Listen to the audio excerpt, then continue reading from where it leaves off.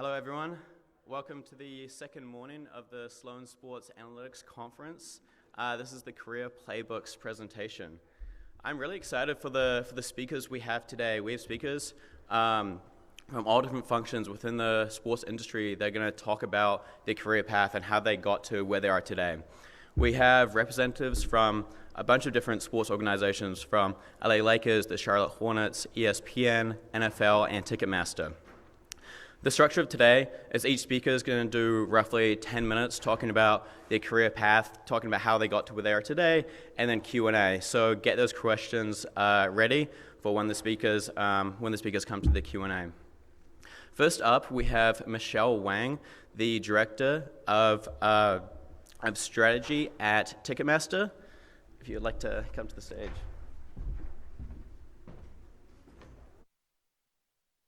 Thank you, guys.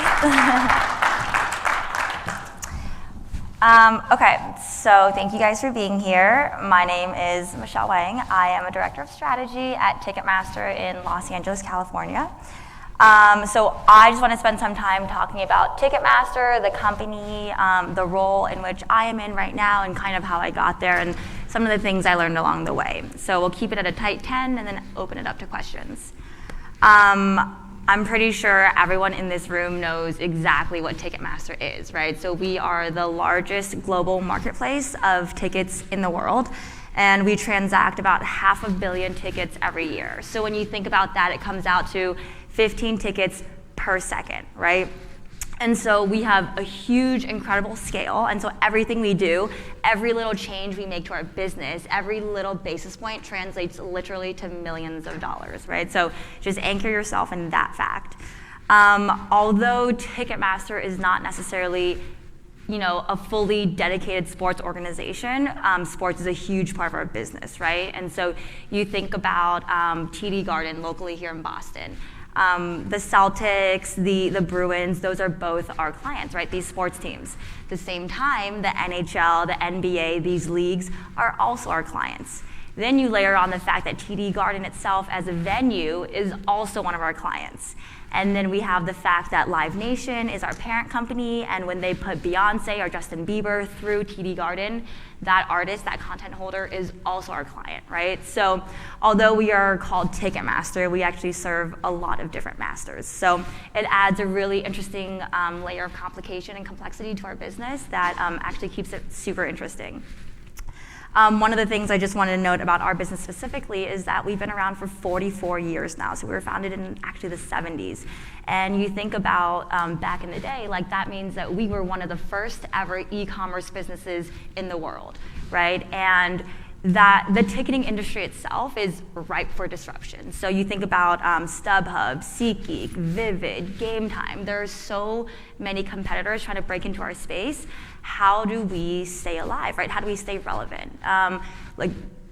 We right now, when you think about where we stand, you would think that we could be a Kodak, we could be a Blockbuster, right? It's so ripe for disruption, but we continue to invest in innovation, in technology, in our products, in our people, to just make sure we're still relevant and to keep us around. So I kind of want to give you guys just a quick overview of my journey to where I am now. I went to Emory University in Atlanta, Georgia, where I got my undergraduate degree in finance and economics. I went straight into management consulting after undergrad. So I did an internship at the Boston Consulting Group. I had a great time there, but realized culturally probably not exactly the right fit for me. So full-time, I jumped over to Deloitte Consulting and spent almost 3 years there. Worked on a variety of clients from healthcare to financial services.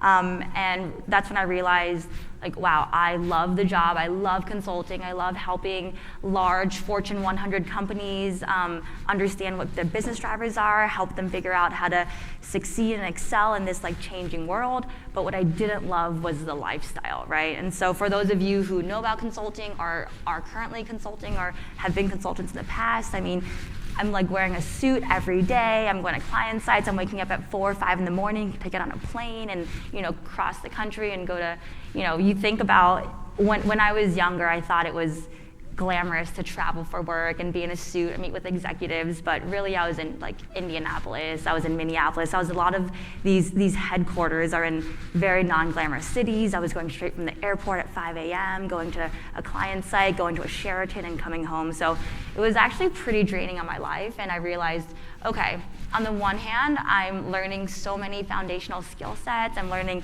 executive presence, executive communication. I'm learning how to model and do analytics. And I'm learning so much about like just basic fundamentals of how to be a good employee, but I hate the lifestyle, right? So luckily, I had a friend who worked at Ticketmaster, our chief operating officer at the time. She was a partner at McKinsey for 20 years, did a project for Live Nation, and realized that she was ready to leave consulting also. And so she came on to Ticketmaster to be the chief operating officer, and kind of decided that she wanted to build an internal team of consultants at Ticketmaster. So that's how I ended up there, met her, met the team, realized like, wow, like it's exactly what I want to do, but it gives me the lifestyle that I want, right? So I came over to Ticketmaster about 4 years ago as a senior analyst in the corporate strategy group. And I mean, it's pretty much a classic corporate strategy group, right? So the basic fundamentals of the job are planning, right? So at the end of the year, we look into budgets, we look into like what we want our strategy to be for the next 1 to 3 to 5 years, and really think about how we need to position ourselves for growth and how we really can make strategic bets and bring new products to market and really focus on that whole thing. I mean, Live Nation, Ticketmaster, we are a publicly traded company, so a big part of my job is also anything for the board of directors, anything for Wall Street earnings calls every quarter. That really falls within my scope also. And then the more interesting part is all these ad hoc strategic projects that I get to work on. A few examples that are more sports related would be Fanatics. Like, I don't know if you guys have heard of Fanatics, probably they're the official licensed merchandise retailers that partner with a lot of the leagues, right? And so when we took a step back and said, as Ticketmaster, we are the official licensed ticketing marketplace, it would only naturally make sense for us to kind of join forces with a company like Fanatics that has a very similar position in a different part of the industry. So I was in charge of that deal, did the valuation, figured out how to bring it to market, and really, made that happen. And then once we had the deal happen, kind of passed it on to our operating teams and moved on to the next project, right? Another example of something that I've recently worked on is the Super Bowl, right? So I don't know if you guys know, but we do the official ticketing for the Super Bowl. And this past Super Bowl in Miami, I got to go spend 2 weeks there. We did a bunch of marketing activations on the ground. We had The Bachelor from that show on ABC. He was our influencer, so got to, kind of show him around and, have him post on our behalf to kind of appeal to a younger audience. And so, I mean, although my job is not 100% focused on sports, sports is a very large part of the job, right? So you think about Ticketmaster, Live Nation, we do sports, but we also do concerts, we do theater, like Broadway, right? So it's a whole ecosystem of live entertainment. So yeah, I mean, where that kind of takes me now is, it's actually interesting. We just hired McKinsey, which is another consulting firm, to help with a project that we're working on. And so in my role now, I am the engagement manager on the other side. So I am their day-to-day contact. I help them set the strategic vision for the goal, right? And I'm really the liaison between our executive team, the McKinsey working team, and really bridging that gap with my skill set, knowing what we want to get out of this project we're working on, and knowing what they can bring to the table, and kind of just bridging those together. So it's interesting because I think that at this point in my career, I've really come full circle, and I started in consulting, did my entire journey, realized it might not have been the best fit for me lifestyle-wise, but now I'm really just on the other side of that, so it's exciting. I guess all that just culminates to a few things that I've learned along the way that I want to share with you guys. The first, which I think is pretty apparent from my story, is you have to know what you want, right? One of the things that I've really realized in the last few years since I've started working in my career is that as a student, I always thought, I want this job, I want them to like me, like what can I do to position myself best for the company, right? And then quickly I realized like it's actually really a two-way conversation, right? Because every company is, and you guys will see this, is so different based on leadership, the culture is different, the working hours, it's all across the board, it runs the gamut, right? And so for me, I'm a big lifestyle person, right? I work really hard, but I love living in LA, I love having a life, I love hanging out with my friends, and so really finding an organization that I could balance the two together and not have to compromise growth in my career just because I wasn't working, 120 hours a week, right? So that I quickly realized was very critical to me and something that I've found in Ticketmaster that I love. And also just working in an industry that I know, right? I love going to concerts, I love going to sports games, and I love going to Broadway shows. And when I was working in consulting, I remember I did a project for a hospital where I had to evaluate their peri-operative services and MRI machines and CT machines, and I just didn't really care, wasn't that interested, but just kind of did it and went through the motions because it was work, right? So one of the key unlocks for me in my career has been really joining the two, work I like with a lifestyle and a passion for the industry that I'm in. The second thing that I've really learned in my career so far has been, being open to different opportunities. If you had asked me even 3 years ago, if I would end up at Ticketmaster working in entertainment, I would have just laughed, right? I was living in New York for a while. I thought, I want to be in banking, I want to be in consulting, I want to be in New York in financial services, I want to be like at the center where it all is. And I realized, opportunity here, took it. Great opportunity there, took it. And that's kind of led me to where I am today, right? So I think, and I hear this a lot from a lot of other people that I speak to, and when I see people that I really respect who have ended up where they are in their career, it seems like no one has really, a lot of people will know what they want and make a straight shot to that, but a lot of times it seems like, you just have to go where the opportunities are, right? And especially breaking into sports, right? People are always talking about, how do I break into sports? How do I work for a team or a league? Sometimes it's not always that simple. Sometimes you have to realize, you might come in through sales, you might come in through analytics, you might come in through research, but at a certain point you will get there. But just being open to opportunities, and I think, at least for me, has been very successful. And the last thing I will say, which is something that we really emphasize at Ticketmaster, is, EQ and RQ are just as important, if not more important than IQ, right? You'll meet so many people along the way. We have a policy, we don't hire assholes, plain and simple, right? You have to work with these people so often. We often joke, I spend more time with my colleagues than I do with my family, right? And so you have that in mind. You think about this person that you met 5 years ago who was an intern could in a few years be someone critical, on the LA Lakers, that you want to do a deal with, right? And so one of the things that I've really admired about a lot of my mentors and people that I respect is that they treat everybody with respect, no matter whether they're an intern or an executive, and I really think that that'll go a long way, right? And so, that's my story. That's kind of where I ended up and how I got here today. And so thank you for letting me share that with you guys.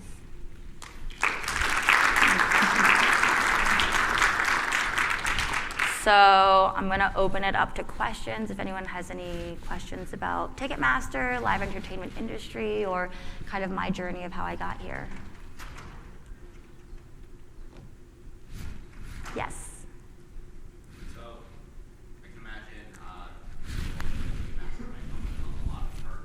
Yes.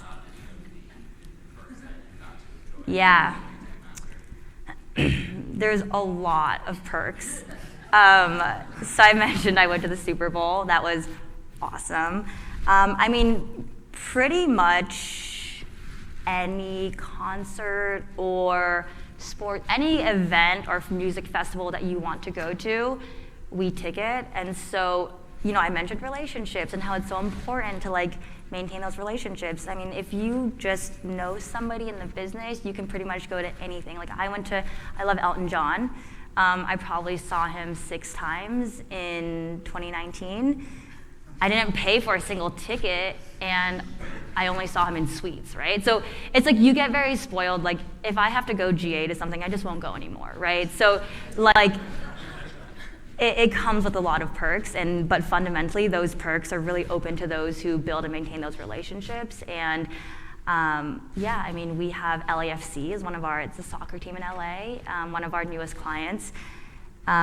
We go to every single game, right? And at this point in time, it's like you don't really even need a ticket to get in. You just need to know the person who's in charge of the tickets, and they will take care of you. So yes, there are a lot of perks, and it's really fun being in the role I am now.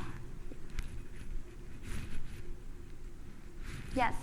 How important do you think it is to specialize in consulting versus staying general? Does that kind of impact where you go after consulting? Yeah, I mean, I think it depends on when you leave consulting, right? So when I was in consulting, I was very much a generalist. Like I mentioned, like the moment I got into consulting, I knew like, wow, I don't like this. But I recognized the importance of the skill set that I would build, right? And so I think that the beauty of what consulting brings to somebody in the workforce is that, number one, executive communication, right? Being comfortable around CEOs and CFOs and knowing how to speak to them and how to present to them and how to really influence behavior, right? Because at the end of the day, everything that you're trying to do is you're trying to get somebody to do something and make a decision that will either better the business, that will better your career, right? And so that's one thing I learned. Obviously, the analytics, data, modeling skills are critical, right? Presentation skills, even PMO, project management, how to just like get things going. And so I never specialized in anything. If anything, I just really focused on developing that core skill set that I knew would make me a great analyst at any company I would end up in.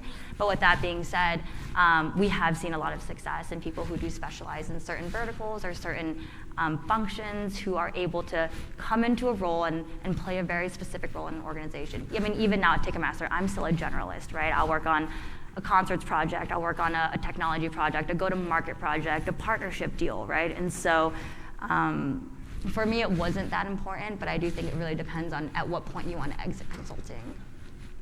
Yeah.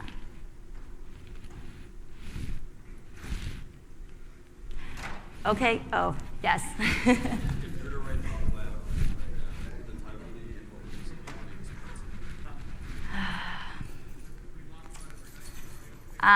Okay, well, the title of my autobiography would be, so my boss, Kat, is sitting here. She's our CMO, and so she can second this. There's a quote that somebody said that says, like, well-behaved women rarely make history, right? And that would be my autobiography, because I've definitely not been the most well-behaved. I've made a lot of mistakes in the past, but, you know, they've all gotten me to where I am today. And I can't remember the second part of your question. Oh, okay, perfect. Yeah, so I mean, that's one other thing. Like, I joined Ticketmaster when I was 24 years old. I've been there for 4 years, and so part of when I talk about culture and being somewhere where you really are a team and people want to see you grow, like, to be perfectly honest with you, like, my boss and I have been on this journey together of, you know, I was young, I moved to LA, you know, it was like the world was my oyster. I had access to so many events, and so part of my maturity and my career and growing together was saying, like, how does she transform me from a 24-year-old young, hungry consultant into someone who is very respectable and is on stage here at MIT Sloan speaking today. So yeah. Cool, with that, I will exit, but thank you guys so much.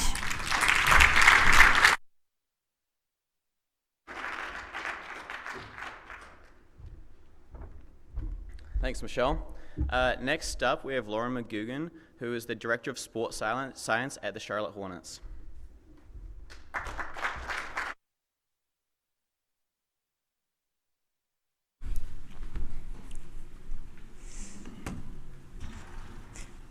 All right, thank you guys all for being here this morning, and for Todd and the organizing committee for giving me a platform to share my professional journey to this point. I'd like to say that I've strategically orchestrated my career every step of the way, but that has not been the case. It's been very unique, and I hope by sharing a little bit of my story today with you guys that it can inspire some of you guys on your own journey. As Todd mentioned, I'm currently the Director of Sports Science with the Charlotte Hornets. That was a newly created position this year for that organization. I was tasked with building and implementing an athlete monitoring framework to answer the organization's questions surrounding injury risk, player performance, and player readiness.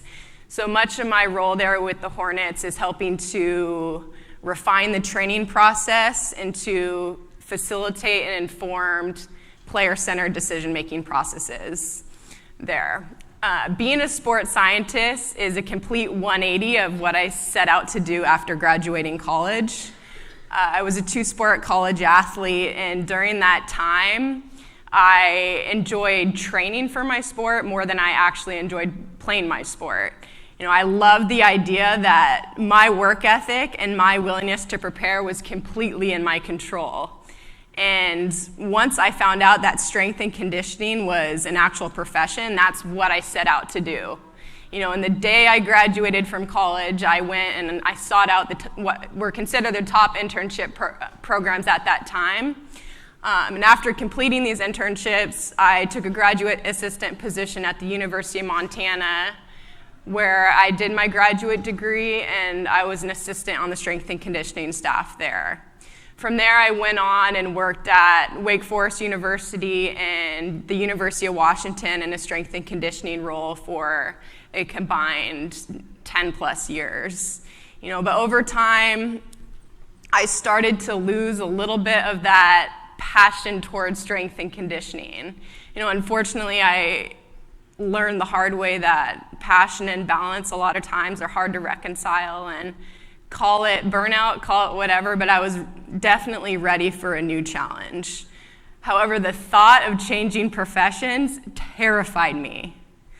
I had never even considered a plan B. The day I graduated college, I knew what I wanted to do, and I poured my time and my heart into my athletes and my job, and I was good at what I did. And I honestly didn't think I could ever be good at anything else. So after years of struggling with the direction that I wanted to go, I eventually left the collegiate setting and took a job with the United States Soccer Federation in a sports science role. And I thought that this would be a really great opportunity to upskill in the evolving field of sports science, and I really enjoyed immersing myself in a new field. The difficult part of this position, however, is that I was often on my own at these camps, at these training camps, learning a new profession, and I knew that if I really wanted to become a true sports scientist, that I needed to step back and build a more solid foundation of best practice. So from there, I quit my job and I took an internship with the Oklahoma City Thunder in a sports science role. A lot of people were questioning me what I was doing, leaving my job, a paid job, to take an internship when I was 30 years old. But that's where my instinct led me. At Oklahoma City, they had two very highly regarded sports scientists who I sought out and identified that I want to be mentored by those people and I want to learn from those people.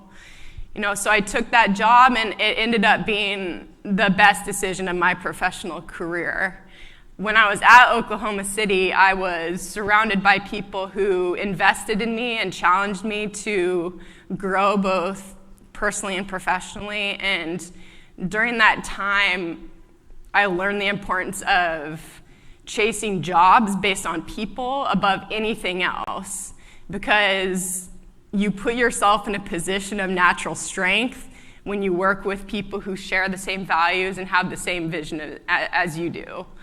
So after a year, I left Oklahoma City and took the director position with the Hornets. So in a year's time, granted I had a lot of work experience leading into that, but I went from an internship to a director position. And those same people that were like, oh my God, what are you doing? Were now, how did you do that? And my response to that is, yes, I took a leap of faith, but I was willing to drop my ego. I was willing to become a beginner again, to pivot and lose money, to sacrifice comfort, to look stupid, to question myself, to have people question me. But I stepped into my instinct, and that led me to where I am today. We were asked to talk about a couple lessons that we've learned along the way, and I've learned a lot of lessons, and I think I've sprinkled a couple of them in here already, but I'll speak on 2 additional ones. The first lesson I've learned is the mantra, be where your feet are. And what that has meant to me is to take advantage of every opportunity that's right in front of you right now, because you do not know how quickly that something can happen for you. And to step into the moment, because the moment is always right, and it's where you're meant to be to lead you to where you're going tomorrow. The second lesson that I've learned through these years is to work on developing my character as much as I do my professional skill set. Reading, in particular, has fundamentally changed the way I think and who I am as a person. Reading books on adversity, leadership, communication, faith, you name it. We all experience setbacks and disappointments in our career, but if you lack the proper character traits, resiliency, grit, if you lack those soft skills, you are going to be rocked to the core when you face any type of that adversity. And believe me, I've experienced it myself. So I've learned by developing those character traits, it's not only helped me to dig into the process and maximize my professional abilities, but it's given me the opportunity to take a step back and reevaluate myself and learn to push forward instead of seeing adversity as an obstacle that I can't overcome. So those are just a couple lessons, and that's what I've got. So any questions?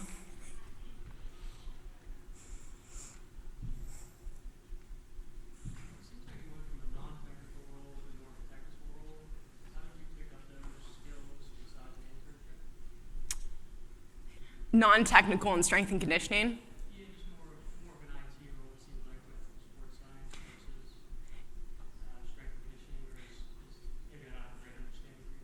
Right. I mean, there's different skill sets, but at the end of the day, I'm working with people, and that's the most important skill set. And I was hired knowing that I didn't know everything I needed to know, with the expectation that I would figure it out. So yes, there are new skill sets involved in a sports science role, but the skills I developed in my previous role have prepared me for that. And, just like everyone in here in their profession, I'm still learning and growing every day and developing those skills.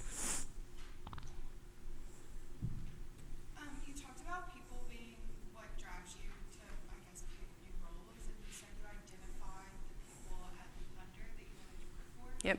How exactly did you identify them? Like, what made them stand out as the people you wanted to work for? Their reputation, not only those two reputation, but the reputation of the organization.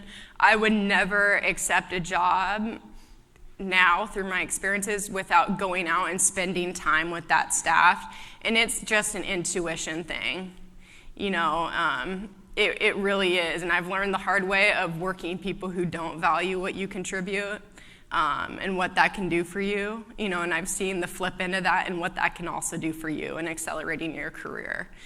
So I would, again, pick a job over the person, over the, whatever else it is, the logo, any time.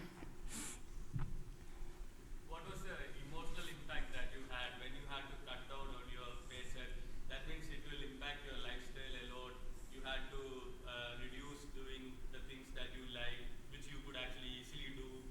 So that must have been, it's easy said than done, right? I'm sorry, can you repeat that? So you had a paycheck cut down, you left your job, you went for the internship. Right. So it was basically like you had to change something in your lifestyle. Obviously, since it's easy said, it's said than done. Because I also have done something that's similar to you. Yep. So I just wanted to know what made you push through those things. Like you had to leave out something that you almost did every day, or something you go out every weekend or something like that. So you had to cut down on those things, right? At least. Right. How was it? How motivating, or what kept you pushing? Right. I mean, it wasn't an issue of being motivated. It was something I wanted to do, so again, like, I was surrounded by people who empowered me and who invested in me, and I knew where I wanted to go. So it was never a situation, like, of course, you look at your bank account dwindling away and you're like, God, what am I doing? This is a major risk. But I just had so much faith that that something was going to come from it, and it did. So I have no regrets with that. You said that, like, the Charlotte Hornets, like, created the position, like, last year or something. Mm-hmm.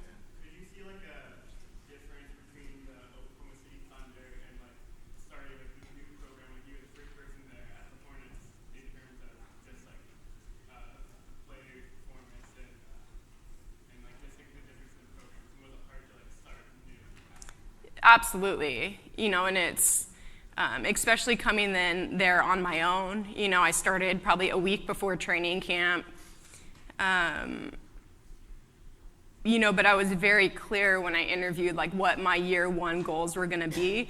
Oklahoma City has one of the most established sports science programs in the NBA, and they're 10 years into that process, so I knew that I wasn't going to come in and it wasn't going to be to that level, but I was going to come in and I was going to assess the organization's needs and questions revolving their players and what they wanted, to kind of ask questions about to the coaches, to the management, to the medical performance staff. Okay, what have you seen?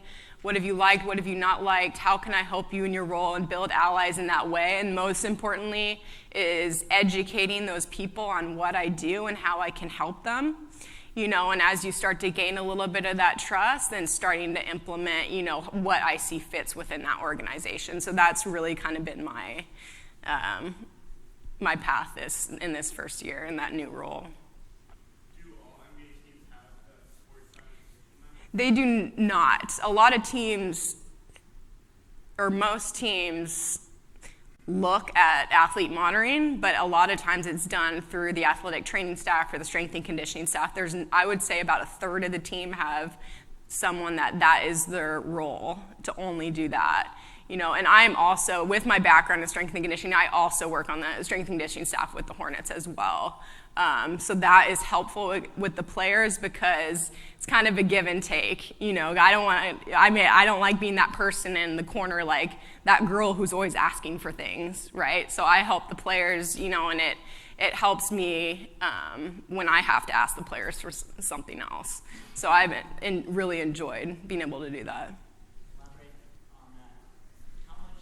How hard is it to study the other programs in the NBA, like the strength and conditioning programs there? You have access, like I always hear things about Phoenix and Detroit, about how their strength and conditioning programs are exceptional. Sure. And you hear these great things, and I always wonder, do they have some sort of, like, why doesn't everyone just do what they do? Sure.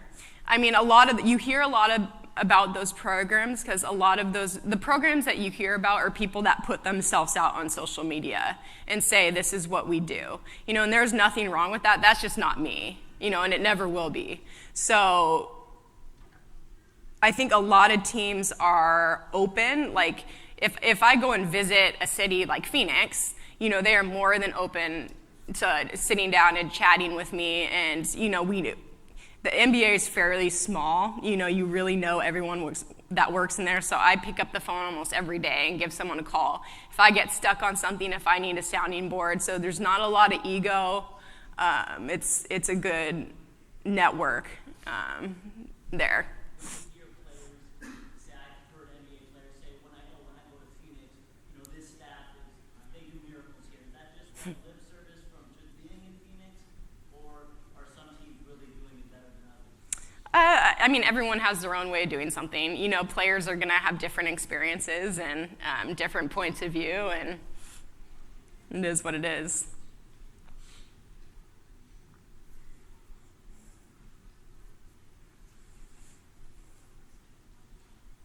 All right.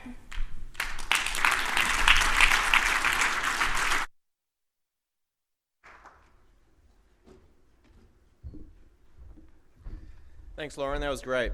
Next up, we have Ricky Cedrone, who is with ESPN in a strategic and brand insights role.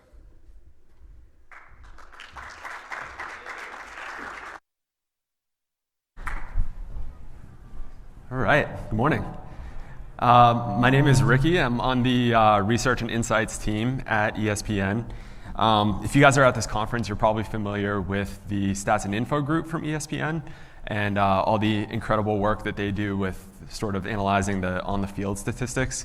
We're the other research team who supports more of the business end of the world. So we're answering questions like, what were the Nielsen TV ratings from last night's game? Or why are NBA ratings down this season? Or how many viewers came, or how many digital users do we have to ESPN website and app in the past month? How many people are listening to our podcasts?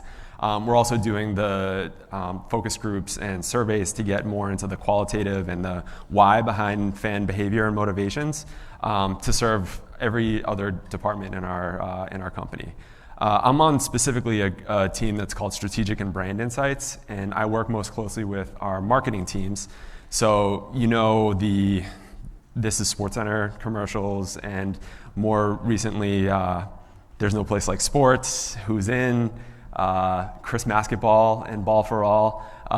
The marketing team that works on those campaigns, I'm supporting them with research to help identify goals and targets for the campaign before it starts, setting up a measurement plan to make sure that when we're in market, we are set to measure that we're accomplishing the goals that we set out to do, and then kind of reporting on afterwards, how do we do so that we can plan strategically better for the next time around.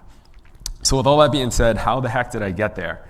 I'll go back to when I was a junior in college at Dartmouth up in New Hampshire. I was an engineering student. I was also a sprinter on the track team. And my goal back then was I was studying engineering and studio art with the goal that I was going to work for Nike or Adidas or Reebok and design shoes. I had been an athlete my whole life. I was the kid that would study the East Bay catalogs when they came in. I don't even know if you guys know what that is anymore, which is sad. But so that was my plan. When it came time to look for internships, I did all the things that you do as a college student. I went to career services. I was calling up all of the alums that worked at those companies. I was reaching out to HR people, and I just could not break through. It's a really hard industry to break into. I ended up with another sort of engineering design internship at another company, which I didn't love. But fast forward, I guess, to my senior year, and I had a couple of injuries in track. I still had eligibility, so I decided to stick around for a master's program. It was a kind of an obscure degree, which not many schools offer. It's an master's of engineering management. So it was half engineering and half business classes. So that was the first time that I was exposed to the whole world of business. So I was taking, corporate finance and operations, and it was my first time that I took a marketing course in marketing and marketing research, and I thought, this is kind of cool. It's related to engineering, where you're doing the kind of pre-research of what's the problem that we need to solve, how can I talk to people to figure out what it is that they need, that their motivations are. The only difference was you weren't spending the hours in the machine shop afterwards and ending up with a nice shiny object at the end. Again, jumping ahead to, I think it was like September 2008 was when I was in my last term of that program. Came time to look for jobs, and I decided I was going to go corporate recruiting, like Michelle was talking about before. These management consultants would come to school. You do the whole internship, interview process with them. And turns out my timing couldn't have been worse. That was the month that the economy collapsed.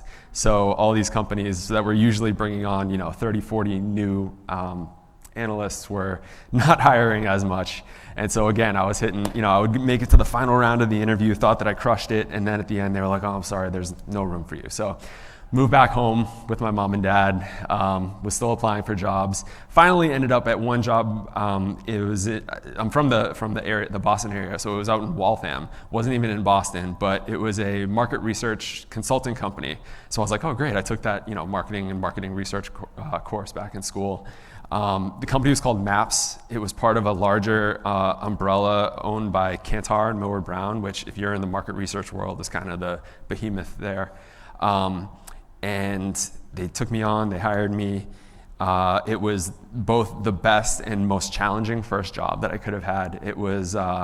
I describe it like market research boot camp. The standard work week was 50 hours, which is 9 to 7, but it was usually more like 60. It was like, Michelle was talking about the lifestyle and the consulting kind of like you grind, they milk everything that they can out of you, understanding that not everyone is going to be able to make it through. But but at the same time, you learn how to. They taught me how to have attention to detail, which was critical. Like the quality of the deliverables that they were putting out was the utmost importance, because you couldn't. If we were giving something to a client, it had to be 100% correct. So you had a 70-page research deck, and the entry-level people were kind of combing through every single number, making sure that every stat test, every number was correct. We were running through 100 different survey links to make sure that every single piece of branching logic was correct. So it taught me about the attention to detail. It taught me about how to take huge reams of numbers and come up with a story and deliver that in like an intelligible way. And that's something that I'm applying today. So, anyways, wouldn't trade that first experience for the world. But once I got 3 years in, sort of hit that crossroads of, all right, the longer I stay here, the more entrenched I'm going to get. Do I want to keep going down this path, or kind of pivot and find something that's a little bit more manageable of a lifestyle? So I did what I'm sure everyone job search has done, is just kind of spray and pray your resume out there. I was must have applied to 100 different jobs, and I was trying to hone in on like, okay, how can I take my skill set that I have now of market research, but apply it to something that I'm interested in? So I was looking in, at sports, entertainment, media. It happened that ESPN was, where I was spending a lot of my free time, where on my lunch breaks, I was reading the website. I was obviously watching games every weekend and every night when I got home. But I didn't have a connection or an in there. It just so happened that I got lucky, and the one actually out of all those ones that got back to me was ESPN.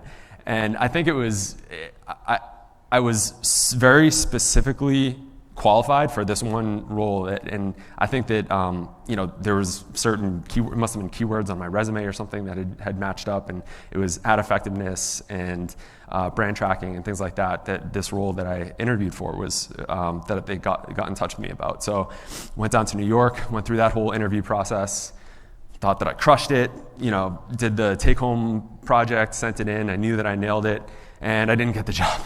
And it turned out after the fact, they told me that it was just sort of a mismatch of the level that I was at versus what I was interviewing for. And so I was down in the dumps again, was like, okay, I guess I can do this consulting thing for another few years and try again. But actually a few months later, ESPN got back in touch with me and said, hey, we had this other job open up. It's sort of similar. Why don't you come in and interview for that? So I went through the process again, interviewed, take-home project, crushed it, and this time it worked out. So that was 8 years ago now, and I've been there ever since in this research and insights role. I've always been sort of in the marketing support role of that. While also, there's been a lot of like structural changes around me, and obviously the sports media world has changed a lot since 2012 when I came in, and we were swimming in money and on top of the world, and we've had to do a lot of adjusting and adapting and so forth. So I guess some lessons that I've learned from my time at ESPN that I can impart to you guys. One would be to always be proactive. It's very easy to kind of get stuck into the box of your job description and just kind of do what you got to do to get by every day. And there's nothing wrong with that, but like if you want growth, and you're going to kind of build a ceiling for yourself if you do that. But if you want growth and opportunity, and for example, for me, when I came in, we were only supporting the media team on the marketing side, but there was this whole world of brand marketing that there wasn't really a formal research support function for. And I said, hey, why don't I set up some meetings with those guys? Started doing that, made some more connections there, and now I'd say that our relationship with the marketing department is as strong, if not stronger, than any other group at ESPN. And that was just something that nobody was telling me to do that, but I saw an opportunity there and made some things happen. At the same time, I would say patience is important too, and that was something that our big boss, Jimmy, talked about yesterday, where I've seen a lot of people who come in and they're not getting exactly where they want to be within 6 months, and so they look elsewhere. It's sort of this grass is always greener mentality. But I think there's something to be said about, grinding it out, doing the hard work that needs to be done with kind of a longer term vision and goal in mind.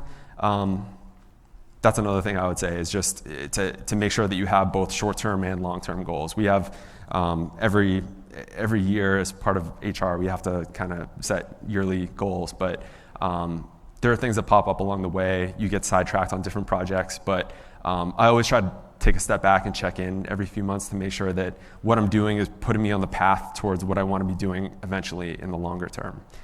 I would say always just be adaptable and eager to learn and grow, and I would never have known 2 months ago that we're going to be doing, experiential marketing is going to be more important this year. So all of a sudden I have to learn how to do some more in-person activation type research. So there's always opportunities that are going to pop up.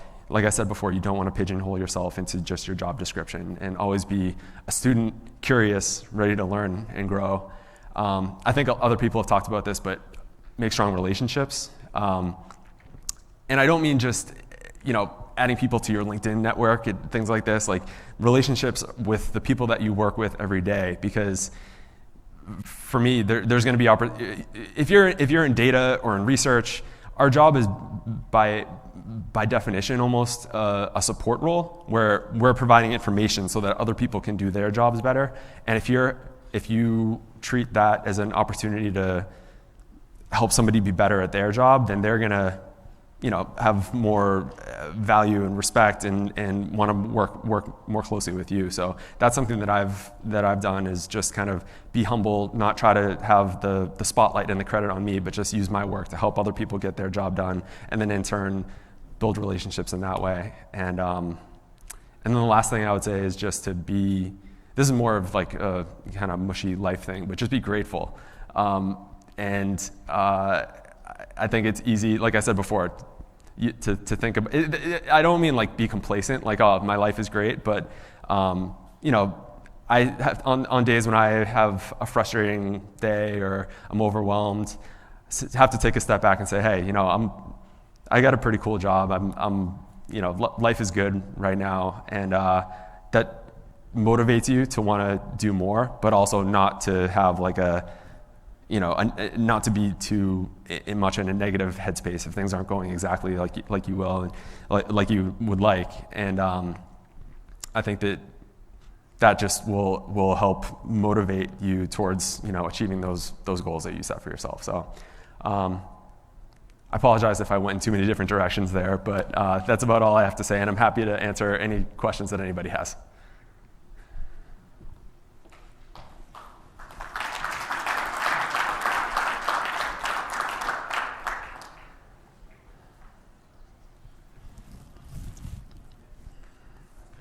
Yeah.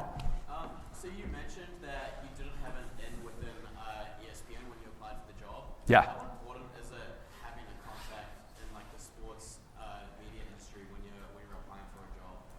I think it definitely helps. I know that a lot of people that work with us now start off as interns, for example, is a good way to get your foot in the door.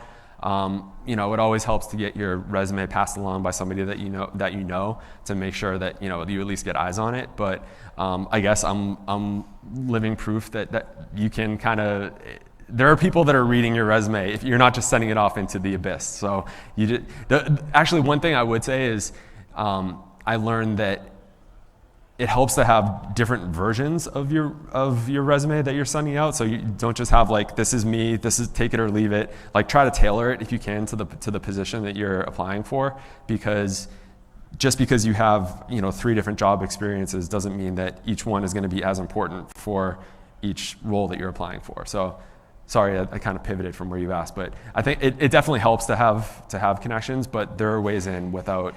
And I think that if you're trying to break into an industry where you don't have any experience, if you do any sort of like volunteer work or projects on the side or things like that, can always help, and feel free to add those to your resume as well.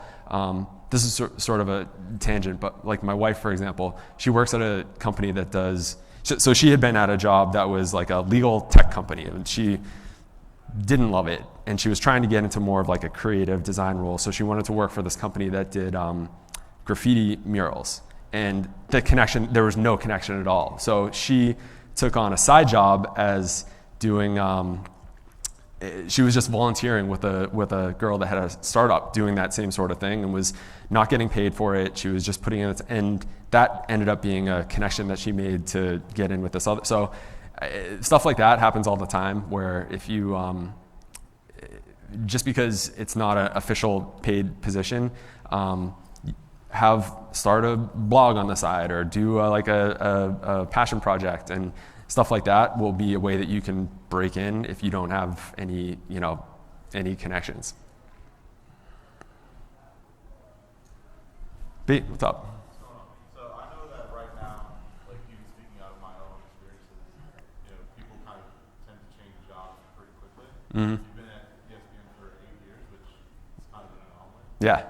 So it's kind of over those 8 years, what's kept you sort of interested besides, ESPN sounds really great, but Yeah. after a while, a job is a job, right? So what makes Yeah. it so interesting? Great question. I am lucky in that, because I'm sort of like the only person that does this, or the part of this small team that does marketing research, I get to touch every sport and every property. So I can go from, NBA in the morning to NFL in late morning to fantasy football so there's no day is the same, and there's always something to change it up. And then not only that, but I just think that like taking on new challenges, looking for new, just embracing the challenges of the new. Maybe not every job is going to be like that. There's definitely some jobs at ESPN where, all right, if you're just in this very kind of like turnkey, you're doing the same thing day in and day out, there can be some monotony in that. But that's an opportunity where, like, all right, there's nobody that's stopping you from going out and creating new opportunities, or for looking for new challenges and things like that. So I think that's what I've done, is just embrace change, embrace the new things that are coming at me, and try to keep it different.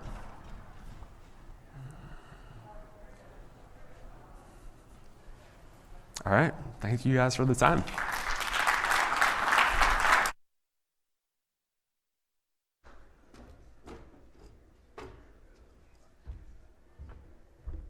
Thanks, Ricky. Next up, we have Blake Stuchin, who is VP of Digital Media Business Development at the NFL.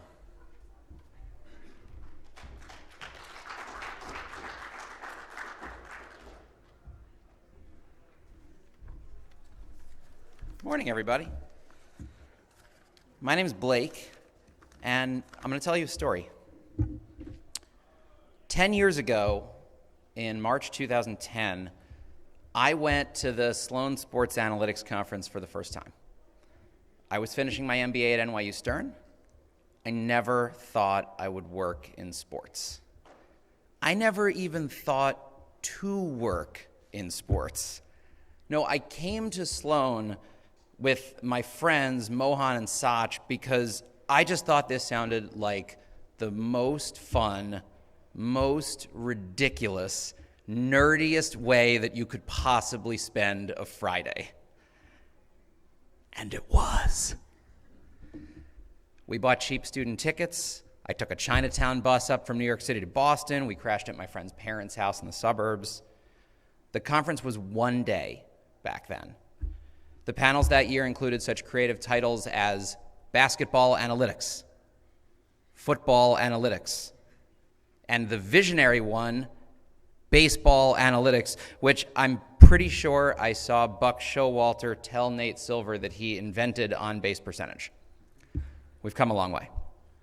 I laughed, I learned, and I discovered that Twitter is a great platform to participate in conversation about live events. To give you a sense of what Twitter was like back then, hashtag SSAC trended nationwide that day. But more on that later. I had a great time at my first Sloan Sports Conference in 2010, and I left. And I never thought I'd be back. I was asked to speak to you today about my career. I grew up in New York City in the 90s during the first dot-com bubble. From a young age, I've always been fascinated by people and how they communicate.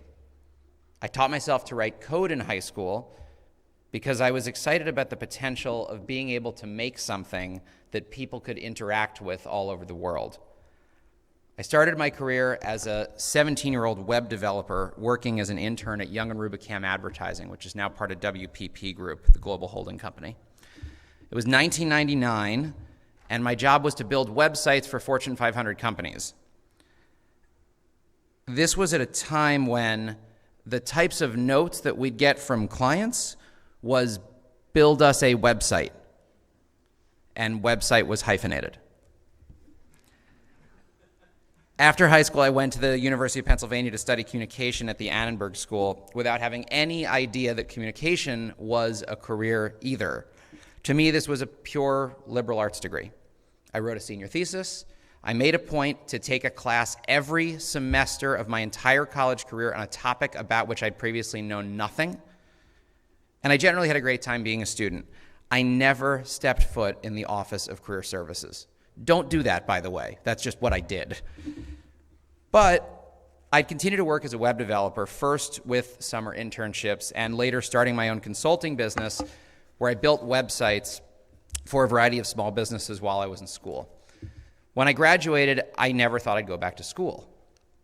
But while I couldn't articulate it as clearly then as I can now, I knew that I eventually wanted to run a media business or a team in a larger company that was focused on growing its digital presence. I figured that in order to do that, I'd need 3 skills. First is marketing skills, to be able to sell a product or a service. Second is management skills, because I need to learn how to work in teams and work with people.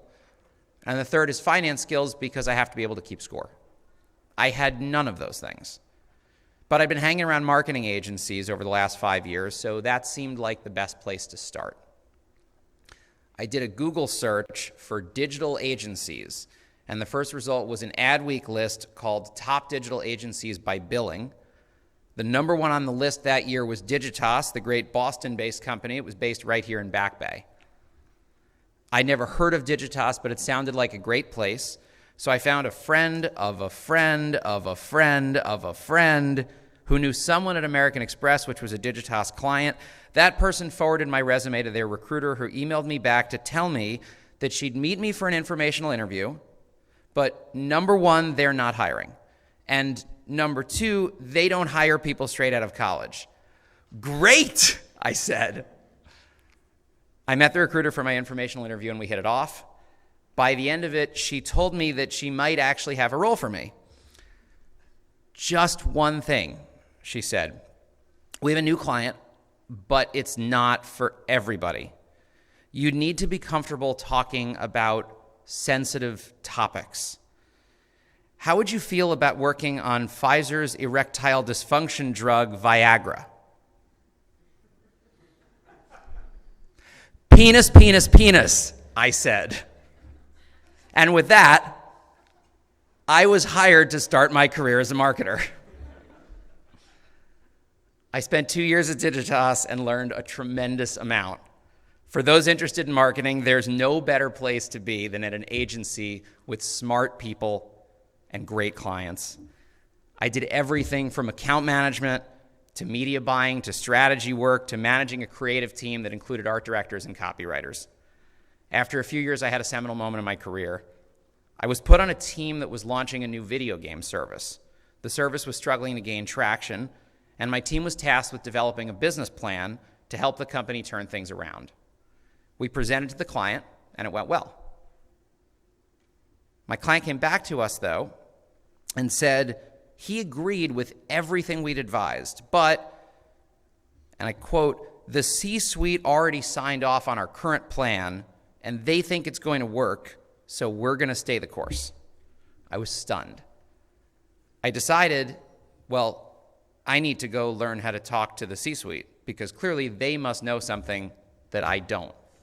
So, after having started to build a career in marketing, first as a creative, then as an account professional and strategist, I left the industry entirely and started over as an analyst in finance. My first role was in my family's commercial finance business in New York City, working with a broad range of companies. Because I'd never taken business classes as an undergrad, I started taking classes at NYU at night. These were open enrollment classes with people ages 18 to 85. I wound up taking 9 classes over 2 years, all at night, while working full-time. I found that I liked the classes, and I liked working in finance, but I missed working with media companies. So this is when it started to come together for me. I decided to go back to school full-time to get my MBA, specifically with the goal of going into media-focused investment banking. For any of you, especially among MBAs here, who've gone on a banking track, that is a hyper-specific approach that you should never take. Starting at NYU, I entered the full-time MBA program in the fall of 2008.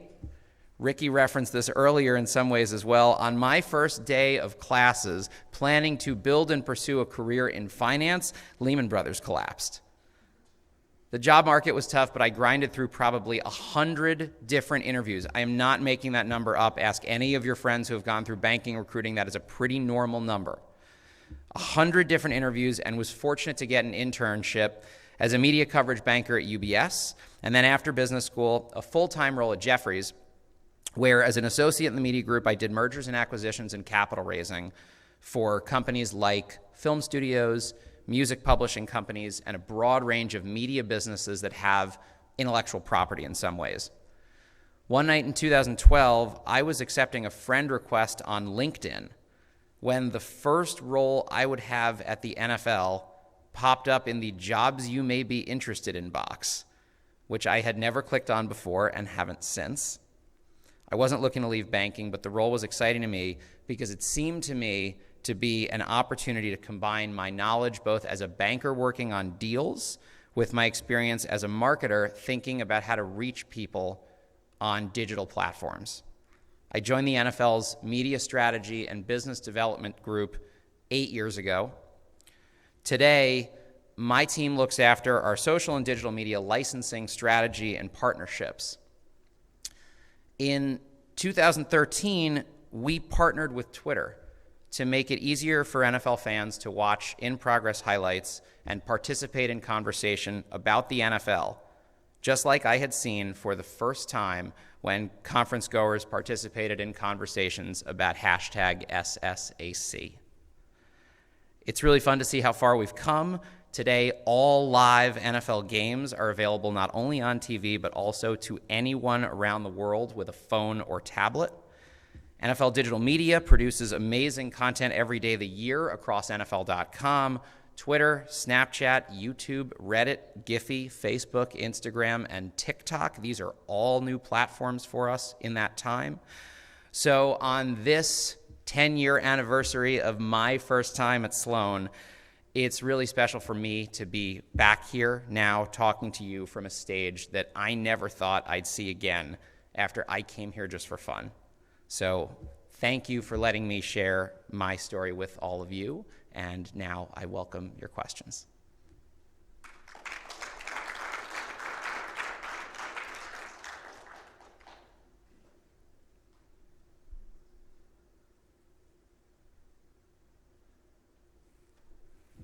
Yep. What was your biggest surprise going into sports? You mentioned that you don't expect to have a career in sports. how interrelated it is to literally every other form of entertainment and media. It's a fact that's pretty well known now, but sports is television and it is media, particularly in this country. 94 of the top 100 shows on TV last year were live sports. The vast majority of those were NFL games. We think about that every day in what we do. It's also the fact that as a former marketer, the brand appeal of sports is something that transcends virtually anything else. It's incredible to say that in a time that's so many of our institutions are fairly polarized, there aren't many other things that can cut across any type of party lines and reach people of all different varieties from all different walks of life. Sports are unique in just how much people care deeply about what they do and what they mean. The NFL alone, we have 183 million fans in the U.S. That means if you're not an NFL fan, your neighbor is. It's a pretty incredible thing and something that I take humbly and never forget. Yeah. You talked about making a commitment to take classes and things that you didn't know anything about each semester. Which one was the most helpful? And if it's different, which was the most interesting?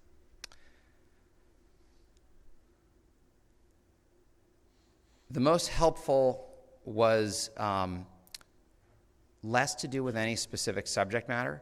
And actually, I was asked to, I'll say it a slightly different way. I was asked to talk about what advice I have for this group. There were a few things that stand out, and particularly at an analytics conference with so many people in the room who are engineers, who have scientific backgrounds, who have a lot of quantitative skills that are tremendously important in today's economy. What I'll point out that stuck out for me is the ability to juxtapose that with writing, with presenting, with being able to sell something. And when I say sell something, I mean an idea or a thought or a product. So the things that were the most valuable for me were less about learning any one new subject matter, which in my case ranged from taking classes in political communication in Eastern Europe to South Asian religious studies to a broad range of themes around urban studies and cultural life and sociology. But I was sort of following a thread around trying to expand my own horizons and be something of a generalist while also focusing on a set of skills that I thought would be just interesting to me personally. And I didn't appreciate it as well at the time when I was going through that process, maybe more so as an MBA than as an undergrad, where I truly was just following passion and interest. But when I look at it now and I think about what are the things that when all of us in sports are incredibly fortunate to get a lot of really qualified candidates for all of the roles that we put out there. And so for so many of the people that we meet with, often the difference between the person who is good and the person who is great as a candidate comes down to the quality of the questions that that person asks. It's showing an ability to do research, but then have presence and polish to carry oneself in a way that demonstrates that this person really gets it. And I think for me, that's the thing that stands out now, looking back on it, sort of putting all these different classes together. Yeah. Is there any part of your job in licensing or like strategy that is like looking at like your other leagues like the NBA or other competition and yeah. Is there any part of my job looking at other leagues and competition and things like that? It's like the NBA competitive with you guys for a lot of like your social media and stuff, or is it just like collaborating? Sure. So I'll talk about it two ways because it's a great question. The first one is our role, a big part of what we're doing when looking at the media landscape as a whole is to consider the entirety of the world at some level for everybody in sports or for that matter, entertainment broadly. Our business today is more interconnected with how people spend their time than it's ever been. Everything is competing with itself for time spent. So a big part of our role is to look at all of the different ways that people are spending their time and try to assess where there are things that are incremental and additive for our ecosystem and where there may be things that are more challenging and competitive. We don't benchmark ourselves specifically against any one sports league, but we pay really close attention to what all of them are doing many of which offer a tremendous amount of insight, different types of experiments, new ways to innovate. All of the leagues are different, especially the major leagues in the United States. They all have very different schedules. We have the shortest season. We only play once a week. Our players play with their helmets on. It has some different dynamics than other leagues. A big part of our role is to make sure we understand that in context so that rather than saying we have to be up, down, or sideways versus one other league, it's more to say what can we learn from them, and then what can we learn from the broader entertainment and media landscape, because at some level, especially on the media consumption side, our business is predicated first on live games. We want to have all of our fans inside of our stadium so that they're full, and it creates the greatest product and experience in the world when you come to the stadium, but also because since for most of our fans, they're experiencing the game through media by watching on TV, by watching on their phones, by going online and following their favorite players and clubs on social media and other platforms, that we're making the best experience for them as well and doing so with what's great about the live game. Yeah.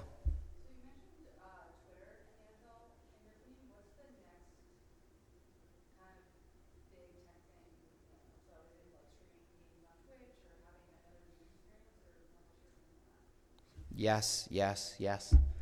You know, the question broadly is what's the next big thing for the NFL media? I don't pretend to have a crystal ball. One of the things that is so exciting about the role and why I think for me, 8 years into being part of this team, I'm as excited as I've ever been for what's to come is the fact that we're seeing a rate of change in media that I think is unprecedented since the golden age of television. Things are changing faster than they ever have been. As a consumer, that's really exciting to me. As someone who's been generally curious about media since I was 8 years old, this is opening up new opportunities for all of us in sports to do more interesting things than ever before. On the deal side, if we're able to be thoughtful enough and nimble and creative enough to carve out new opportunities to do so that hopefully is growing the ecosystem and actually helping our fans, it creates a great set of opportunities. So more directly, we're looking a lot at augmented reality. We're looking at virtual reality. We're looking at game presentation itself and how we can continue to expand the ways that our fans can actually watch and interact with our product. One quick example I'll point to, knowing that some of the folks from Amazon have been here throughout the week, for those who followed what we've been doing with Thursday Night Football over the last several years, that's a product that was for many years just on cable on Thursday nights. It's a package now that's aired in the U.S. during a Thursday night. You can watch those games on Fox, on NFL Network, on cable. You can also watch the games on Amazon through Prime Video as well as on Twitch. You can watch them through a variety of Verizon endpoints on a phone or tablet, including NFL.com, including the Yahoo Sports app. It's really, and by the way, on all of our club apps as well. On the Twitch side, what's exciting about that is it's not just about watching the game, it's actually about reinventing how it is that it's presented. We partnered with more than a dozen co-streamers this year, the likes of Ninja last year, Tim the Tapman, Gold Glove, some of the biggest names both in esports and streaming. And we're not asking them to be Joe Buck and Troy Aikman. What we're doing is saying pick up the feed and have fun and bring it into your audience and show what it's like in the same way that they do when they're playing Fortnite or League of Legends or whatever the games are that they're streaming. It's incredible to see the velocity of comments that they get and the way they interact with their fans and their community. And we're just at the earliest stages of that. So it's really exciting to see what the future brings there. Yeah. Can you talk about a little bit how like the expansion into playing in Europe has changed any of your strategies around? Sure. Questions about international expansion and specifically the growth in Europe. We've been playing 4 games now in the United Kingdom for the last, I think it's 4 years now, but north of 12 years since we've been playing a regular season NFL football game in a foreign market. It's been really exciting to see. So that's 12 years now that every single game has been sold out in the largest venues throughout the UK. We're playing in 3 specific stadia there now, Wembley Stadium, Twickenham, and now the Tottenham Stadium, which is particularly exciting because that's the first stadium in the world that's a regulation English Premier League pitch, as well as directly underneath it an NFL stadium with an NFL locker room, a regulation NFL locker room, which for those who've played the game is non-trivial to build and have out there, a regulation NFL locker room sitting in the middle of London right now. Talk about how far we've come. So it's really exciting to see what that looks like. We're also playing a game annually in Mexico City, looking at a host of other markets.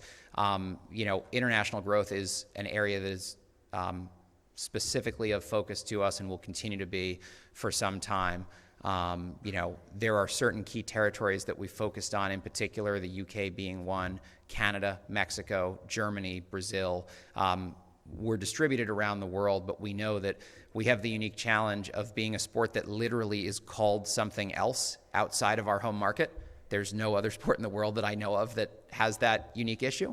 And so we're learning. It takes a while to be there. It's a grassroots effort. A lot of the outreach in the UK market has been about not only doing the circus comes to town type of experience of the game being there and fans being able to watch it, which is great because they see our best product, but also doing all kinds of outreach so that fans learn what the game is. If you've been to Regent Street, for example, for any of those games in the UK, we've got 100,000 plus people who come out and are participating in everything from punt, pass, and kick competitions to just exposing themselves to what NFL fandom looks like, samples of tailgate food.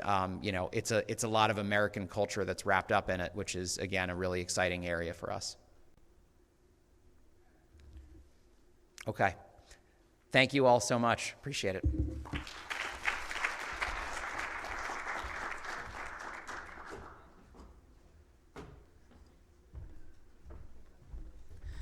Thanks, Blake. And for our last speaker of the day, we have Christina Khosravi, the Director of Business Analytics and Strategy at the Los Angeles Lakers.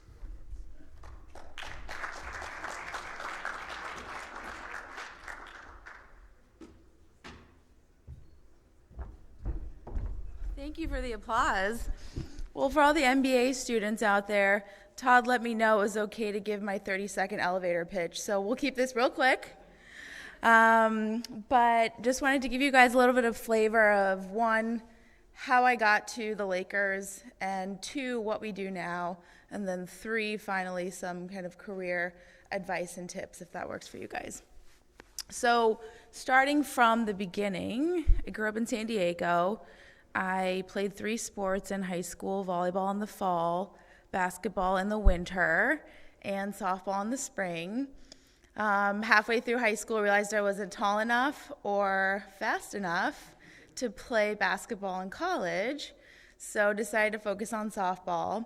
That took me to the University of Pennsylvania.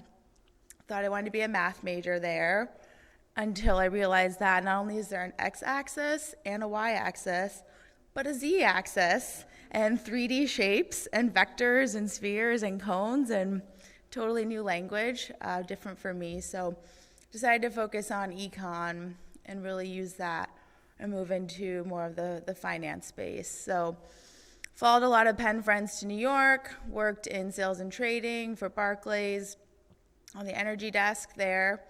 So we were selling and trading energy products like oil, futures and derivatives, natural gas, electricity and whatnot to utilities, energy marketers, municipalities, really taking large sets of data and digesting them into recommendations for these companies to hedge their exposure to energy products. Super exciting, right? So from there, that was my first day on the desk at Barclays. Was the day after Lehman Brothers declared bankruptcy. And Barclays decided to absorb all of Lehman's bankrupt assets. So our analyst class went from a class of 6 to a class of 12 on the energy floor. So we really went through a full sort of set of kind of testing and really weeding out those individuals that wanted to really stay in energy and those that wanted to move on. So I ended up staying and worked there for 4 years, even though the sort of nature of the energy business was changing. Really liked working with numbers and really liked talking to people.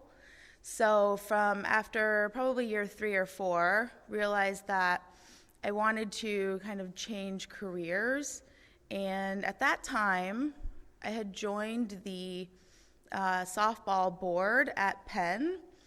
And really what that is a group of alum who essentially help consult the team on fundraising, so revenues that come in to help support the team on either their travel for spring training, their uniforms, really any expenses that they had for the season, and also obviously, any sort of personnel and head count. So that was really my first exposure to the sports business, more from an advisory role, but it really piqued my interest in understanding how, the team side really operates and how, you take one sort of set of inputs and you figure out how to, support this really entity that's operating as a group of players. So from that interest, I decided to apply for my MBA, went to UCLA, wanted to get back home closer to family in San Diego, and really used those 2 years full-time to network with all of the teams in the Southern California area.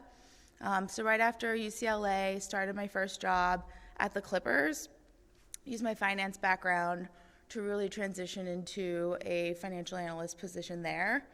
I started there 2 months after Steve Ballmer bought the team. So my first project was to take a blank Excel spreadsheet and build a budget from scratch for the entire company, which was a great experience because I got to learn how different departments function, what's important to community relations versus ticketing versus sponsorship, and all the different entities that really drive revenues but also drive the fan experience. So I worked at the Clippers for about 3 seasons, but really wanted to transition more into data analytics and strategy. So a position opened up at the Lakers, and I ended up applying and getting that job there to really help build out the team and our structure within sort of building a data culture at the Lakers there. So it's been 3 seasons now, and we went from a staff of 1 3 years ago to a staff of 4 full-time now. So we have a CRM and data strategy manager who's managing all of our CRM and our data warehouse. So really any information that's known about our fans is managed by this one individual. Then we have a digital analyst who manages all of our KPIs with respect to marketing. So social media, email, website, mobile app, all of that sort of insight generation and KPI reporting runs through her. And then we have a business analyst who is focused on all of our modeling with respect to, ticket pricing, sponsorship research and insights, broadcast rating analysis, any sort of, fan analysis around our fan base specifically. So that's sort of how we're organized internally. Our motto is to drive results with access to insights. So we're really set up as that sort of internal consulting hub for the company on the business side. So any, business, planning or ideas that a different department wants to put together, they'll come to us, we'll sit down, we'll layer out the objectives, the resources, and then the plan to really address and tackle these sort of business thoughts head on. We really interact with all departments internally. We work with management, we work with all the department heads. Each of my staff members has relationships with all the departments. So it's a very centralized group, and our goal is really to provide different sort of scenarios for each of the department heads to help guide their decisions.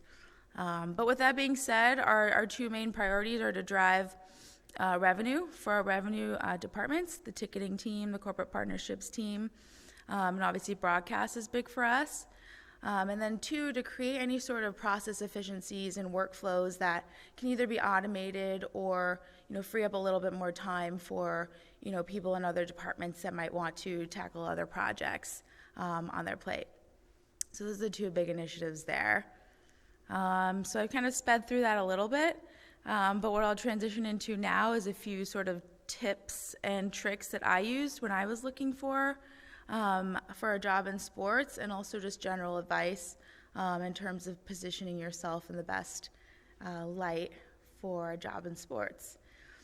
So for me, while I was in school, I tried to take as many coffee meetings and phone calls with individuals that worked either in analytics, finance, or any sort of strategy positions on the team side.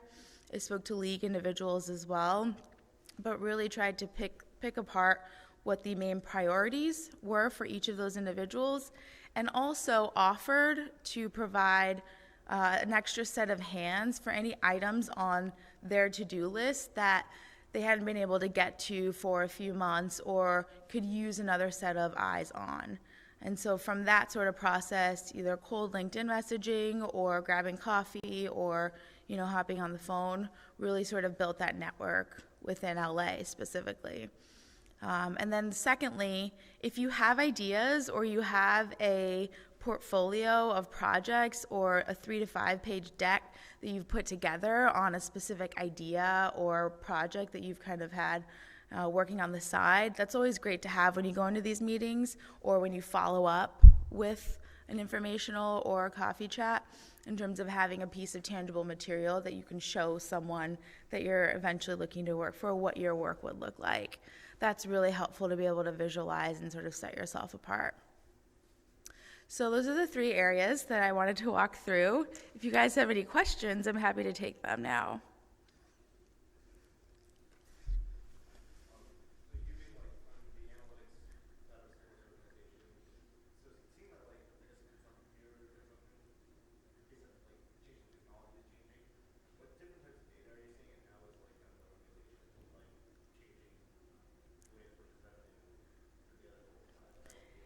Yeah, it's a great question. Yeah, so what we're noticing a lot is that the fan experience for us is around creating that sort of customized, personalized, convenient experience, whether you're in arena or you're watching the game from home. So being able to show up to the arena and not have to pull out your credit card, having everything sort of seamless in front of you and experiencing the product from the perspective of really, if you're with your friends and you're there for a social experience, making that sort of the priority for you. If you're there, because you're a diehard fan and you need the stats in front of you, having those accessible so you're not having to pull out your phone. So that's sort of understanding the behaviors of our fans is really important to us. So as much as we can survey, as much as we can use tools to really, address those types of needs from our fans, we'll put ourselves out there for that.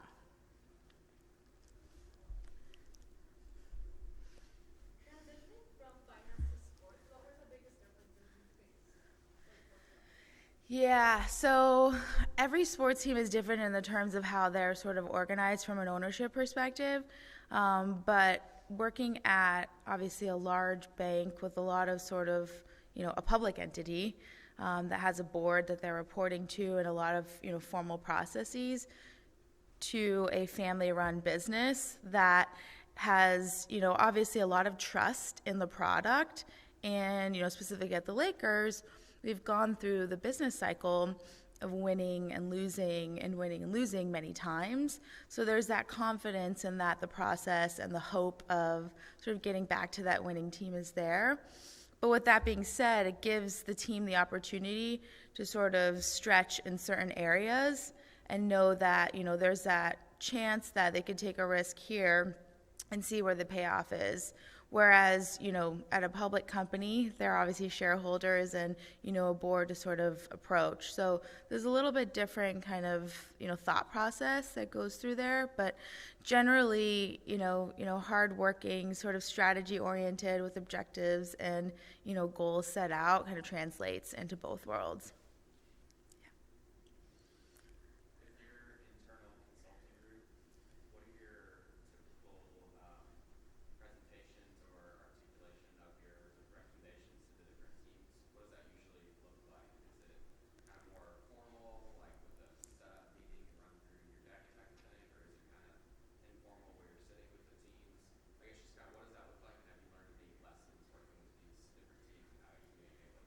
Yeah, absolutely. So generally my presentations are in a conference room with 2 screens, and I'll put the presentation up on the screens and I'll walk through. I try to keep my decks mostly graphs and charts, minimal words, and walk through each of those sort of points per slide, but it really varies. So if we have certain personalities in the room that prefer to talk, I'll gear my pitch more towards a story. And I'll start with, a fan experience or a particular, recall of a fan at a game that had this sort of XYZ happen to them, and then tie that into, hey, this was our sort of issue, and here's how we can approach it and solve it. But generally, for the most part, departments prefer to see that sort of, package that's put together with a starting and an ending point, and as quickly as you can kind of get to that point to keep everyone on track. That's probably one of the biggest lessons I've learned. People like to talk. And so coming in with an agenda that has 2 or 3 bullet points that you can sort of guide, geared more towards questions that you have that you'd like to answer as opposed to kind of bullet points, then you can kind of help guide the conversation a little bit better that way.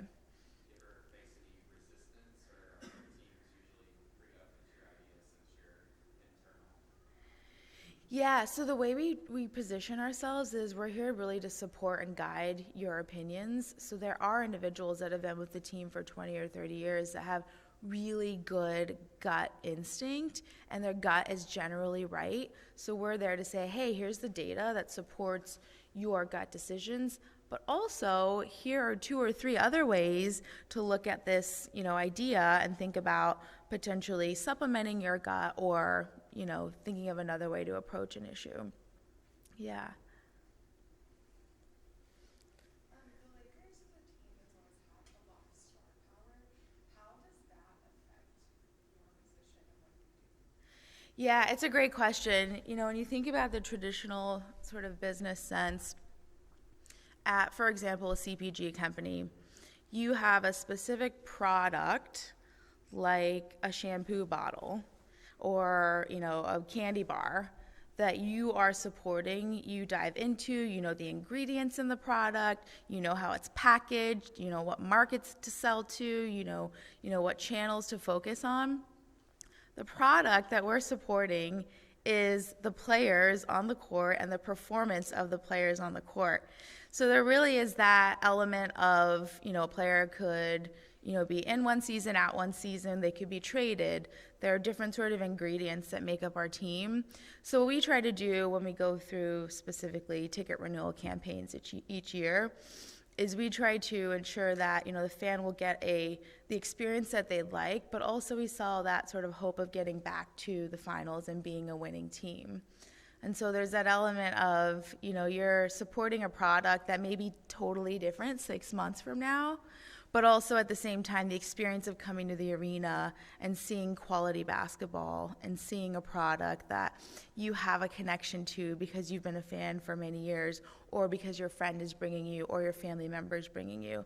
So really honing in on those characteristics that, we survey our fans on to understand what's important to them.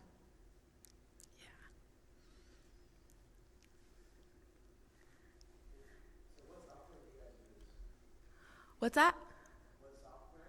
Software. Yeah, so our tech stack is developing as we speak, but the main software that we use on the CRM side is Salesforce and Core. And then our data warehouse product is also on Core. So those are 2 sort of biggest pieces on the analytics side. We also partner with Meltwater, which we use for social media, sentiment, and really just understanding mentions of any sort of trending topics that or themes that we want to talk about. And then we also, obviously, our ticketing system, we're on Ticketmaster and Access. So we have 2 platforms there. And then obviously all the social media platforms and insight platforms there as well. Yeah. Was your team involved in the decision to sign LeBron? And what kind of data points y'all got? Probably an easy recommendation, but what that process looks like. Yeah, no, it's we're really happy that he's here.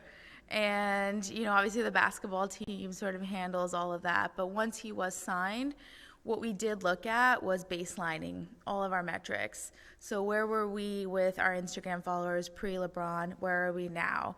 Where were we with our website views pre-LeBron? Where are we now? How are our ticket sales? How are all of our sort of, KPIs and channels, and how have they grown since then? So we can take that story, for example, to a partner and say, hey, when we get this caliber of player, here's what happens to all of your signage and exposure with us. Here are the increased impressions and engagement that you might see on a particular platform.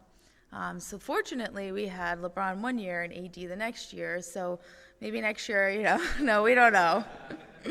We don't know. We're not involved with that at all, but we try to support, after each player is signed, showing the success stories. On that topic, I don't know if this is a question that you've gotten, but curious to know the impact when you looked at the baseline, what some of the previous stars, like when you had, Kobe Bryant and Shaq, for example, have you looked at that versus now LeBron and kind of the in-between? Yeah, I would say the sort of data strategy and analysis has really developed since over the last few years. So, for example, a few of the big data points we can look at with regards to Shaq and Kobe are their either jersey retirement ceremonies or their statue dedications. So, Kobe's last year is 15-16, so we do have a set of data there that we can look at. It was a great year for the Lakers. But at the same time, he retired his jersey, 2-3 years ago. So we have that data point as well that we can look at. That year specifically, when he retired his jersey, the photograph of him and obviously our front office staff on the court with the jersey was posted on the NBA social channels and was the number 2 most liked photo for the year. So we do have those kind of nuggets and pieces of information that we can use that support, that sort of star power. Anyone else? How do you prioritize one project over another when, I've seen some situations where everyone takes the clear aspect of first? Yeah. So our priority first and foremost is to support revenue generating teams. So to the extent that we can understand how long a particular project might take from start to finish, we'll talk through those sort of revenue generating, ideas first. But then secondarily, if it's a immediate, urgent kind of business workflow or need, we'll tackle it there. Usually I'll sit down with, our management team and walk through what the priorities are with them and kind of get a feel for their sense of urgency there too. So as much communication and conversation we can have as a department that really helps understand how urgent each of the projects are needed, we'll focus our attention there. Yeah.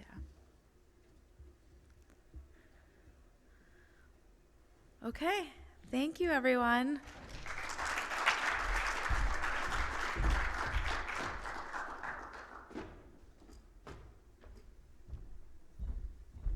Thanks a lot, Christina. And that wraps up our Careers Playbooks presentation. But please join me in thanking our presenters once again for the time and effort.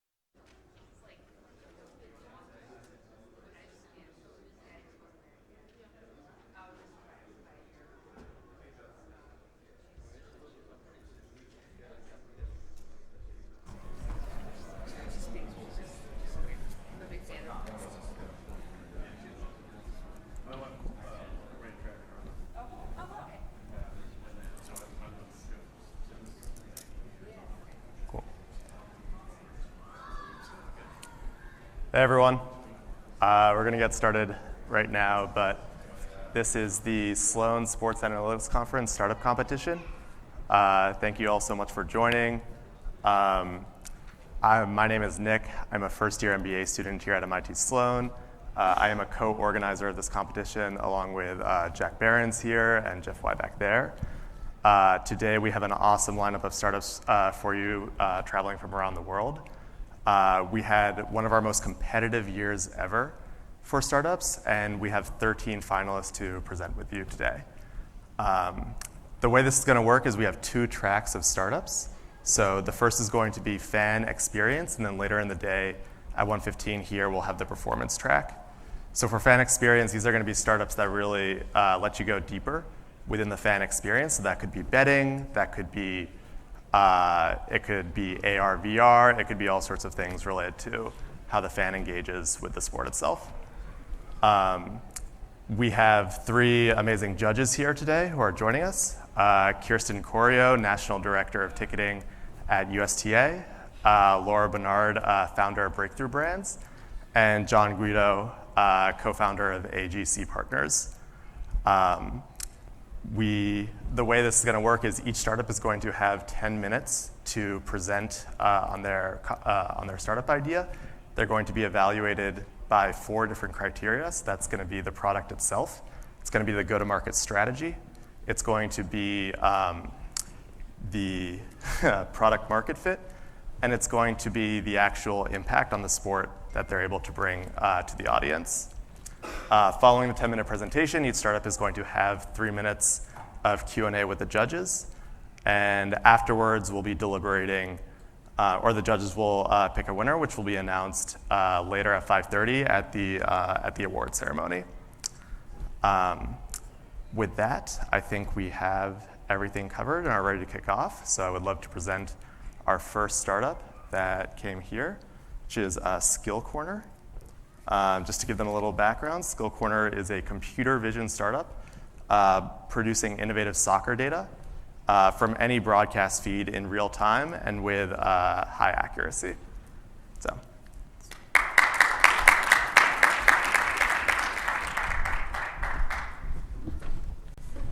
Okay.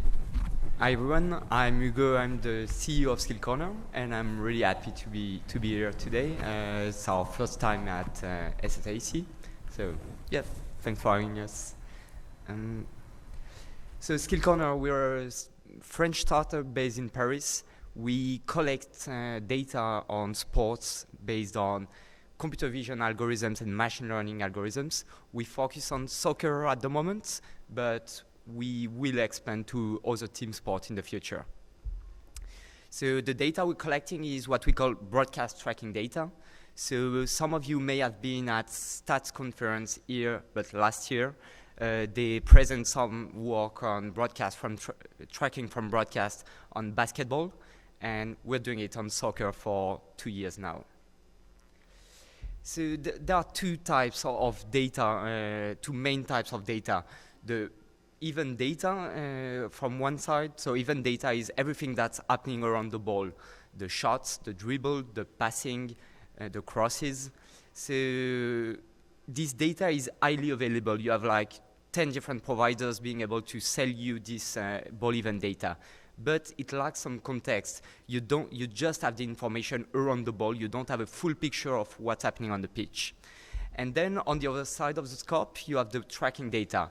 On the tracking data, you have the position of all the players at any given time of the match. You get the full picture. But the tracking data is not highly available.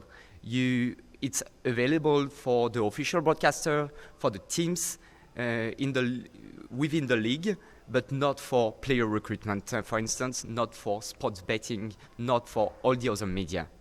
We are filling this gap. Because as we collect the data from the broadcast, we're able to collect the data on any game played anywhere on Earth. Okay, a little bit about the technology. So this is a typical broadcast feed. On this, we are able to detect the players, know exactly what's the position of the camera and what the camera is looking at any given time. and then we're recognizing the players automatically. So all this process is completely automatic, and detecting the ball position in 3 dimensions, which is not easy because we only have one point of view.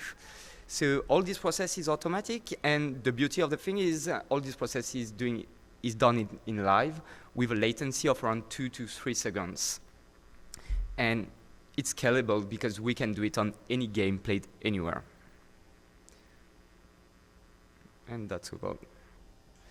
Okay, what do matter when you collect data, especially in live? So there's speed, the quality of the data is important, and the coverage is important. About the quality, we've run some extensive data validation between our data and the official data from optical tracking or GPS on the players. And we find that up to 95% of our data are perfectly correct. Right identification, right positioning on the field. About speed, as I said, we can deliver the data within 2 to 3 seconds, so it makes it really available for live application. Yeah, and finally about coverage. Last season we covered 3,000 matches. This season we'll cover around 10,000 matches. And the goal within 2 years is to collect data on any game played anywhere. So it's around 50,000 professional matches a season.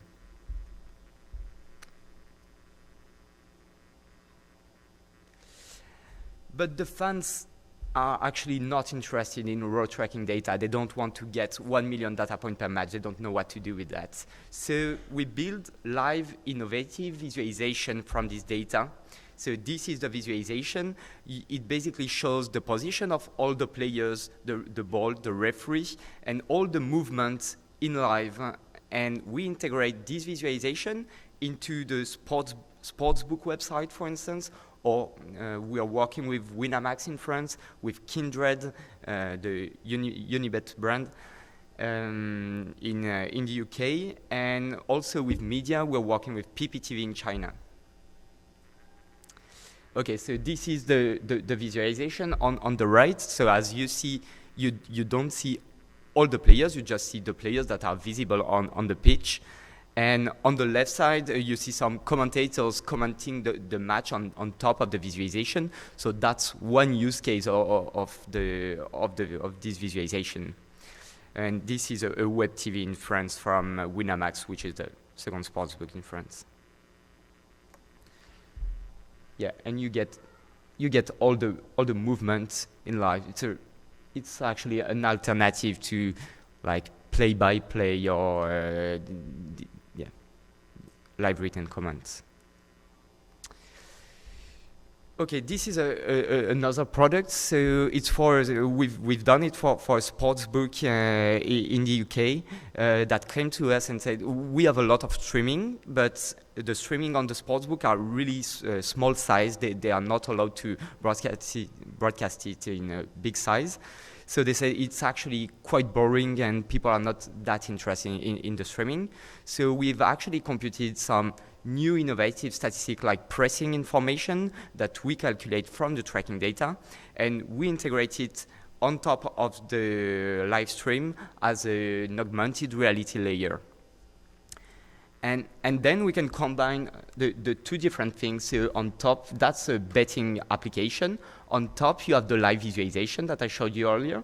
And on the bottom, you have some innovative statistics like pressing that will link to different odds. And you have like a leaderboard of considering these statistics. So it makes it really interactive for the bettors. And yes, that's what you lack currently in a sports betting website. Okay, last application on fan experience. We're working with EVS. It's a live production application company that are working on live replay, so to trigger the right replay at the right time. So our data is useful to them because we're able to contextualize and, for instance, find all the sprints of a given player since the start of the match, and you can apply the replay in live. Okay, our business model is we're selling data as a service, and we're selling it for all the part of the industry, so betting, media, and also teams directly that are not allowed to broadcast the match, but are also interested in having some content in live to engage their fans. And last thing I'd like to mention as well, it's not about fan experience, but we're also working on performance analysis for clubs. We signed Liverpool earlier this season, and they are using our tracking data for player recruitment. Thank you very much.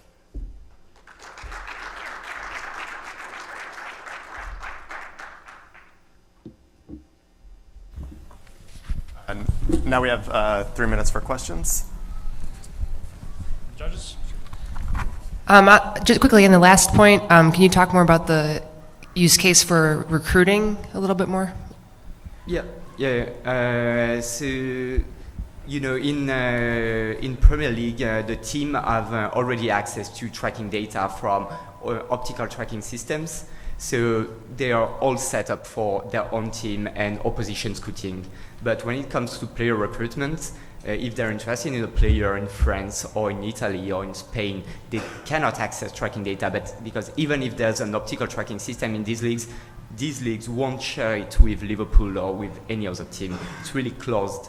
While as we do it from the broadcast, we can do it on any league. And now, if they're interested in a player in Brazil, we'll get the videos from these matches, output the data, give them the data, and then they do whatever magic they want to do with this data. Thanks, Laura. Thanks for that. That was great. Can you talk a little bit more about the broadcast utilization in the image or the use case that you showed? You've got two broadcasters who are explaining a play or a replay of a play that had happened, so that's near live? Yeah, that's not a replay, that's a play. They're really commentating like 90 minutes of the match in live.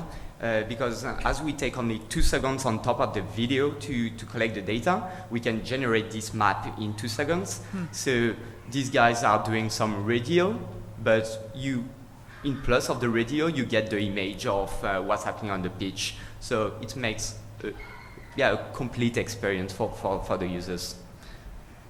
Thanks. So first of all, I mean, it's obviously very exciting, but the part that I'm still left a little unclear on is I understand the tracking data, but on each of the use cases, I'm a little behind on exactly what that product is, how you're charging it, who you're selling to. Could you just run through on the three-legged stool those three questions quickly? Yeah. Thanks.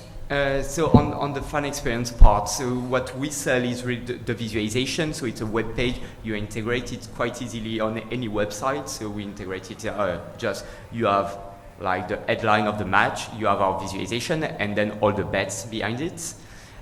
We sell it as a full package depending on the number of leagues that you're interested in, because sports betting is not about premium matches, it's about covering tens of thousands of matches every year.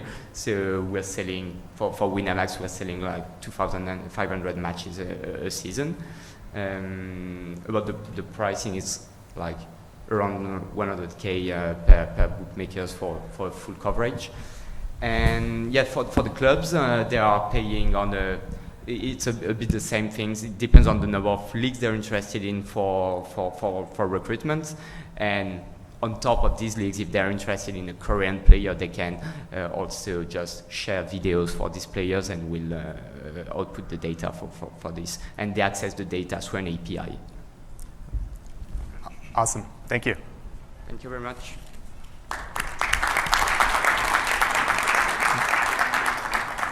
Next up, we have Immersive.io, which is an augmented reality sports tech startup.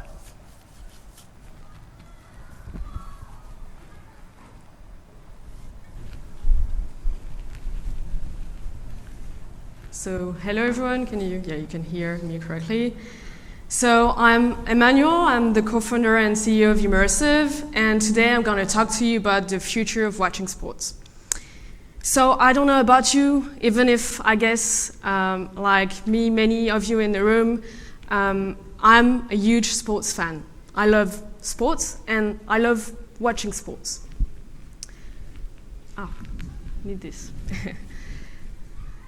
And when I go to the stadium to watch a game, it's great because I can really feel the atmosphere there because I'm with the public in the stands and I'm closer to the action, but I'm missing the amount of information I would have had if I had stayed at home to watch the game on TV. So I wonder, as fans, why should we have to choose between the atmosphere and the information? And actually, do we really have to choose? Well, at Immersive we don't think so, and that's why we decided to create Arise. It's an augmented reality solution on smartphones which allow fans who are in the stadium to display directly on the pitch and in real time all the information they want, when they want it, and as much as they want it. So it means here we're going further than the classic TV experience because we're not going to have the same display for everyone. On the contrary, everybody is going to have its own personalized display. So this is completely personalized. So for instance, the fans, they can decide to display the lineups of the two teams, or they can even directly click on the player to select him and access his stats, like the speeds, for instance, but it could be also number of shots, number of passes, heat maps. And it works for football, but we've also deployed it for basketball, and actually, we can deploy it for any type of sports in any part of the world.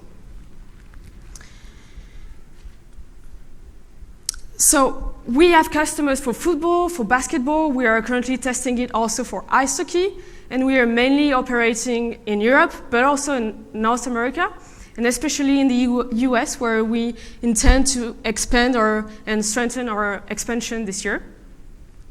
And I'd like now to focus on one specific collaboration, which is the collaboration we currently have with the Bundesliga, so the German Football League. That collaboration is done jointly with Vodafone, which is bringing 5G in some of the football stadiums in Germany. And together, we've showcased for world premiere last year with the club of Wolfsburg our solution Arise. And since then, we've been testing it with other clubs from the league that have shown interest in adopting it as well. So we believe there is a real opportunity for clubs and leagues to attract more people to stadiums today, and especially younger generations. And if we report to the latest report we have from Capgemini about emerging technologies in sports, almost 70% of fans state that the impact of new technologies such as AR have considerably enhanced their viewing experience. And 56% of them say that they will go more often to watch games in the stadium if they were provided with a good tech-enabled experience. And the impact is even more important with younger fans. So if we talk about innovation, let's talk about our solution. It's built on a patent-pending technology based on machine learning and computer vision, which basically allows us to detect the pitch from any points of view in the stands. And that's how we're able to deliver an interactive and specialized augmented reality experience. So basically, once we've detected the pitch, we're able to display the live data we collect or we retrieve from the data providers of our clients in this interactive overlay that is built on top of the camera of the smartphones of the fans. And that's also how we are different from the competition we have today on the market. That technology has been built by a team of sports fans, for sure, but also a team of sport experts. With my co-founder, Stefan, we used to work together for years in the sports industry before we launched the company. At the time, we were working in a company developing mobile apps for key players of that industry, like the FIFA for the World Cup, like the UEFA for the Champions League for the Euro, but also for broadcasters like Fox Sports, beIN Sports, Canal Plus. And since the creation of the company, we've been joined by ex-colleagues of ours who are now bringing their expertise of building sports fan experiences for world-scale events to the rest of the team, which is mainly composed of AR and AI experts. If we now take a look at the augmented reality market, only 3 years ago, Apple and Google released the first augmented reality frameworks for smartphones, which are ARKit and ARCore. And since then, we've been working with the most innovative clubs and leagues in the world to bring that experience to the fans. And by 2023, it will be completely mass market, as 3.4 billion smartphones will be AR enabled. But that's only the first step, as the ultimate experience won't be on smartphone, but on smart glasses. We are official partners with Magic Leap and Microsoft for the HoloLens, so AR glasses. And by 2023, we will have new glasses on the market, Apple's and Facebook. So at that point in time, we will be watching sports through glasses in the stadium, but also at home. And so if we are now bringing the information back in the stadium, we're also working on bringing back the atmosphere in the living room of the fans, thanks to the immersions of the AR glasses. And we strongly believe this is the future of watching sports, and we are excited to make it happen. Thank you.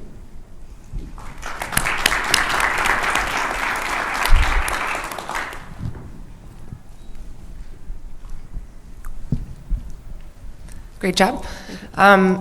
On that last point of bringing this experience into the living room, high level, which is the larger opportunity, kind of the in-stadium or the in-home, do you think? Let's say today the market is in stadium because the install base is on smartphones. But tomorrow when the glasses will be here, obviously the audience at home will be higher. So that's the target we have. So that's why we're already working on that. But our market today is really the in-stadium experience.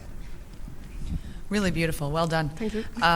Tell us a little bit about the current installations that you've had in stadium. It sounds like Bundesliga is the largest test you've had to date. Who had access to use the technology, and what were the results of those that had been using it? Yeah. So as you said, the Bundesliga is the biggest client we have today. So we've been testing it with different clubs. So Wolfsburg last year, Düsseldorf since, and it will be actually demoed the sports innovation at the end of this month in Düsseldorf. So it's an event from the Bundesliga. And so it will be deployed in live for next season for the first adopters of the clubs that are the first adopters of the leagues. So for the moment, it's been a test with reduced audience, and it will be full deployed starting next season. Well done on the on how you charge it. So for in stadium, are you charging to the leagues or to the teams or to a combination of both, or do you not know yet? And then how does that change for the at home? I'd say for the in stadium, so our end client is the club, but it depends how the league works. Sometimes it could be the league. And so our solution, we saw it as a white label solution, and it's a mobile SDK. So basically, it will be easily integrated into the club's app or the league's app, and it's a setup fee and a license fee, which depends on the number of games. So that's for the, let's say, the in-stadium experience. And for the at-home experience, it's still to be determined, but maybe the impact of the larger audience will also have an impact on the pricing structure. And how hard is it to take that to other sports? Yeah, actually not that hard. The only thing is that our proprietary algorithm, which allows us to detect the pitch, we need to adapt it to other sports. But so, as I said, it works for basketball, football. We're doing it for ice hockey right now. It's quite easy to adapt it. But for sure, there's an additional effort each time we have a new sport. And is there opportunity for the club or the team to incorporate sponsorship inside the experience? Exactly. So we can take advantage of the mixed reality to basically have 3D heads in the experience. It could be on top of the pitch. And for sure, yeah, there is a place for sponsorship. It's often the most common way that our clients monetize the experience. Thank you. Thank you.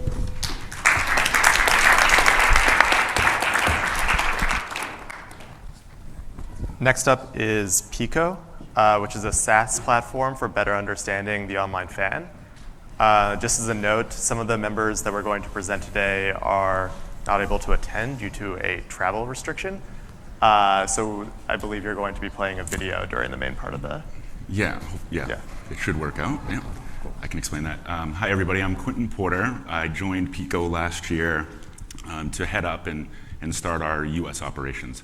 Our team in Israel, unfortunately, couldn't make the trip. So they recorded a video. They had prepared a certain pitch for this. So let me see if I can get to the video. If you want to help me if it doesn't work, that would be great.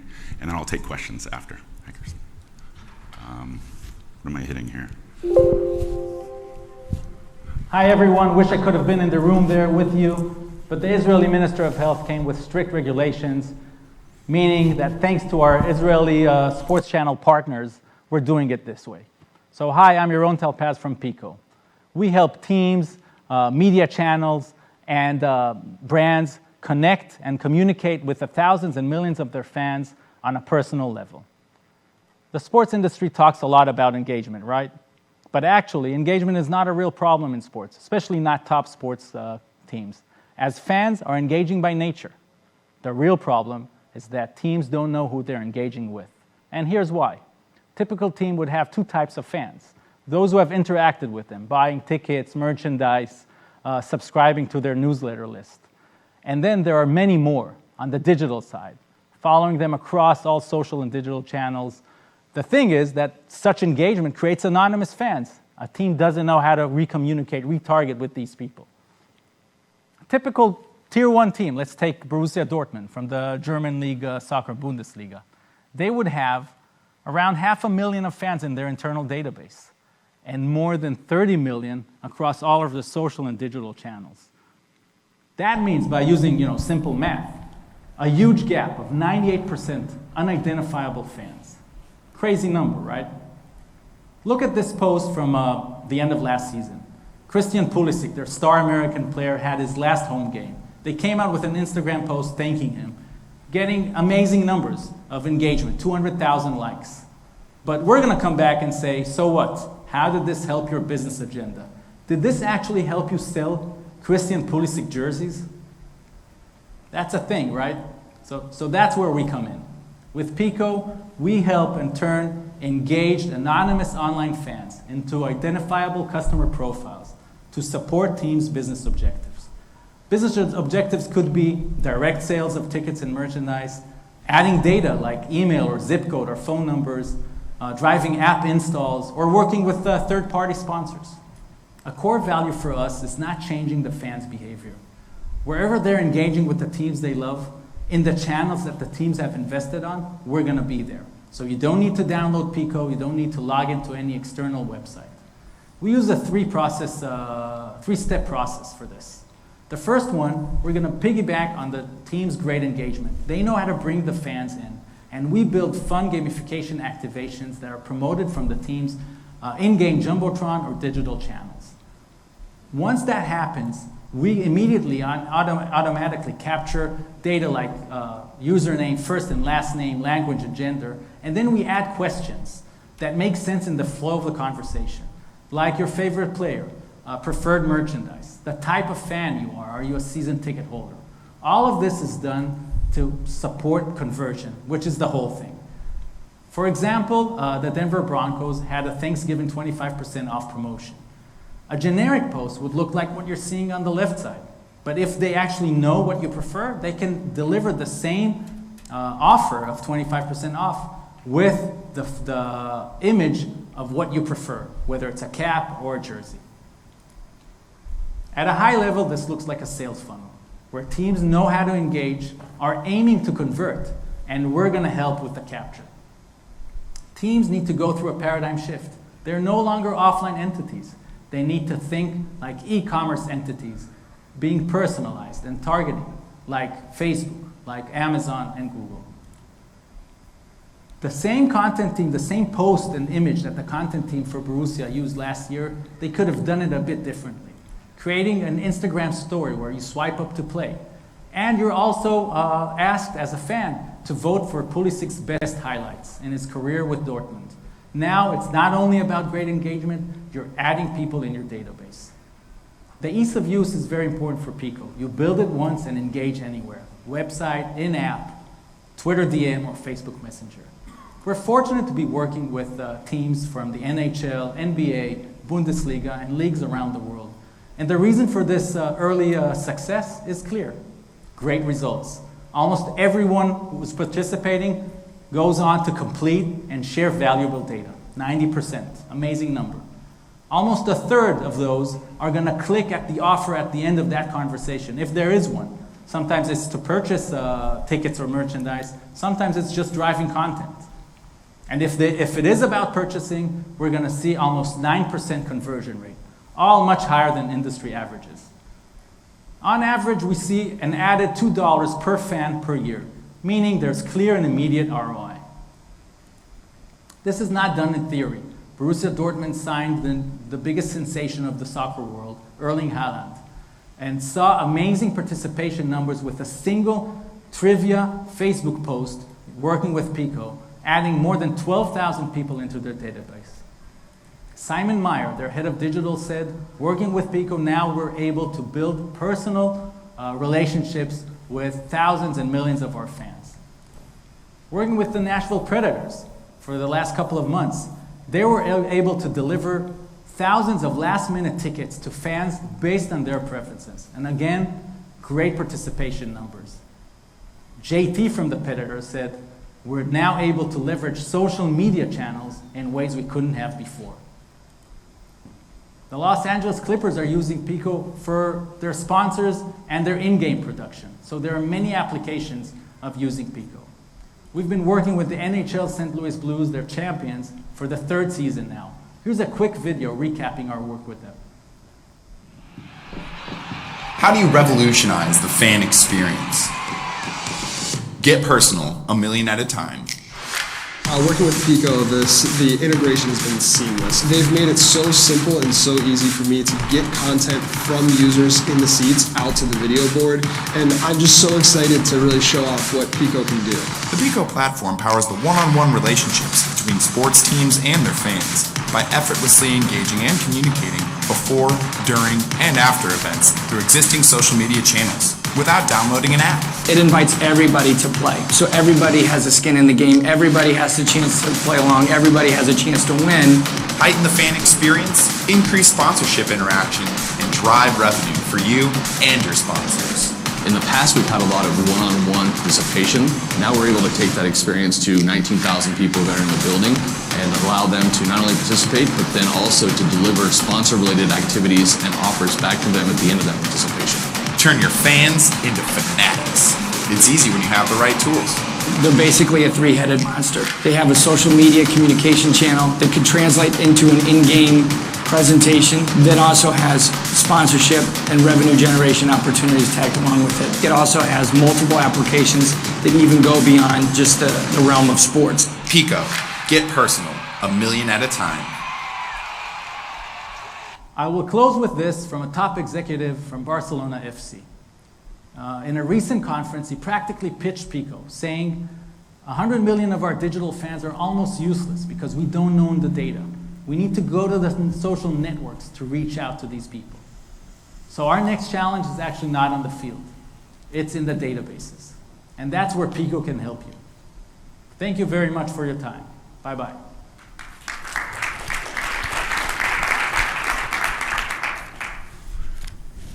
Thanks for rolling with that. Any questions from you guys? Great. Thanks for playing the video. That was good. It was great. Sorry, they couldn't make it.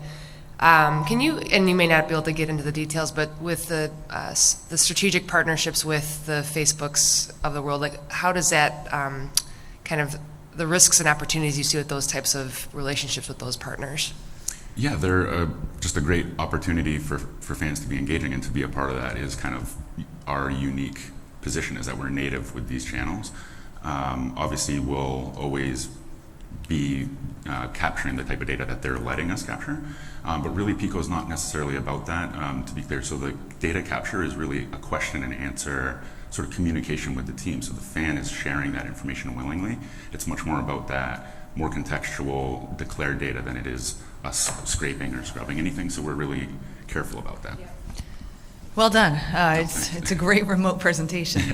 My question is along similar lines. With Facebook and Instagram really changing the rules of play pretty consistently and constantly, how will if does that take the opportunity sort of off the table if you can no longer do things like ask a call to action or ask a fan to answer a question within their universe there? Sure. The thing is that we're really supporting their value proposition as a platform. They're all about, knowing who these fans are and engaging them, giving them the right content, the right time. So we're really actually an extension of those platforms' approach. We're sort of an extra extension, a little bit more fun for the fan, and directly tying into the first-party data of the team. So that's where we come in. We don't see it necessarily as a problem to worry about necessarily, because at the end of the day, we're also helping them. We're getting a lot more engagement on those channels. Having more fans within things like Messenger and DM is something that they want too. So they're, as far as we know, on board very much with what we do. Yeah. So in the Q&A with a fan, if a fan answers that question, if it's being asked by a team and it's through Facebook and you're the channel that is capturing that, is it clear who owns that answer to that question? Is it clear to the fan or to the team or? Well, Facebook, the team, and you, and the fan. Is it clear who owns the answer to that question? Yes, so most of our clients, especially over in Europe, and we encourage the ones here in the States, have their own terminology. There is a sort of an opt-in process for Facebook and Twitter where they put terms there, but our teams will put whatever sort of terms and things like we protect your privacy, this is to give you a better experience, you can opt out anytime. There's a. Well, I get the opt-in. So I get the opt-in, and I get the customer protection angle. But I'm just saying, if it's done that way, and if the team's asking the question via Facebook, and the fan answers that question, I can see both the team and Facebook having claim to that data. And so I think that could potentially be a risk. And that's why I'm asking: is it clear in the agreements who owns that data? It is. It's the team. We store it for the team. Facebook obviously collects a lot of data from all the interactions that are happening, but really in this case what's different about us is now the team does own that data because the fan is sharing it in that one-to-one way. But yeah, that is, for us, I don't think much of a risk because it's definitely declared information that the fan's sharing. Yeah. Any other questions? Thank you. Thanks. Thank you.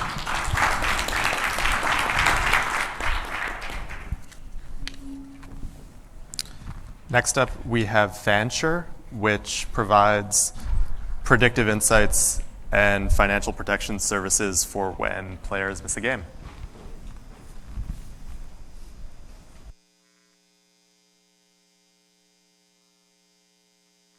Different. For sure. Fans also obviously frustrated when you pay higher ticket prices for certain games, is the way those ticket packages work, Bundles. and then maybe not going to get to see the stars that you paid for. I was looking at Tom Haberstroh's story, our old colleague who now works for NBC Sports. He says there's a Silicon Valley company that will actually insure your ticket. So if the star rests for DMP or has load management, you get your money back. So you can look that up on the internet. Other people see an see a opportunity. solution. Yeah. This is a former NASA engineer who came up with the algorithm for this. I think that's pretty cool. So there's solutions everywhere. Thank you, Rachel, for that very kind introduction. My name is Vijay Shrao. Of course, we're Team Fansure. I'm Scott Kaplan, PhD candidate in economics at UC Berkeley and senior economist for Fansure. So the subject discussed in that segment was about load management, which, if many of you might already know this, but it's the recent trend in which star players, whether they're healthy or not, tend to sit out of games more and more often in an effort to increase their longevity throughout the season.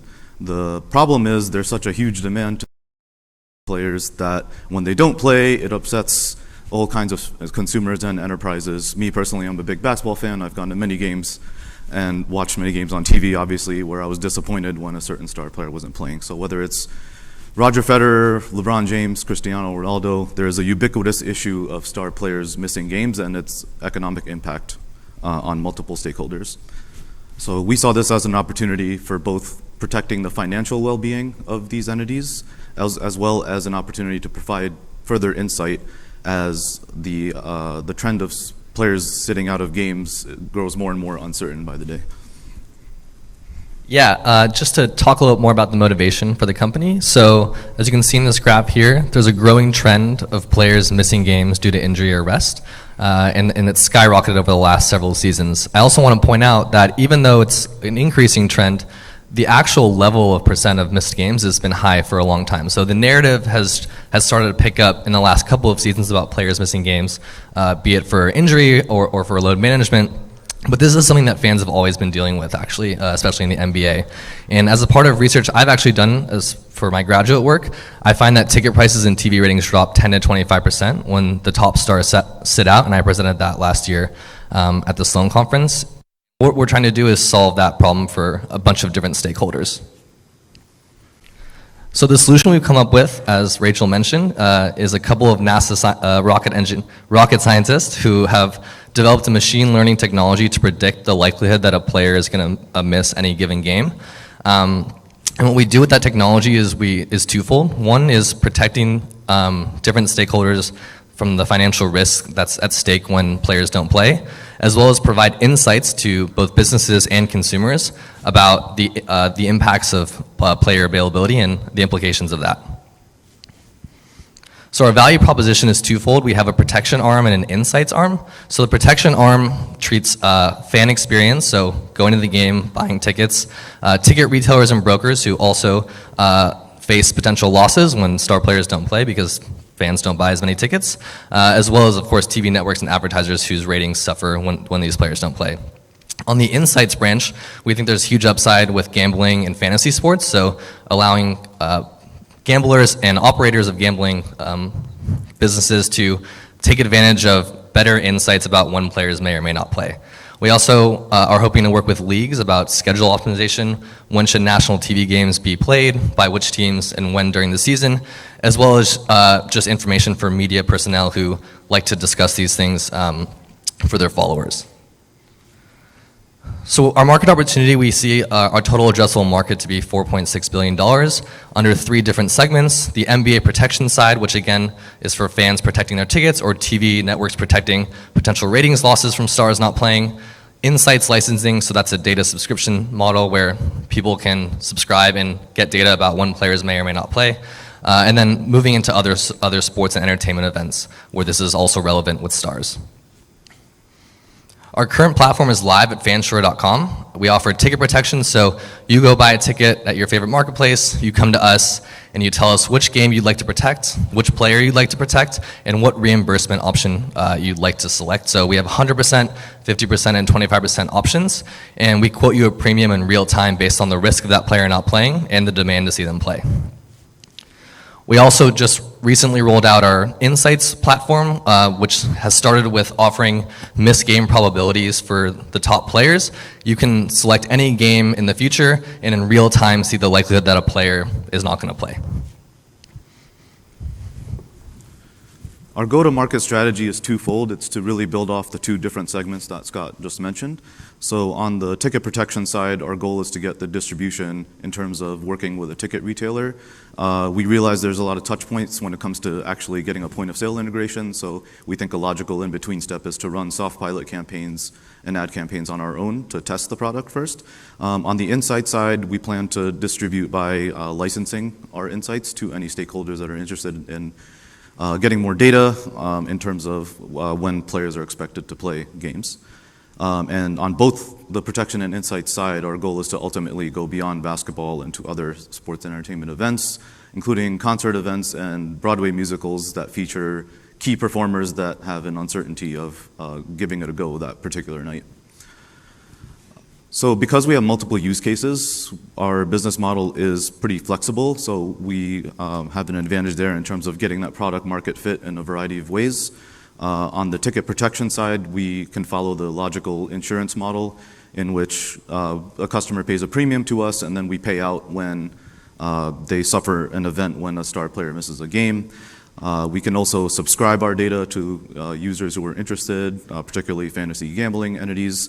And we're also looking at data licensing to teams as well as the league who's interested in optimizing their schedule based on minimizing superstar players, especially for nationally televised games. So our team is full of highly educated and experienced professionals led by a leadership team from NASA and Lockheed Martin. We're also graced by a couple of familiar faces you might recognize, Amin El-Hassan of ESPN, as well as Marcellus Wiley of Fox Sports and former NFL player. We think we have the brain power and the combination of influencers to really get this going. So we've had the fortune of being mentioned on a number of media outlets, despite us being at a relatively early stage. We're also looking at ticket retail partnerships, and one specific major ticket retailer we're in final negotiations with regard to a soft pilot for the player protection service.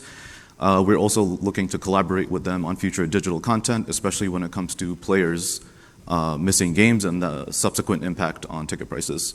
We're also partnered with a technology company called KiwiTech, which does development work for select startups and provide access to fundraising. And speaking of fundraising, we are in the middle of raising our pre-seed round, a target of $300,000. We're already 42% raised. We're planning on using the funds for executing our distribution strategy as well as sales and marketing. I want to thank the Sloan Committee for inviting us to pitch today, and I'll open the floor to some questions.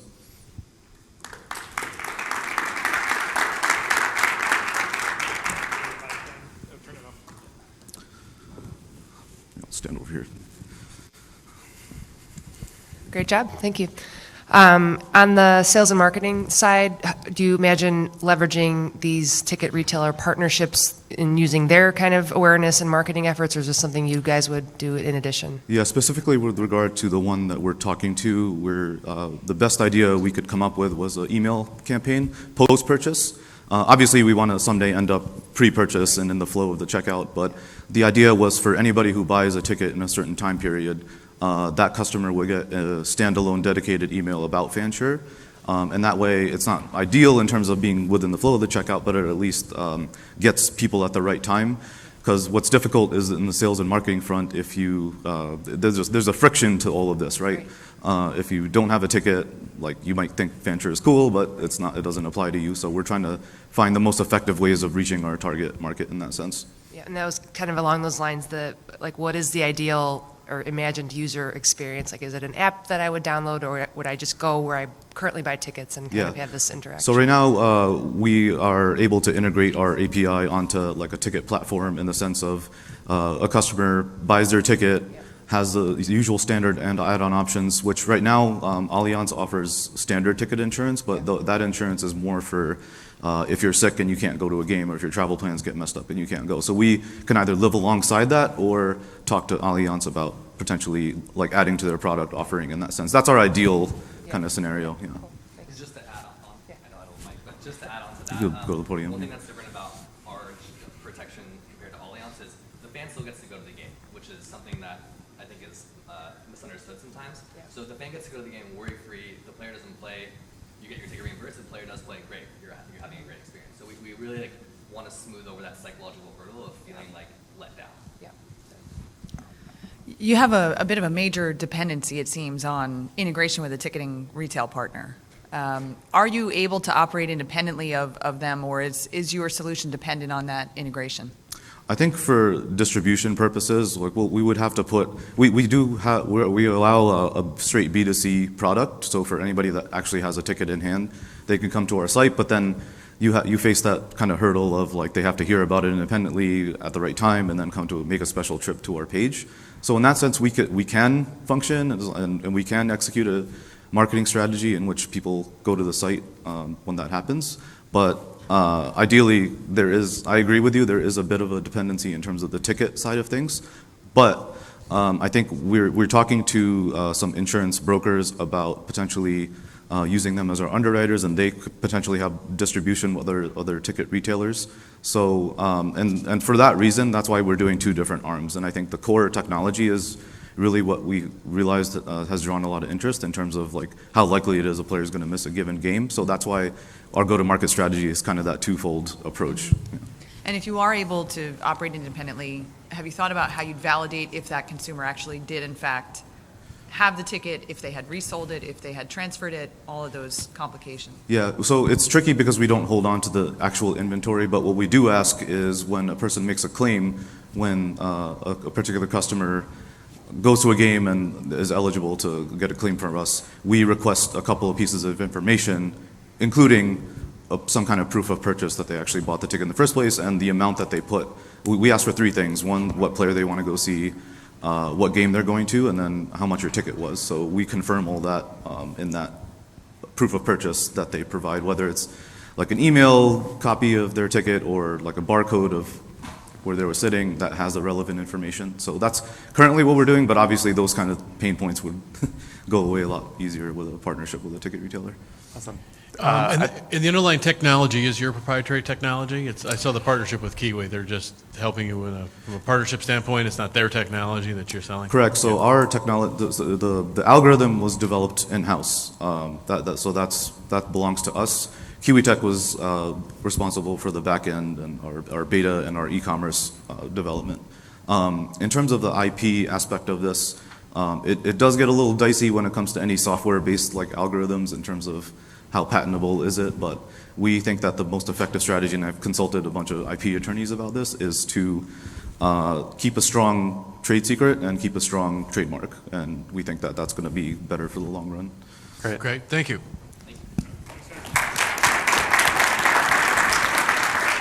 And our last startup for this track of the competition is EV Analytics, which provides cutting-edge sports betting data.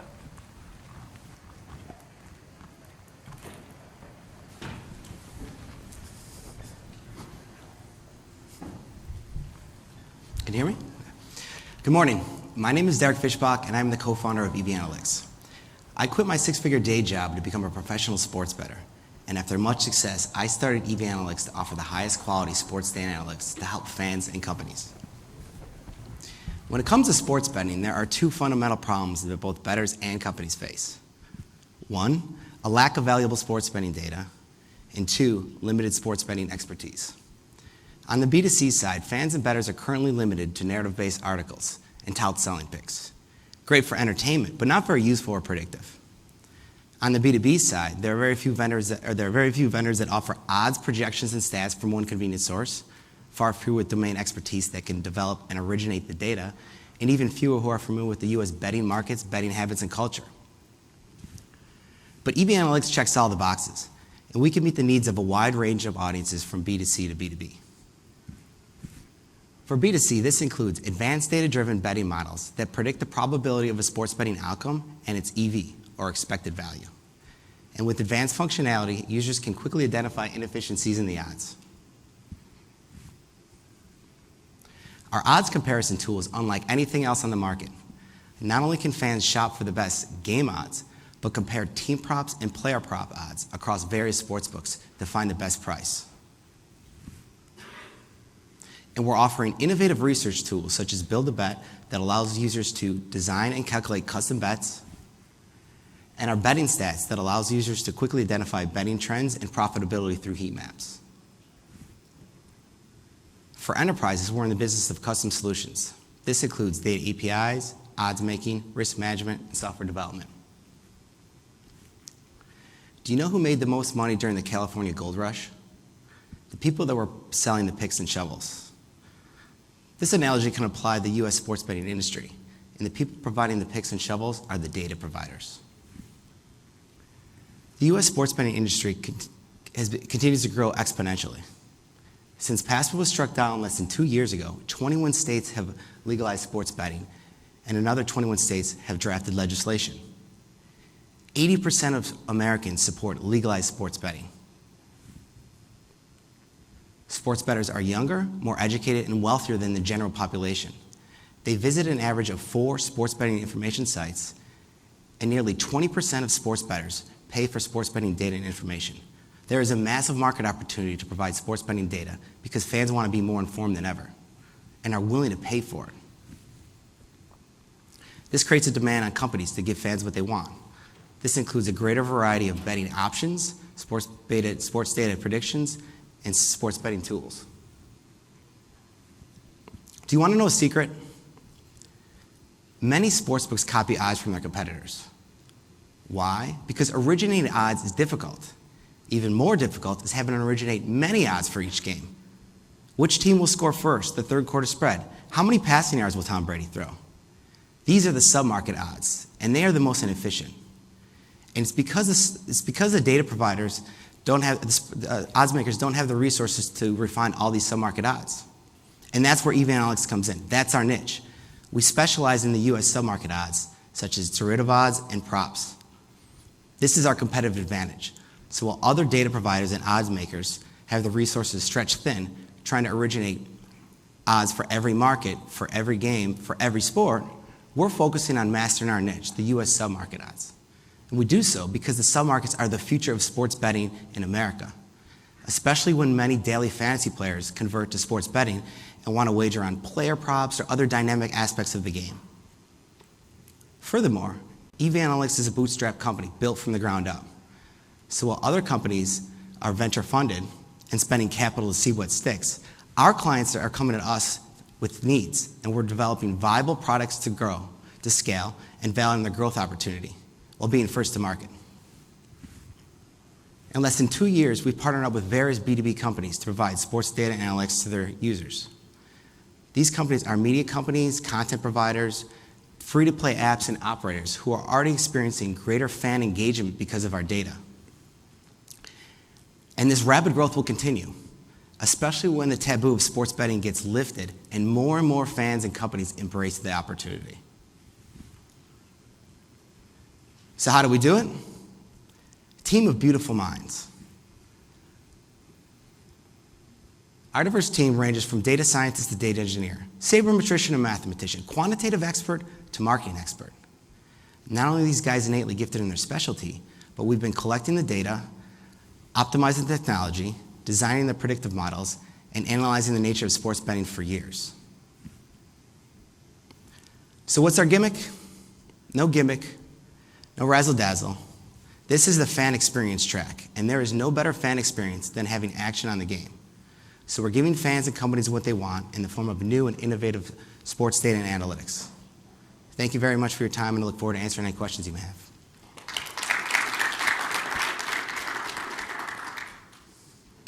Thank you. Question on, and I am not a bettor, so this is a little show in my question.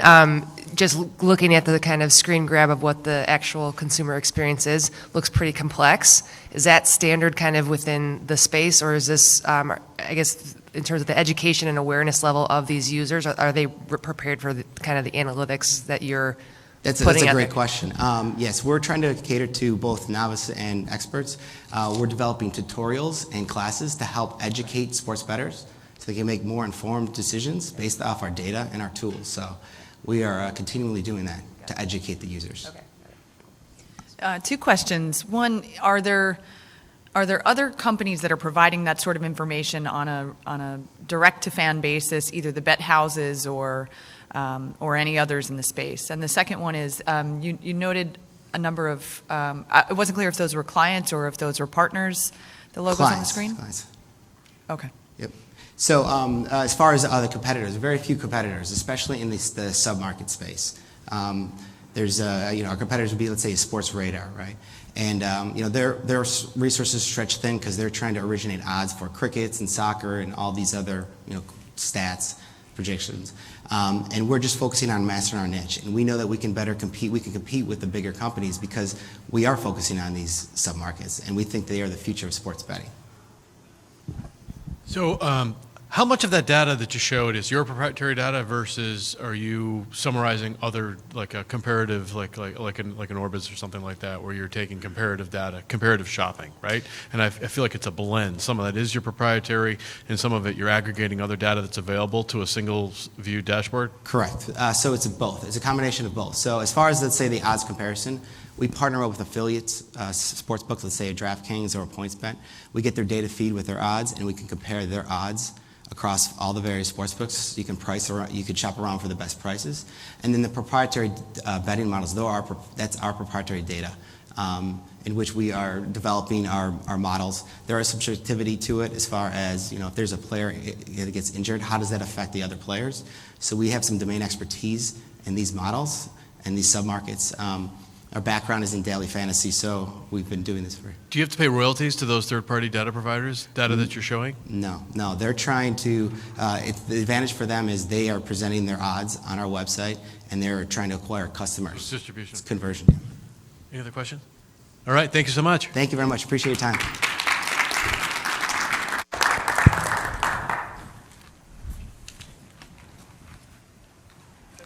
Yeah. Awesome. That is it for the performance track. A huge shout out to all the startups that joined us today, to our judges for being here and asking great questions. That was really strong. Really, thank you all for joining. A couple of details. The next part of the startup competition for the performance track will start here at 1:15, same room. Different theme, it's going to be about athlete performance. These startups that you all saw here present today can be found in front of room 210, just down the hall out here to the left. Please stop by if you want to say great presentation, thank them, or have a couple $100,000 laying around. And that's all for right now. Startups, judges, if you're able to stick around for a little bit for judging, but also for group photos. We would love to get some of those going. Oh, and the winners of the track will be announced at the award ceremony tonight at 5:30 p.m. in the Bill James room. Yeah.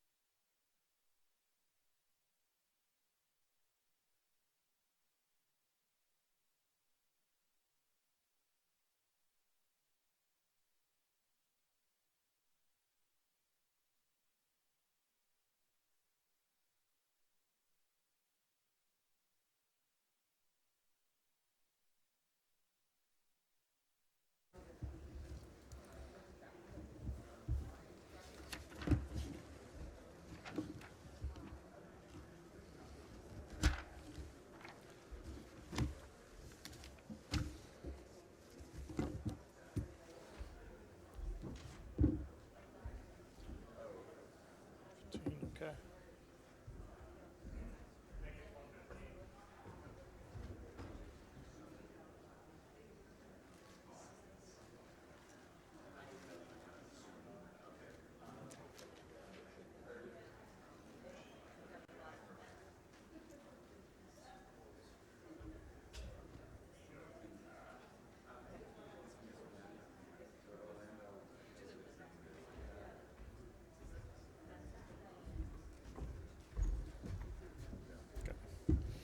All right, we're going to start things. Hello, everyone.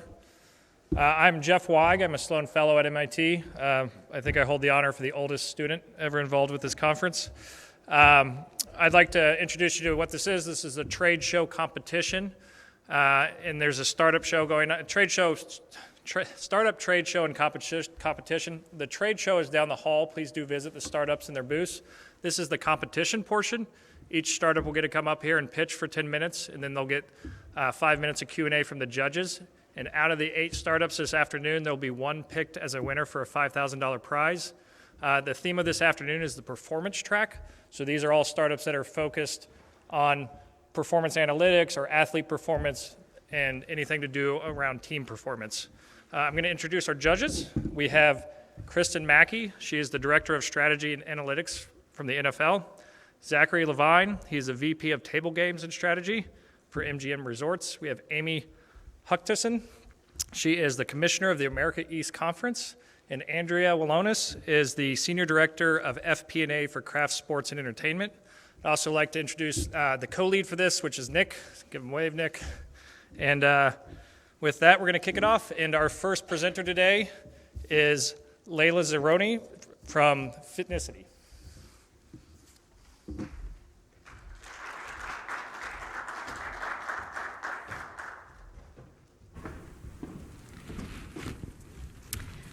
Hi everyone, my name is Layla. I'm the CEO and founder of Fitnicity.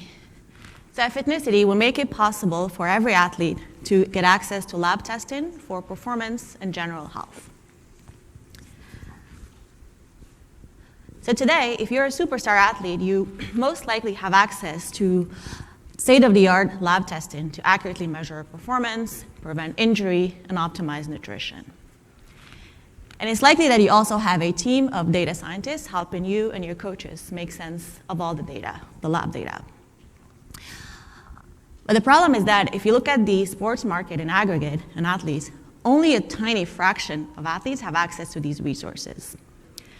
And so the question is, what about the rest?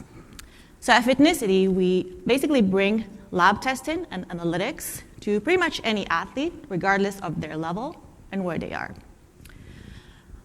So in fact, the service is live today and used by thousands of customers across the US, from celebrity athletes to people at the beginning of their athletic journey. Now, before I talk a little bit more about the product and how it works, so first, why lab testing? So as an athlete, let's say you want to understand basic things like your body composition, or you want to test your stress and inflammation markers, your hormones, nutritional efficiencies, metabolic health, aerobic capacity. So pretty much anything that is routinely captured at a sports performance lab, if you had one, well, you're pretty much on your own if you don't have the resources. First, because you would have to be educated on that to even think about doing it.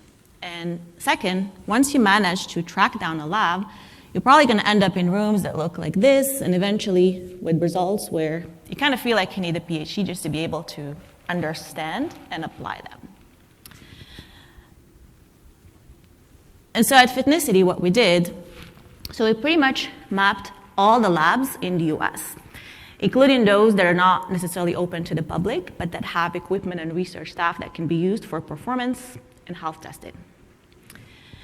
And we've partnered to use their resources so that as an athlete, you can get access to lab testing, performance lab testing, in just a few clicks, so just like you would order or shop for any other product.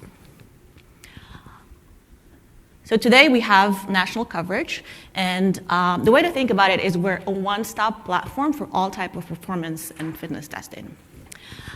And depending on where you are, we might even be just a few minutes from you.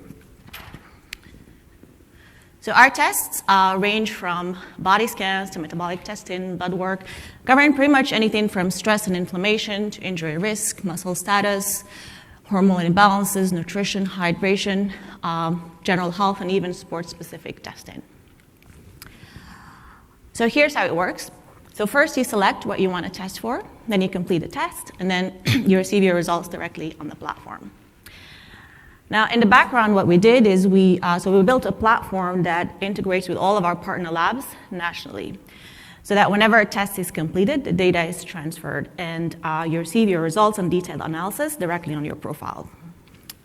So our partner labs range from large health systems, so university health systems and hospitals, to very small sports and general health clinics all throughout the US. And more recently, we even eliminated the trip to the lab, so if you don't want to go. So we just announced a strategic partnership with Quest Diagnostics, which is the largest lab in the country, and more specifically with the sports diagnostics unit of Quest Diagnostics. At this point, we're the only company to have access to this technology, so this one, actually. And currently, it's only available through Quest Diagnostics directly to large teams such as the New York Giants and a few others. But as an athlete, you can basically just go right now on fitnessy.com and order it directly on our website as part of our beta. And basically what this does is you use it to collect your blood sample directly, you mail it, and receive your results directly on your Fitnessy profile. Now, an important component of our company, of our product, is obviously the reports themselves. So our team is from MIT and Stanford, and prior to this has done a lot of research on data visualization, visual analytics applied to healthcare, including at the Interactive Data Lab at Stanford and here at MIT. So we're pretty passionate about the report section, obviously, also of the company. And so we basically designed a report that kind of like do the job of what a data scientist or analyst would do for you as an athlete. So, for instance, we use publicly available databases and research to add as much context as possible to your results. So we started recently, for instance, with endurance and combat sports, where you would, of course, not only get your results, but you can also interact with them and explore based on factors like age, gender, ethnicity, weight classification, or any other classification that is relevant to your sport, and see exactly how you compare with other athletes. You can see, for example, that you are in a 5th or 7th percentile, or among many other things. Again, as opposed to this. So today we have the largest selection of tests in terms of tests that we cover. In terms of geography, so we are just about to be in all 50 states at the end of this month. So we have thousands of customers, tens of thousands of people on the wait list on areas where we're not live yet. 30% of our customers are repeat customers. Our tests range from $99 to a few hundreds of dollars, and we're only 18 months old, actually, but we're already on track for a multi-million-dollar revenue. Now, in the process, as you may have noticed, we're also building the largest and, to the best of my knowledge, only database of lab test results by sport. Now, on a final note, while it is fun to test elite athletes, our vision is even bigger. Because when you think about it, you don't necessarily need to be eyeing an Olympic medal to care about your body composition or nutritional or vitamin deficiencies. While our report and work today are focused on elite athletes, we already see a lot of what we call everyday athletes also purchase our product as well. And our long-term vision is to make it more of an integrated product that includes fitness and also, lab testing, and also fitness and diet. So just like you would have a connected bike or an app like Strava designed a plan for you, you complete a Fitnessity lab test and get a detailed plan before you come back again for a follow-up and so on. And so that's where we see the biggest and billion-dollar opportunity. Now, in the meantime, we're obviously focused, like I said, on the top of the pyramid before we even get to the more general consumer. So at Fitnessity, we view lab testing as performance lab testing as a window into the athlete's body. And like you said in the company, if you can't measure it, you can't improve it. And our goal is to make lab testing accessible to every athlete and understandable by every athlete so that everyone can get a shot at being a better version of themselves. Thank you.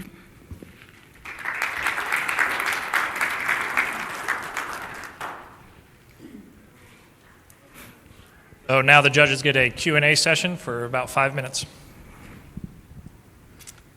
Hi, thank you. My first question, when you had explained that you are still waiting to have a presence in some of the states, what are the barriers from stopping you if it is a web-based program or a port app-based program? Yes, so it's just time, actually. So we basically, the way it works when we onboard a partner, we have a specific process that we've designed. So there's a legal agreement, and then that has to be put in place, and then a small technical integration. So it's basically just time, actually. Other than that, so that's something that we're working on right now, and that should be done very soon. So there isn't a lab that would coast to coast cover you or provide you coverage that's unique to each market? Is that the partner that you're Quest Diagnostics, actually. So Okay. that's the biggest partnership that we just recently announced, and so that one is basically all states. And for that, it's the at-home lab test, so the one that you don't actually need to visit a lab. So by definition, it's everywhere. You could also visit a center if you really want to, but there's the option is of doing it yourself. But for the other tests that require physical presence, then we do it lab by lab as part of how we do it. Thank you. Could you talk a little bit more about how the athlete, once they receive the results, is able to interpret them through your platform? Yeah, so when we started, so it was basically just giving people their results and then comparing them with what would be the clinical guideline or healthy range. And then obviously from there, we started to dive a little bit deeper. And then when you think about it, you have to do it also by sport, because a range that is applicable to someone is not necessarily applicable to everyone. And even within the same sport, it might not be. So that's why we started to build what we call verticals or sports, where we dive a little bit deeper by sport. And so for that, for example, we would tell you your vitamin deficiency or your vitamin levels are within this range, and then your cortisol is within this range, your VO2 max or whatever actually you've tested for. And this is what the clinical guidelines, or this is what the research says for athletes like you should be. And so that's how we get a little bit more granular. Now, there's obviously the role of the coach as well that is involved, and also the athlete. So up until a certain point, it's really more to the coach to integrate that with everything else that they know about the athlete. When you approach a professional team, like you mentioned the New York Giants, what is your value proposition to them? Who do you go through? And then I guess just big picture, ultimately, how much of a part of the percentage or portion of the business do you expect that to be when you're fully mature? Yeah, so right now we're 100% direct to consumer. So, and it's just because our tests sell a lot faster that way. So we've worked with teams and coaches where they would just go and purchase a bunch of tests directly. But as a company, we don't sell B2B yet. It might change in the future, but we sell mostly direct to consumer. And so in terms of how that might change in the future, so it really depends. So it depends on the test. So for example, the blood biomarker testing, we see a lot of interest in that because that's something that complements what a team would have already in their facility. I mean, it's something. For now, we're really direct to consumer. We don't aggressively pursue teams, although we're obviously happy to have them purchase them directly on our website. We even have team level analytics for that. But at this specific point, it's mostly direct to consumer. Can you talk a little bit about what you might propose to kind of your everyday, fitness enthusiasts that might, already be into tracking their fitness with an Apple Watch or some other wearable? Mm-hmm. Yeah, so among the general, or I would say the non-professional athletes, so some of our best-selling tests might be tests to measure general fitness. So people for example, to get body scans to better understand their body composition, which is often misunderstood. And if they're dieting or changing their lifestyle, then that's something that's very interesting. If someone is, let's say, pursuing one of the very popular diets, that's also a very big market to pursue. So we see a lot of, very early adopters, for example, wanting to test before going into a, let's say, plant-based diet, wanting to test their blood before and after. So their metabolic testing is also popular among the general population in general, although, again, we don't aggressively pursue that, but that's something that is interesting because it has to do with weight loss. That is relevant, of course, for an athlete, but also for a general person. So these are the three, I think, that are pretty popular, but again, it could be also something like nutritional efficiencies, your vitamins. So it really depends on what is your use case as a general fitness consumer. What are you looking to do? Optimize nutrition, weight loss, but there's definitely a part of it that is applicable to the more general consumer. Thank you, Layla. Thank you.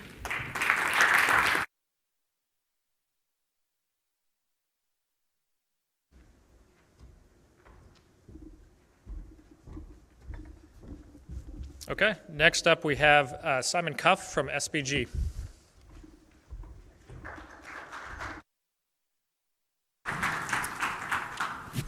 Thank you.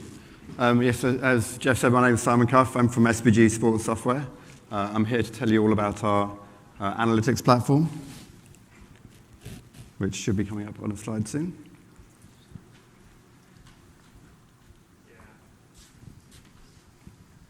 Can we jump back to the beginning, if that's possible? 2 more slides. Great, thank you. That's not my laptop. So yes, our platform consists of a number of applications that are all tied together with a cloud backend through web services, so it's kind of fully integrated. It also means it's very modular. Some customers may want to dip in with 1 or 2 apps, some may want to go with the whole suite. And it's multi-sport. Some of it has in-game intelligence, some of it is very generic that can be customized by the users themselves.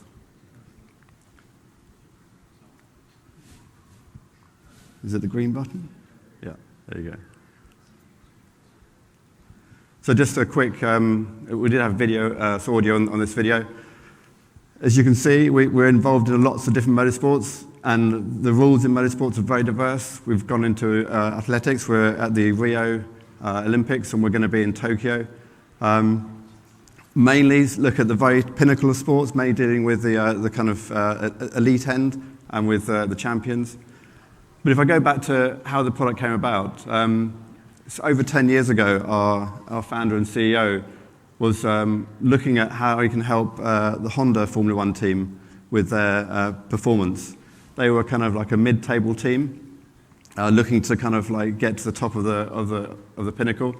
And he identified one of the main problems inside there. We've got 150, 200 people in sport, is keeping them all on the same page, allowing them to understand what's actually going on in the race, and so they can actually work together as a team. So we would take live data, live video from all the sources they had, and allow every single member of that team, you typically get maybe 200 to 250 people, to actually see what's going on in the race, communicate with each other, and really plan the strategy and the different tactical changes you need to make real time during the race. Once that was actually deployed, people realized actually if you could record everything, so it's like a TiVo, where you've got like say 1 million data channels and 100 video channels, 1,000 radio channels. If you can go back and you can look at all of that and look at it at that point in time, you can then work out, well, if I made a mistake, if I made a decision that wasn't as good as it could have been, what did I know at that time and what can I change about my performance, my processes, my procedures to actually make that better?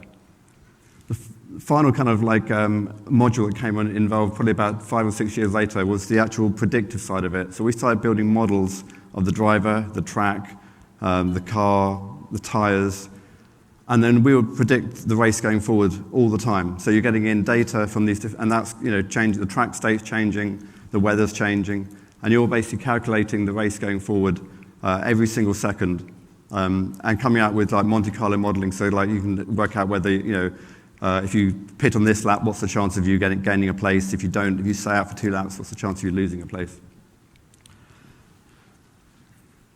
In terms of our kind of roadmap, so we started in Formula One. We've moved to lots of other motorsports now. We work with Mercedes and 4 other teams in the Formula One grid. We work with Audi, Porsche, and Toyota in World Endurance. Le Mans 24 is probably the most demanding of races. It's a 24-hour race with 56 cars, and you can end up with, imagine hours and hours of video, billions of data points that you're trying to process real time and make decisions. Around about 5 years ago, we also started looking at other sports that we could get into. A lot of teams at the high end do knowledge shares and exchange. And in the Premier League, some of them were looking at Formula One and saying, what can we learn from Formula One? So we started building an analysis platform that would take in data for soccer. In the Olympics, we were commissioned by the IOC through Panasonic to provide performance analysis video and actually sports adjudication for a number of different sports. And then last year we won the Queen's Award and the Yahoo Award for Sports Technology. So going on about the platform, so a lot of people want to basically bring in the whole team to the analysis team, and they're all not all in the same place, so you don't want to bring like everyone to the event. And you've got some very skilled people who maybe don't always want to travel with the team. So the key thing about it is it's completely distributed. So it's all, video's all IP-based, the data's all obviously cloud shared, and you can have people in stadium and people at the training ground, people even at home, who are all contributing and maybe connecting live to the bench or to the pit wall and actually helping the team win. It's mobile and portable, which means you can take it with you. You can be looking at it on the plane. A lot of these people, if you're an analyst in a club, you're always traveling. So you want to be able to have the data and the video on your laptop and your tablet. And it's completely customizable. So you may be the sports scientist, or you may be the coach, the defensive coach, or you may be the head coach, and you've got a different view of the game. So you can completely customize the dashboards and the analysis you get out of the system.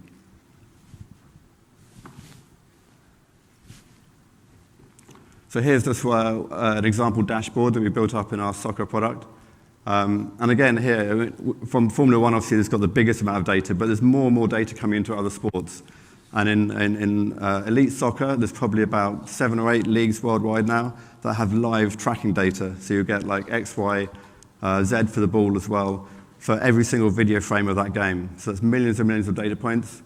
Combine that with, you'll have a game state data, and there'll be lots of different companies collecting event data. You then also combine that with data the club would generate themselves, either live in the bench, or again, they can now do this remotely, so they may be watching the game on a video stream or on a video feed. And you can bring that all together and actually start having new KPIs that were not possible before. So you can look at like the defensive pressure, the space, player actions off the ball, how the physical is impacting the tactical, and what's the benefit of their physical output. The last thing, a coach always wants is video though. So with all these things, it helps you find game moments very, very quickly, and you can go through, like say, 50 or 60 games very, very quickly and find if a certain thing had happened before, or you want to find a weakness in a team, you can start seeing patterns when you can look at many more games than it was possible when you were just doing it just manually by eye going through video. But essentially, we can also take the right video and give it back to the coach, so then they can then use that in their coaching process. I think just the last thing just to say is that if you look at, say, in Formula One now, it is a very, very data-driven decision-making process. I don't think there's any team now would actually consider running a process on gut feeling now. And we're seeing that now coming into other sports, and that you don't want to, the coaches, they are the experts, and they will make decisions based on their experience, but a lot of them now actually seek knowledge from data. And teams like Mercedes wouldn't ever envisage going into a race without having the software up and running. And it'd be like flying a Dreamliner with saying, I'm not going to turn off all the software and try and fly the plane on its own. In Match Tracker, that's probably our latest product. So it's probably only been embedded in Premier League and Bundesliga for about 2 to 3 years. But we're seeing the same sort of uptake and the same interest in terms of bringing that into the live game and also in the post-match analysis. That's it. Thank you very much. Thank you.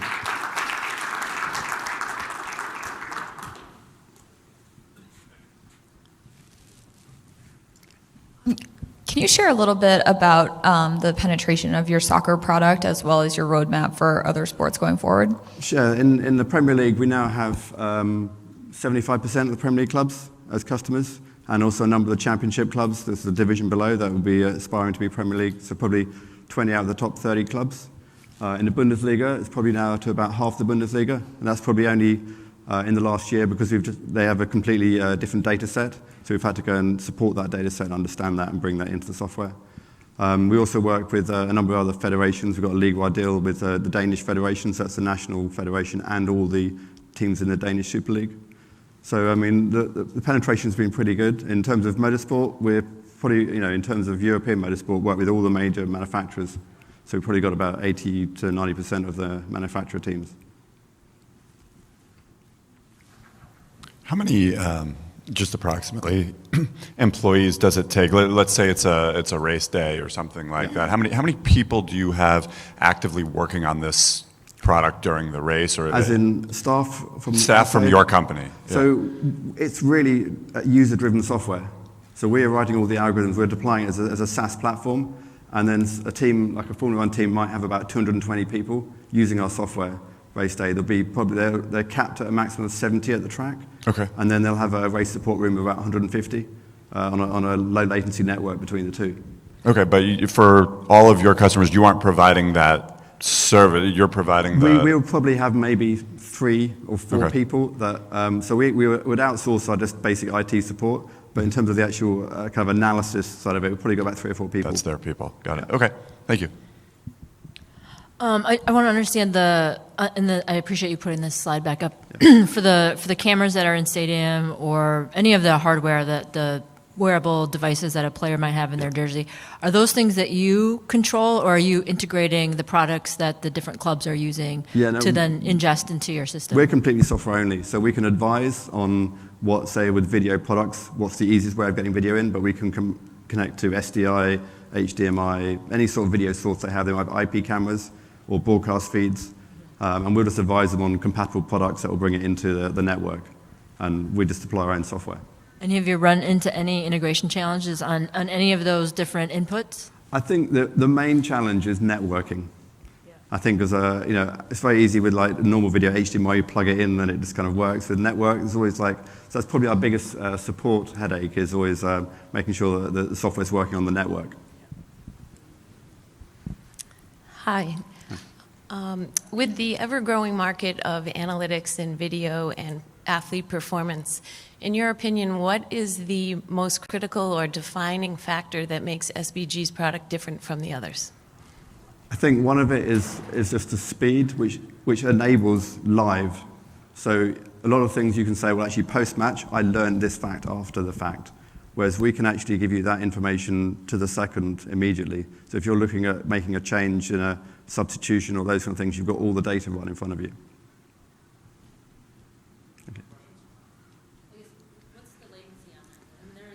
Bit, yeah, right? There is. So, I mean, in some things, we're getting data will come in, say, in under a second from wherever the device is. Say on a racetrack, it'll probably about a second latency. Our processing is probably a tenth of a second. It's kind of what we try and aim to when we actually got all the data. Okay. All right, thank you, Simon. Thank you.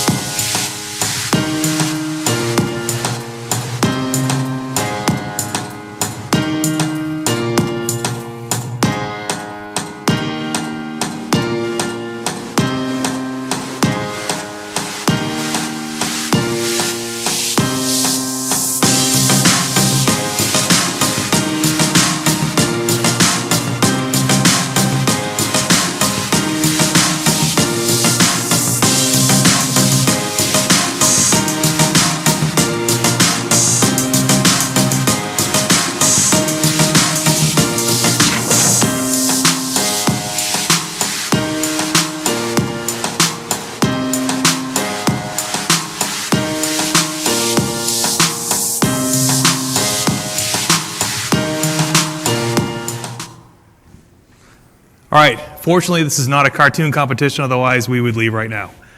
I'm Jeremy Coffey, my partner Drew Tripp. Together we are Change Up. We are dads, we are baseball coaches, we are league administrators. And as dads, as coaches, as league administrators, we have seen over recent years a significant uptick in the number of unnecessary baseball, particularly pitchers, being injured. I say unnecessary because most of these injuries are attributed to overuse. And overuse is shorthand for kids are pitching too damn much and too damn often. And changeup is intended to be a technology solution that not only makes it easy for coaches to solve this problem, but attractive. Now, unfortunately, we're not the only ones seeing this trend. If you've heard of a baseball injury or a baseball issue, it's probably Tommy John surgery. Tommy John was a baseball player, played for the Dodgers. Midway through his professional career, ruptured his ulnar collateral ligament, a common baseball injury as you throw too much. And a groundbreaking surgery was invented to repair him and let him continue his professional career. And from then on, Tommy John surgery was kind of the province for journeyman pitchers who needed to get a couple more years out of their career, and that's how it went. Unfortunately, we're seeing the Tommy John surgery becoming more and more the province of teenage kids. Kids as young as 12-year-olds are showing up at orthopedist offices needing Tommy John surgery, maybe to get back in the game, maybe just to have some quality of life because they've damaged their arms from overuse. What's going on today? Why is it different today than it was 20 years ago? Well, the baseball industry has changed for youth players. It used to be that baseball players would play in the spring, and then come summertime, they'd go paddle a canoe, go swing on a rope, go do what kids do. The fall would come, they'd play football, they'd play soccer. Winter, they'd play hockey, basketball, whatever. The key was they weren't throwing. They weren't pitching. Nowadays, with the rise in travel baseball, just about any kid who wants to play year-round can find some coach who will take a check, put them on a team, and schedule games for the kid to play. And unfortunately, that's the major problem. Kids they're never getting that rest, they're never getting that recovery period, never healing those little micro tears, micro fractures that occur when you pitch a baseball. Because pitching a baseball is one of the most violent, unnatural things you can do. And so kids are getting hurt because of it. Now, people smarter than us came up with the idea that if pitching too much is bad, kids should pitch less. And so they came up with the idea of let's limit the number of pitches a kid throws per game. Let's limit the number of times a kid can pitch per week. Mandate some days of rest so they can heal up. So that should solve the problem. You know, we've got the key, we've got the solution. That should be the end of it. 3 key impediments: players, coaches, and parents. Starting with the players. Kids are indestructible. I'll say it again. Kids are indestructible until that moment they're not. Until that moment you're in the doctor's office and you get that news that surgery is required, significant time away from the game, what have you. The kid has thrown too much and has damaged himself. And this is because, kids being kids, they disagree with the statement that pitching too much leads to injuries. 61% said they would play despite arm injury. Despite arm pain.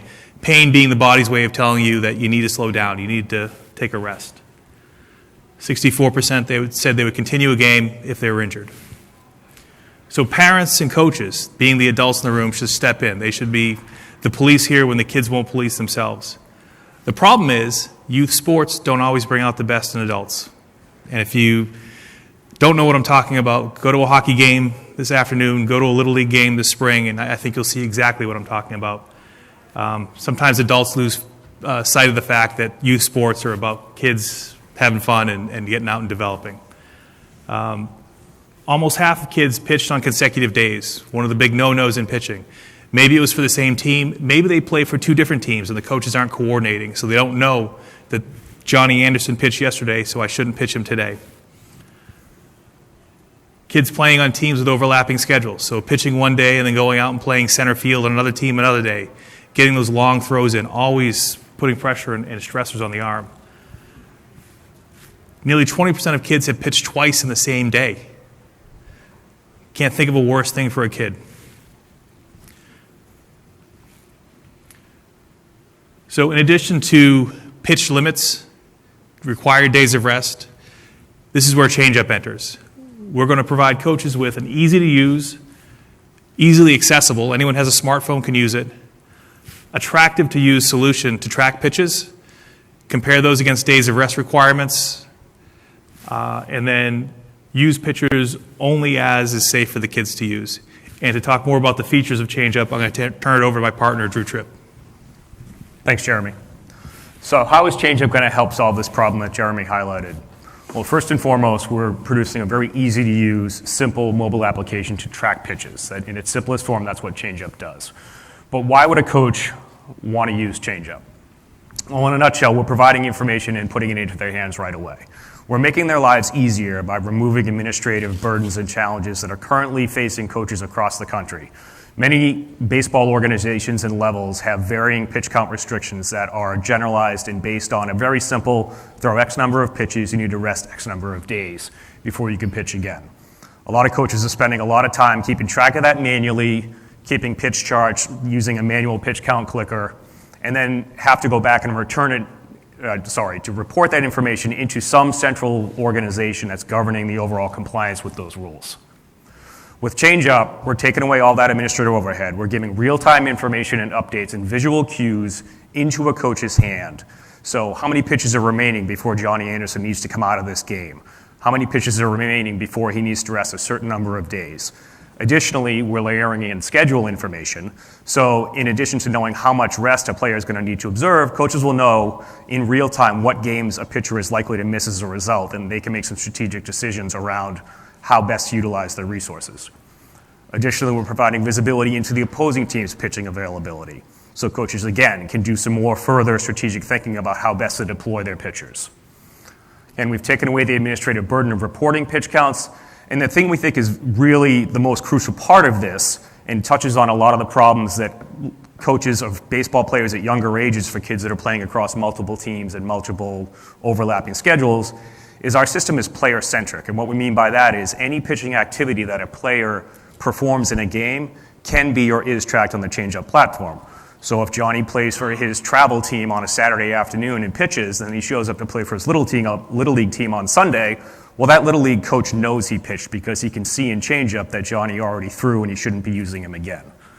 So we're breaking down the silos of information that exist today across baseball organizations that are leading to a lot of the challenges that we're seeing with kids being overthrown. While that's all great, it's pitch count tracking. It's not super complicated, but where we think the real power of changeup comes into play is the analytics portion of our solution. So what we mean by that is changeup has a subjective, and I stress subjective analytics engine baked into it. At fixed intervals, every 20 pitches, a coach is going to do a very quick evaluation of how that pitcher is performing on the mound across a set number of factors on a scale of 1 to 5 based on what that coach knows about that player. So is Johnny throwing with his top velocity right now? Okay, well then let's rank him as a 5. How's his control? How is his stamina? Is he getting tired? Is he keeping batters off balance? All of these factors are evaluated, as I said earlier, on a fixed schedule, so every 20 pitches, and then they're stored away in the changeup platform and are built up over time into a predictive analytics trends and tendencies model for that particular player. So what that is useful for is a number of things. First and foremost, coaches start to identify how best to utilize that individual pitcher. While pitch counts are great, and we think it's a great step in keeping arms safe, they are standardized. They're set across individual age levels or abilities. With changeup, it's a custom-tailored pitch count factor to use and how best to deploy pitches. You'll know if a kid gets tired after 40 pitches or 50 pitches and how to use them accordingly. Additionally, we're building up historical player profiles, so every bit of pitching information that a player does is stored on changeup and is available, is accessible to be used as a recruiting profile for the next level should they want to go on and play. Changeup has a management dashboard baked into it, so governance and tracking of pitch count restrictions and rules can be observed and followed by whoever is running organizations, along with access to the real-time information.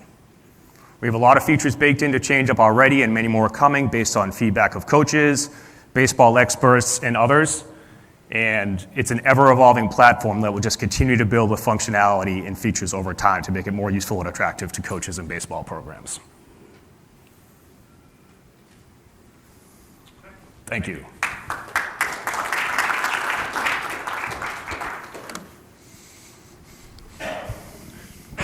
Who is your customer? Who do you try to directly sell to? And I guess the reason I ask is it more teams, leagues, or are you looking to do this at like a state level and make it required? We're going to go as high on the food chain as we can because the power of the platform increases the more teams you have on it.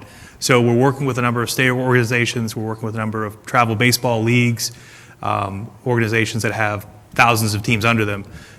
That's ideally where we want to be. But in the meantime, we're signing up individual teams, we're signing up individual leagues, just to get the product out there. People can see the power of it and like it. How do you see this product? Seems mainly right now tailored more towards the coaches, the leagues. How do you see it potentially evolving so that the players have more information, whether it's about their own health or their pitching skills and things like that? Sure, there's a couple of different ways. We are a startup company. We're launching in 2 weeks. We are initially rolling out just to coaches, but we do have on our roadmap functionality for parents and players alike. So players can log in, track their pitching work, see how often they're pitching, get at their analytics and their data and their assessments from coaches, be able to share that information with prospective college coaches or scouts or other programs that they want to go and play for.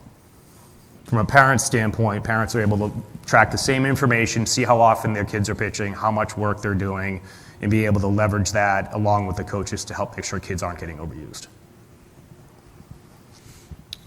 And just from a simple usage standpoint, so just like someone sitting probably in the dugout or in the bleachers tracking this stuff manually like you indicate now, is just you imagine them sitting there with their phone or tablet and tracking it and recording it in the same way? Yep. Yeah, we've set it up in a couple of different ways. So if there's a baseball organization that wants to use a centralized pitch tracker, they can do independent, pitch tracker, they can do so.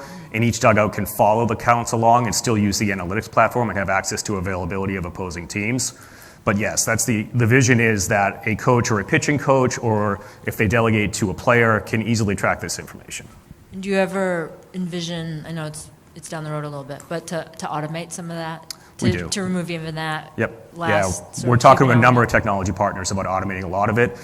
First and foremost, and it was on our roadmap slide as a feature that we're already designing right now, is the ability to track pitch type, location, and velocity, with the velocity being fitted automatically via Bluetooth from a radar gun. Okay, going off the cuff, that was my question. I will go back to my finance roots and ask for a little more background on the business model and the revenue model. You had indicated that other players and coaches and teams, you could look at other teams.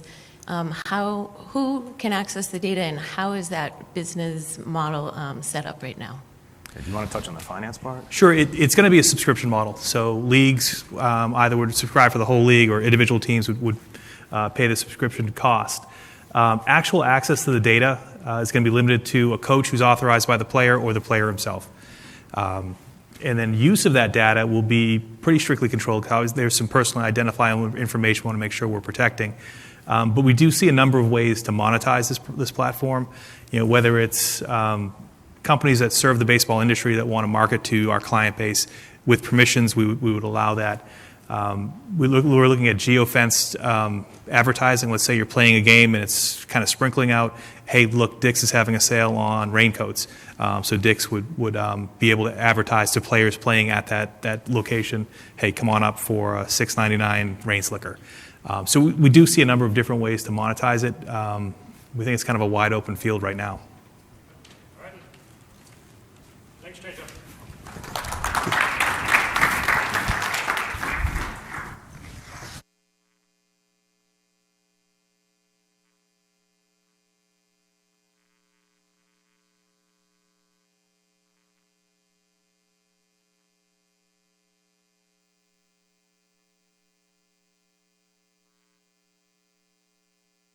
Startups here, along with ChangeUp, our next startup, Headstrong. Danish design meets a high-impact problem head-on. Sport Tech presents Headstrong, a patented gel-packed headband for elevated protection. And from Headstrong to present is Steam Hamburger.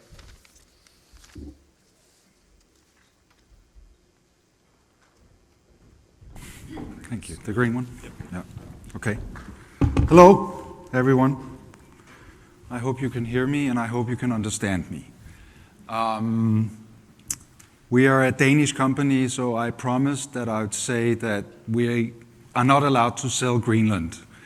Instead, I'd like to introduce you to a project and a product that will be part of a football revolution that has already started and is probably further away than most of you would realize.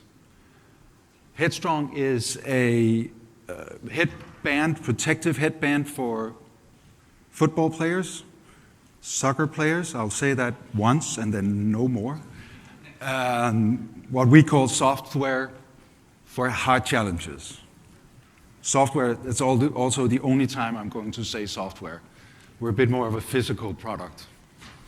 So why is this revolution coming? It's coming because there's more and more attention drawn to the fact that head injuries in soccer is real, football, sorry, is real and an ever-growing problem. This is where the game is heading, and we see that more and more. Obviously, we realize and understand that when you see games today, it is still not widely used, but I think that the picture on the bottom is one of the ones that shows that this is coming to a different degree than most of us maybe realized, even sooner than we thought. So whole teams, especially in the US, are starting to use headbands. We see regulations already in the US. You might know that kids are not allowed to head. This has been taken over now by the most traditional federation in the world, in the UK. And rules will be next. This is an example of a lawsuit. You're good at that in the US. Essentially, parents suing federations for having failed to mandate the use of headgear. And what I think is also very interesting, there is a rule change on the way from FIFA that you can actually substitute a player with a head injury for 10 minutes to allow for a real investigation of whether that is a concussion. And this is obviously revolutionary. Then you would actually be able to put the player back on the field if it's shown that he does not have a concussion. So running a substitution in football is, unheard of. Most importantly, maybe, headgear works. A recent study out of the University of Wisconsin, a 2-year study with almost 3,000 high school students followed for 2 years, showed that two things, essentially. That players not wearing headgear, 5% of players with no headgear had a concussion within 2 years. Obviously, a football career is not 2 years, so you can imagine what the risk is overall. There are different types of headgear. The best available headgear was used by 523 of these players, and only 2.5% experienced concussions over the same period. In any sport where head injuries has become an issue, head protection has become the norm. So how are we going to utilize this opportunity?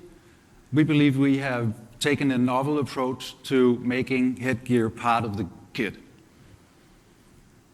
We've taken an approach to balance 3 elements, you might say, 3 keys to success: real protection, performance enhancement, and brand expression that I'd like to explain a little bit more. In terms of real protection, we have developed Impulse, as we call it, essentially a liquid-based cushion as a core of our product. This allows the energy to disperse more efficiently.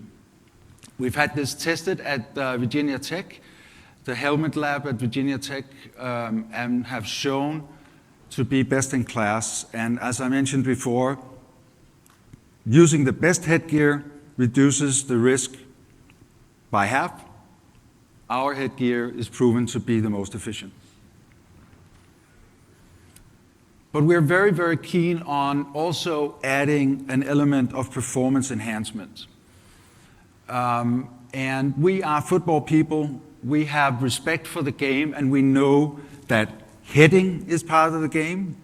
So the protection is at the side of the head, the back of the head, whereas there's only a thin layer of foam in the front of the head.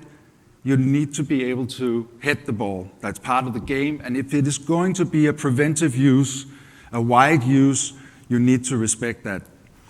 And finally, we have to realize that vanity is part of a barrier to having this be widely used. We have created a brand story which we believe will help players see this as cool kid, especially kids. Our platform is more game because you're set free, because you have less worry, because you're covered, because you have higher confidence. You will be headstrong, and you will be the player you always wanted to be. We are engaging role models, not these two, as I have mentioned down below, not yet. But we are engaging role models. We do believe, obviously, that we need a top-down approach, essentially, while this will probably be generational. And we are obviously seeing kids being the primary target group, essentially. We also believe that we need to have players show the way. Luckily, there are players already using headgear, so we can approach players in every league to help us show the way. And as you will see, we also see a huge opportunity for sponsorship, for merchandising. We need to have kids want it, and we believe parents will be happy to pay for it also. Short mention of line extensions. One thing we are working with and also have a patent application for is to use this vehicle for tracking. There's obviously a lot of tracking right now, also in soccer. In football, they have a vest on, which is just annoyance. That doesn't serve any other purpose than we're thinking if you have a part of the kit which then can also carry these tracking devices, that will obviously be an advantage. And Impulse in itself holds a lot of opportunity to develop products within a lot of other sports, obviously. It could be an insert for a helmet, it could be a better boxing helmet, it could be for rugby, for instance, and you can imagine many other sports. Our product is patented. I'll be happy to tell you more about that. We have unfortunately been a little bit delayed by this virus. We were actually supposed to, when we were invited here, we thought we would also have been launched in Scandinavia. Unfortunately, we were a little bit delayed. Our factory is back on track. So we are launching now on the 1st of May. We're ready to do that. The reason why we are here is because we aim to launch in the US as soon as possible, at the latest by 1st January 2021. We have engaged a very knowledgeable person here that is paving the way, Chris. And we are essentially seeking American partners that will help us with this huge Viking invasion of the US market. You may be aware that the first European to land in America was actually Erik den Røde, Danish Viking. He left again. We are not going to leave. So we hope that there might be some among you that will meet us also at the booth and talk more. Thank you.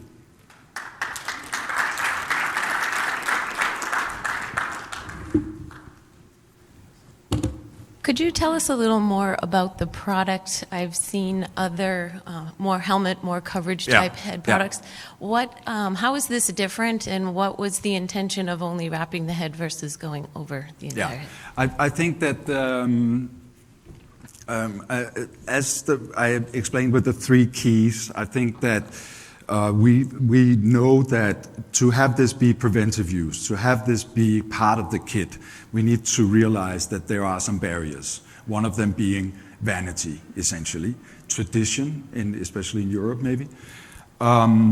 So we have tried to find the very best compromise between real protection, protecting the right areas, the most exposed areas, and at the same time, as I say, leave room for football hair, because it is obviously a balance. You could protect more, and we can obviously also see ourselves developing products that offers more protection, and even also products that offer less protection, and counters the vanity issue even less. So that's the reason why the design is as it is. And then you had mentioned aligning in the U.S. market. Have you engaged in any discussions either with the MLS or the USL programs at all? No, I mean, as I mentioned, we have engaged with Chris Holmesy, who's here. He's out of Nike and other sports ventures, and he is very analytical, very engaged, and has already done a lot to put us a little bit on the radar of quite a lot of. He's out of Portland, but right now we are also engaging very much with the people at Virginia Tech, the people at the University of Wisconsin, to understand all of these things. We need more product, to be honest, in order for us to go out and have them tested and have them. But I do believe that my sense is that we will be able to do a lot more essentially under the radar to really prepare a real larger launch, because clubs, schools, even BU here, I have some contacts there, are actually very interested to test it out. So yeah. So can you go into a little bit more detail about your actual sort of go-to-market and then marketing strategy? Yeah, in terms of marketing strategy, obviously there are different areas. I mean, one of them being our brand profile, which is extremely important. The other being, when I say we launch in Scandinavia, it's obviously because we have a lot of influencers, a lot of contacts, a lot of players that we know, their clubs, trainers, etc. We obviously believe that we are a novel story to a large extent, so we believe a lot in PR. We are setting up a very extensive PR strategy. And social media, I have hired a person that I believe is very good at that, 8 hours a day, social media, push. And then, of course, online advertising towards our own store and towards a Amazon brand store. So that's the essentials. We are not going to go into broad TV media. I mean, there's just not enough efficiency in that, in our opinion. Two quick ones for you. Can you describe? You mentioned earlier companies already out there doing this. Who are you going up against? Are they the big manufacturers that also manufacture the kits, also make a headgear portion, or is it other small companies like yours? Who are you kind of going to be fighting when you come into this market? Yeah. I think there are almost two answers to that question. One being that right now there are products out there. Some are good, some are not so good. We've tested up against them. I believe that a lot of their profile, both in the way that they have constructed their product as of yet, and also their profile, is more towards a medical after-the-fact product. If you've had a concussion, you put something on for a period of time. So I think we'll challenge them in terms of our approach to preventive use. But they are the competition, and I would say we are seeing a market which will rise rapidly, so we're not so concerned about competition. The other thing I'll say is we are on the radar of big manufacturers. We want to make sure that we can be a partner once they realize that this is such an important part of the kit that they need to get into this market. So instead of competing with us, they should partner with us. That's our aim. Got it. Okay, that's good. Thank you. Can you, you mentioned that the design was a little bit of a compromise. So can you tell us a little bit more, are you covering the areas where we see the people, the ball hitting people's head and they're getting more concussions, and a little bit more about the Very safety relevant. of the product. Very good point. There's been a little bit of in the beginning, when this was talked about in the beginning, maybe because of American football, there's been a lot of talk about hitting. Hitting is not the issue. It's not the main issue. 70% of injuries come from hits and falls to the side of the head, the back of the head. So this is why we are oriented against this, towards this. We will have a kids model which has the same impulse protection all the way around, because they're not hitting and they're not allowed to hit the ball, so they might as well be protected all the way around. So the compromise, you might say, is that we are focused on the areas of the head that are most exposed and that are most at risk, you might say. The temple area, side of the head, the back of the head. So, so that's the way we've approached it. Thank you, Steve. Thank you.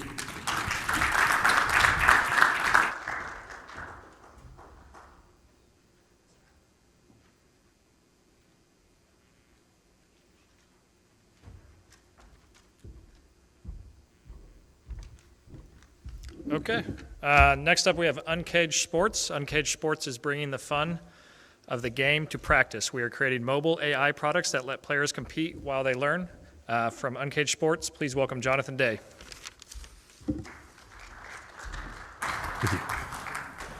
Thank you, and thank you for being here. My name is Jonathan Day, and we are Uncaged Sports. All right, so people know that in order to get better, they have to practice. And even Vince Lombardi was probably one of the first people who said this, but everybody kind of says it now, that if you're going to practice, practice well in order to get better. And John Wooden, a player who practices well, plays well. In order to get better for your actual game, you need to practice as well as you possibly can. But if you go all the way back to Lord Kelvin, basically if you want to get better at something, you need to be able to measure it. You need to be able to say, okay, what am I doing right? What am I doing wrong? So everybody understands that practice is important to getting better at sports, in particular individual practices. So why are coaches still having issues getting their players to do their individual practice outside of games?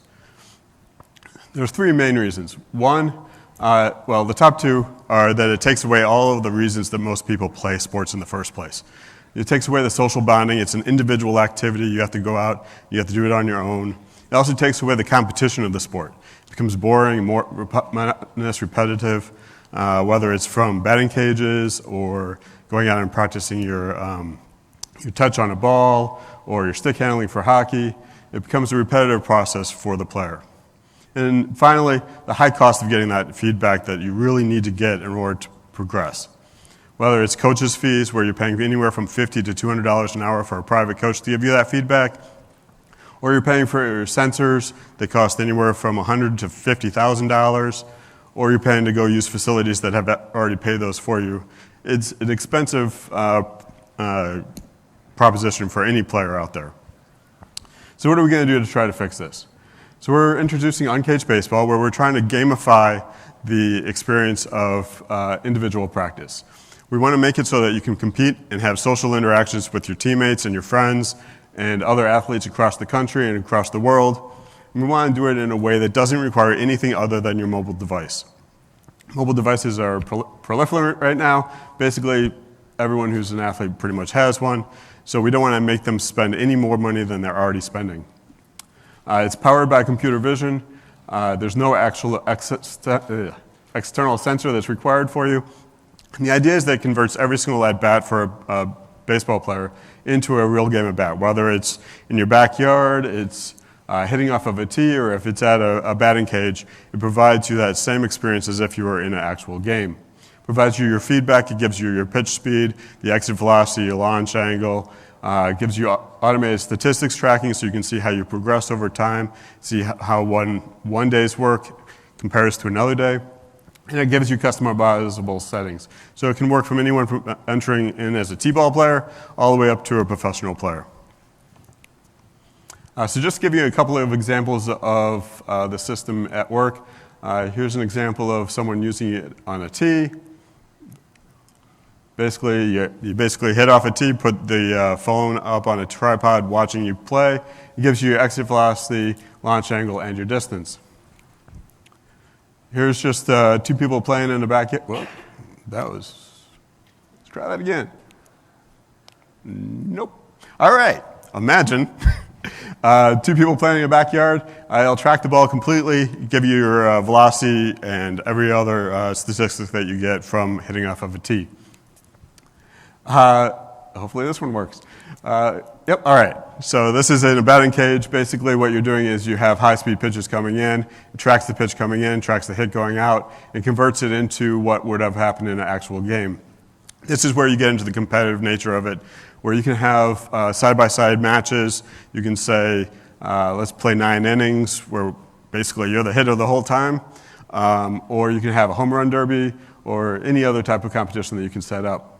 You can see it gives you pitch speed, exit velocity, and distance, projects it into a field, and then anticipates what the defense would have done in a real game. It gives you your personalized stats, so it lets you track over time how you're progressing, whether you're increasing your exit velocity, improving your slugging percentage, et cetera. It keeps track of all of your tracks through all of your uses of the system. And then as I was saying, you can compete against your peers. There's different modes that you can play, number of hits for a given number of pitches. You can be as creative as you want with the system. So how are we going to make money on this? So basically, the number of players who play in youth baseball is about 7 million people in the United States. Of those, about 2.5 play pretty regularly, at least once a week. And of those, about 1.3 million are currently paying for some form of personal training. It's a pretty large market. Given the revenue model that I'm going to show you on the next slide, it comes out to about 22 million for our serviceable adjustable market, or obtainable market. So how are we going to get revenue? Number one thing is the app itself would be free to use, just like most every other app in the world right now. But it would be somewhat limited in terms of how many at-bats you can have per week or per month, and then you can have a subscription fee on top of that that lets you have unlimited use, or you can join tournaments or leagues and competitions within the system itself. We're also going to be rolling out a Coach AI capability shortly after. What it does is it tracks the pose estimation, gives you an understanding of your swing analysis, and gives you an individualized analysis of your swing and how it's progressing over time, and how you can improve your swing, whether you need to raise your hands or work on your hip motion or whatever else it may want. And then finally, there's going to be a coach's kit. Basically, any team can go out and purchase the subscription, covers their entire team. They can track how their players are doing, how their people are using their system, and provide the correct feedback to the players as well. So this is the example of the human pose estimation work where we're doing swing analysis. It gives you an individualized training. We originally had thought maybe we should map it to the 30 best swings that are ever in the history of the world. What we quickly found out is that that's not how baseball works. Everybody has their own swing and their own way of doing things. So being able to individualize it for the batter that you care about, building that model over time. And since we can predict what would have happened in a game, we can figure out which ones are more accurately going to give them improvements in actual gameplay. We also give a coach's view that will allow the coaches to see this and then give them feedback as well based on their own personal observations. And then additional roadmap, looking at additional sports. We currently have a very early version of soccer and hockey apps where basically you can work on your ball handling or your stick handling, put the camera in front of you, and you actually end up playing a video game while you're doing so. So it tracks the ball completely, and as you move your ball, the ball on the screen moves, and you can play a video game while practicing your skills, which for younger athletes is definitely a way to get them to get more touches on the ball. Quick demo. So, and we also have this up and running at the booth if anybody wants to give it a try. All right, and any questions?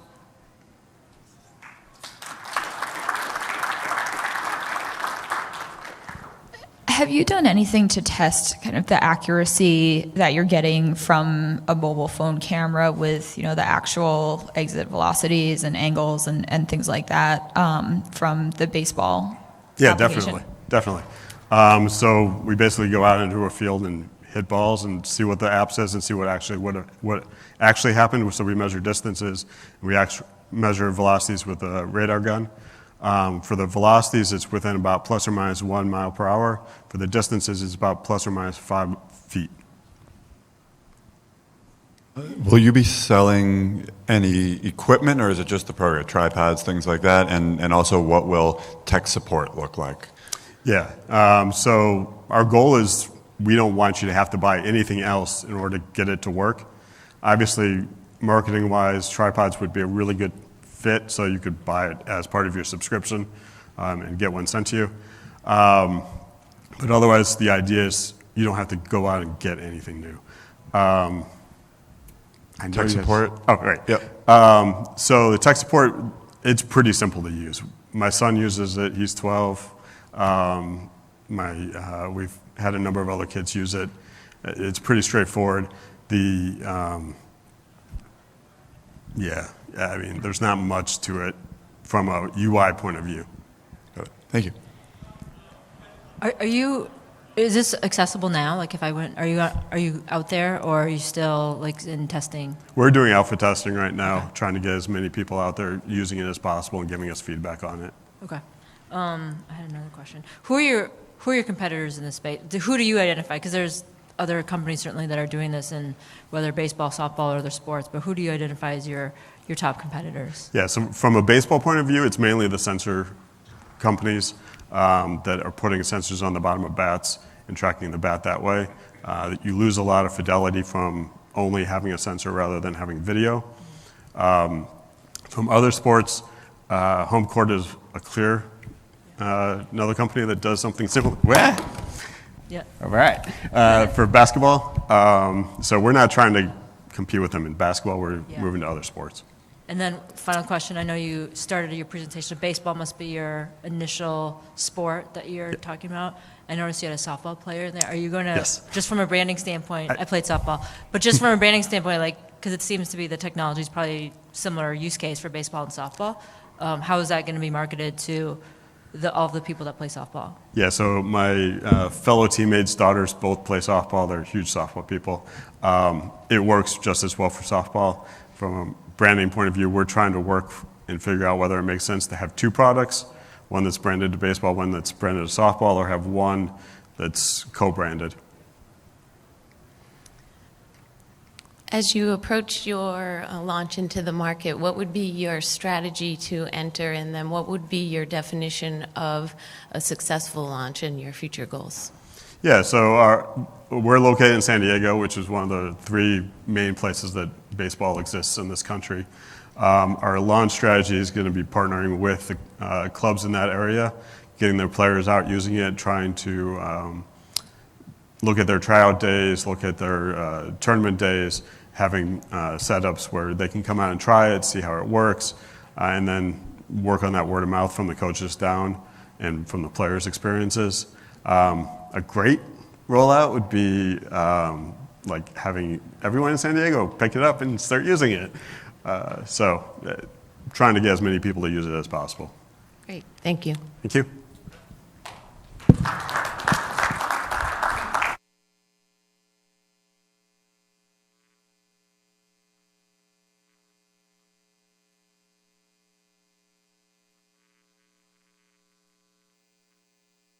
Pivot Analysis. Pivot Analysis, a basketball technology and data company, provides advanced analytics and statistics for customers across the globe. From Pivot, please welcome Morgan Flom.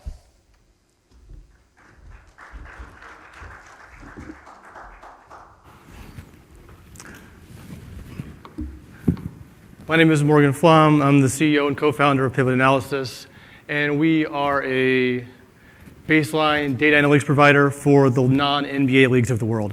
So NBA teams have a lot of resources for their data, but most other teams at every other level of play, assuming that the data is available, don't have the ability to leverage this stuff. So we're focusing on NCAA and then other international leagues where there's a core data set available, so play-by-play and box score being our primary sources.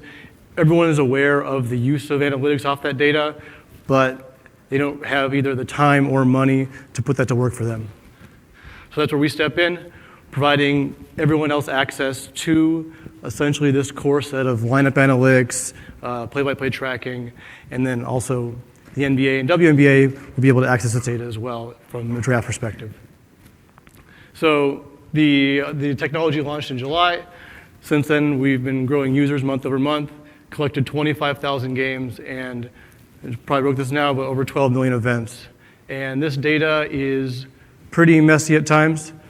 So in college, there's a consistent issue of scorekeepers adding subs at the end of games, or some events are mistagged or misordered. Understandable, it's a lot of human data, 700 teams, there's a lot happening.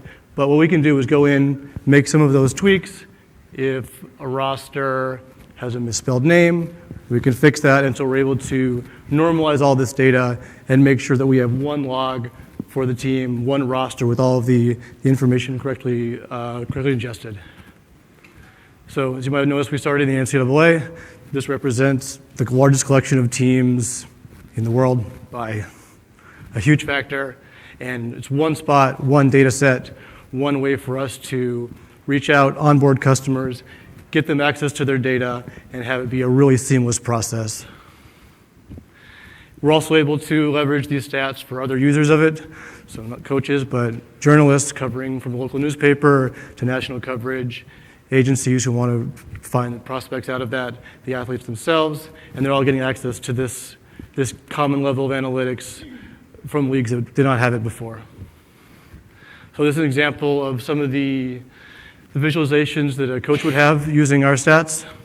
So able to analyze games, able to go into player combinations, really any permutation of on-court production with players on-off, situational data.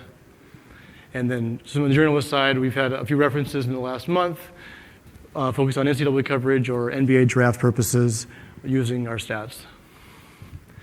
Also, as I mentioned before, the NBA and WNBA want access to this rich data set, and so we're able to help them find some of these anomalies, find the players that may perform well in an on-court perspective, but the box score stats don't pop.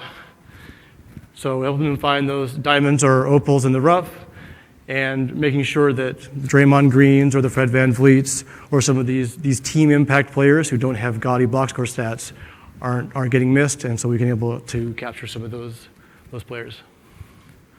We're also able to use this data set to provide better predictive analytics, so whether it's daily fantasy or betting purposes.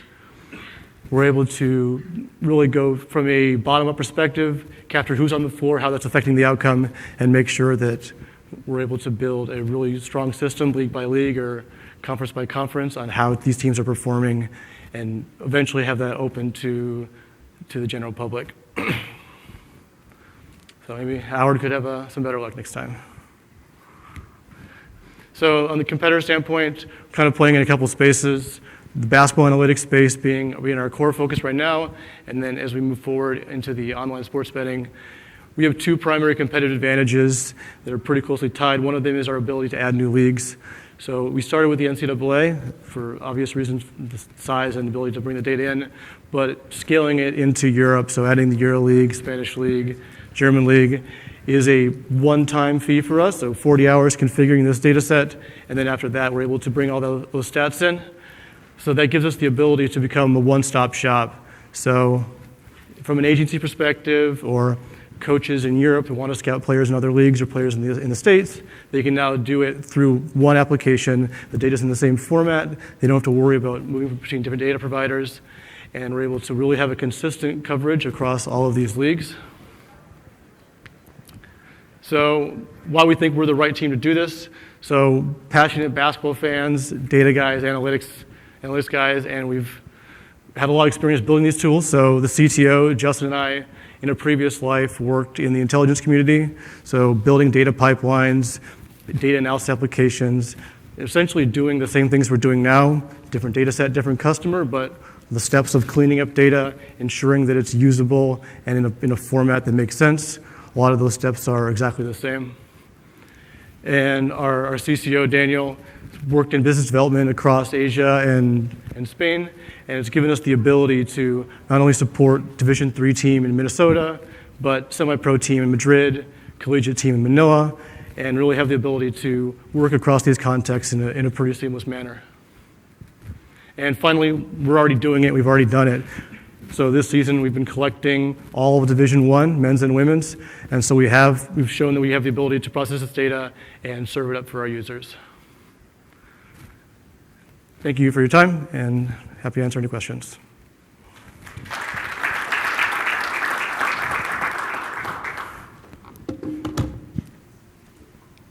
Could we circle back to your last comment that you've already collected a sizable amount of data in the marketplace? What is the next step for Pivot to move forward now that you have the data? So the immediate step is getting further in the NCAA.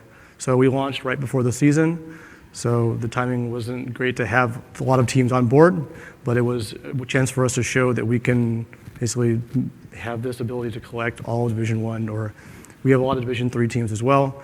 So being able to get deeper penetration in the NCAA side is the obvious immediate next step for us, but then scaling horizontally across different leagues, because then we can replicate the same strategy and the coaches there have the same needs.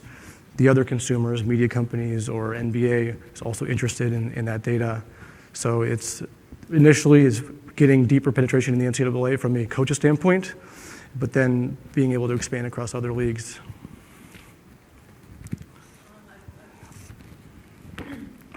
Questions, just so I understand correctly, the analytics you're providing is purely based on lineup data, so like lineup combinations. Right. That's the so play-by-play, service. we pull it down and then we add in who's on the floor at every point in time for both teams. And then from a game perspective, it's useful to go through chronologically, but then the season-long data is where it gets really valuable. Yeah. Because then you get, obviously, all those aggregations, and you can say, okay, all possessions with a starting point guard and the backup shooting guard, Yeah. how do we perform, right? So how does that source of data compare with, you went through that competitor slide rather quickly, but how does that compare to what college teams are already getting from a product like Synergy, which has like really good adoption So across college? Synergy tends to focus in on the play types.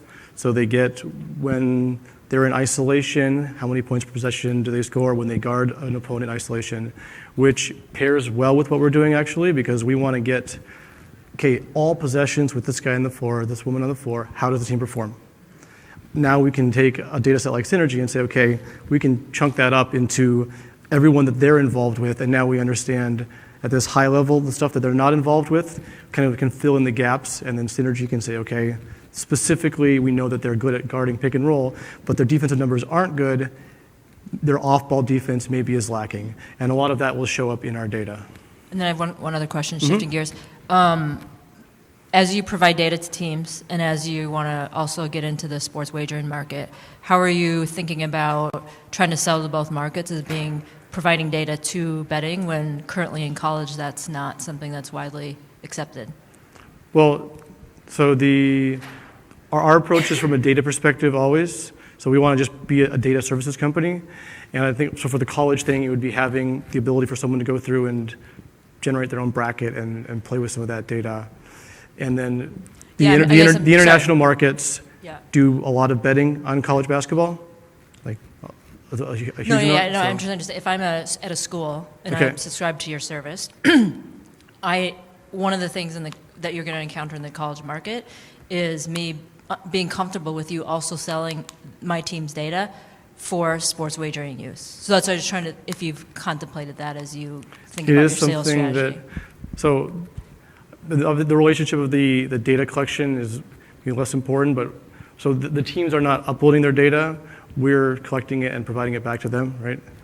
But this is a potential factor. I think that is something that entering the betting space is not what we've done at this point.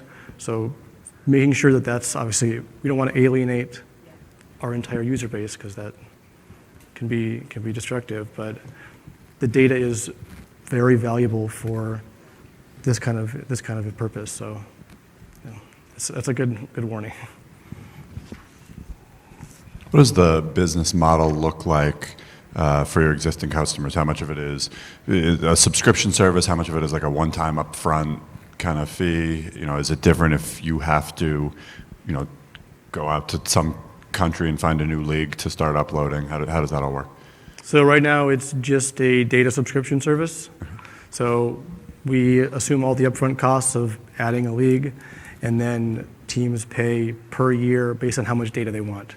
So from like just them to them plus conference, all opponents, all NCAA. So trying to keep it pretty clean on that front, so we don't have to get in. We want to be pretty low touch, so we don't want to get into one-time fees for all kinds of configurations. So what how real time will it be after the fact? If there are between Division I and Division III on a Saturday in February, if there are 700 games, how big is the staff that has to input those and clean them, and will that be ready Sunday morning for these teams? So it's 24-hour turnaround, and the staff is Daniel and I the next day going through the 10 to 15% of games that had problems and fixing them. So we're able to handle the volume actually pretty well. That was part of this test run of the first season was, can we handle the 704 teams every day? And the answer was yes. Thank you. So you briefly showed some usage stats on one of your slides. Could you talk a little bit more about your strategy to not just grow your user base, but also grow the amount of time that they're spending with the product? So a lot of that is, now that the seasons are getting close to the end, engaging with those coaches and making sure that if there was issues that they had or certain things that we can add in, that we were adding those back in. Because obviously we want to, part of it is we want more usage, but if they're spending a lot of time doing something that is something we could automate, then that's maybe less usage, but something that is a lot more value for them. So the usage numbers are, I think that it's one barometer, but we really want to make sure that if they're spending 30 minutes going through like some on-off combination that we can just send them in a report, then that's something where we can maybe reduce their time, but the value add is a lot more significant. Because what we want to do is have it to be a combination of, the tool is great for asking questions, but if there's the same question they have every week, then we can answer that question without them having to go through and do some of that work. So the usage time is part of what we want to gauge, but we want to make sure that we're answering their needs specifically, as well as making sure they have the tools to ask the questions.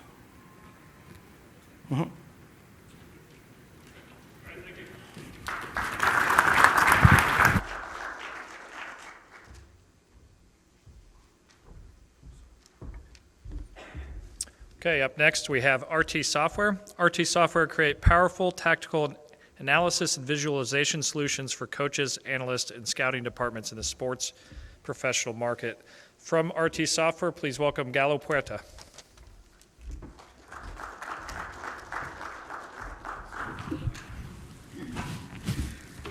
Thank you. My name is Galo Puerta. I'm representing RT Software. We are a company based in London, founded in 2004 by former members of the BBC.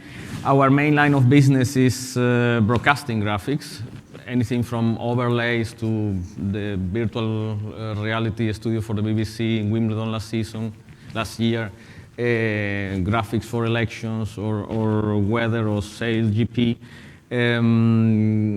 We do also augmented reality studio for Champions League, for BT Sport in the UK, where the city comes up of the map when they are going to talk about each match.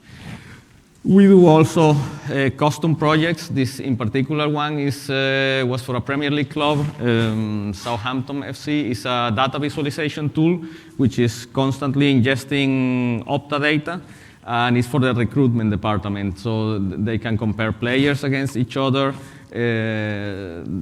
From there, they create a monitor list, short list, and at the time of selling a player and buying another player, they can compare whether it's an interesting business or not.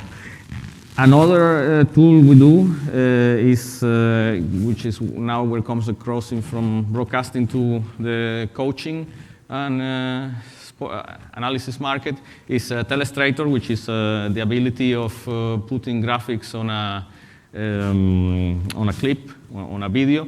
And we were actually the first company to provide one of these tools, which is this one from many years ago. You can see how in the picture and the graphics how old they look at the time. So we were the first company to provide a Telestrator to a football club, was Arsenal in the Premier League at the time.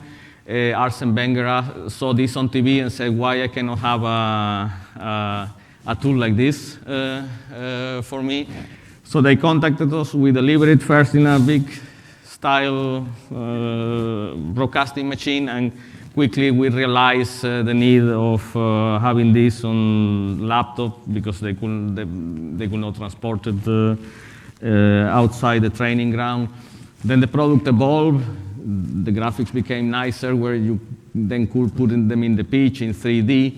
This was the interface at the time that today doesn't look that modern, but at the time was very good. That's another feature the product had, is the ingest of data, Opta data in this case, so to see where the attacks come from. You can see heat maps, shot maps, passes, all this kind of data visualized. That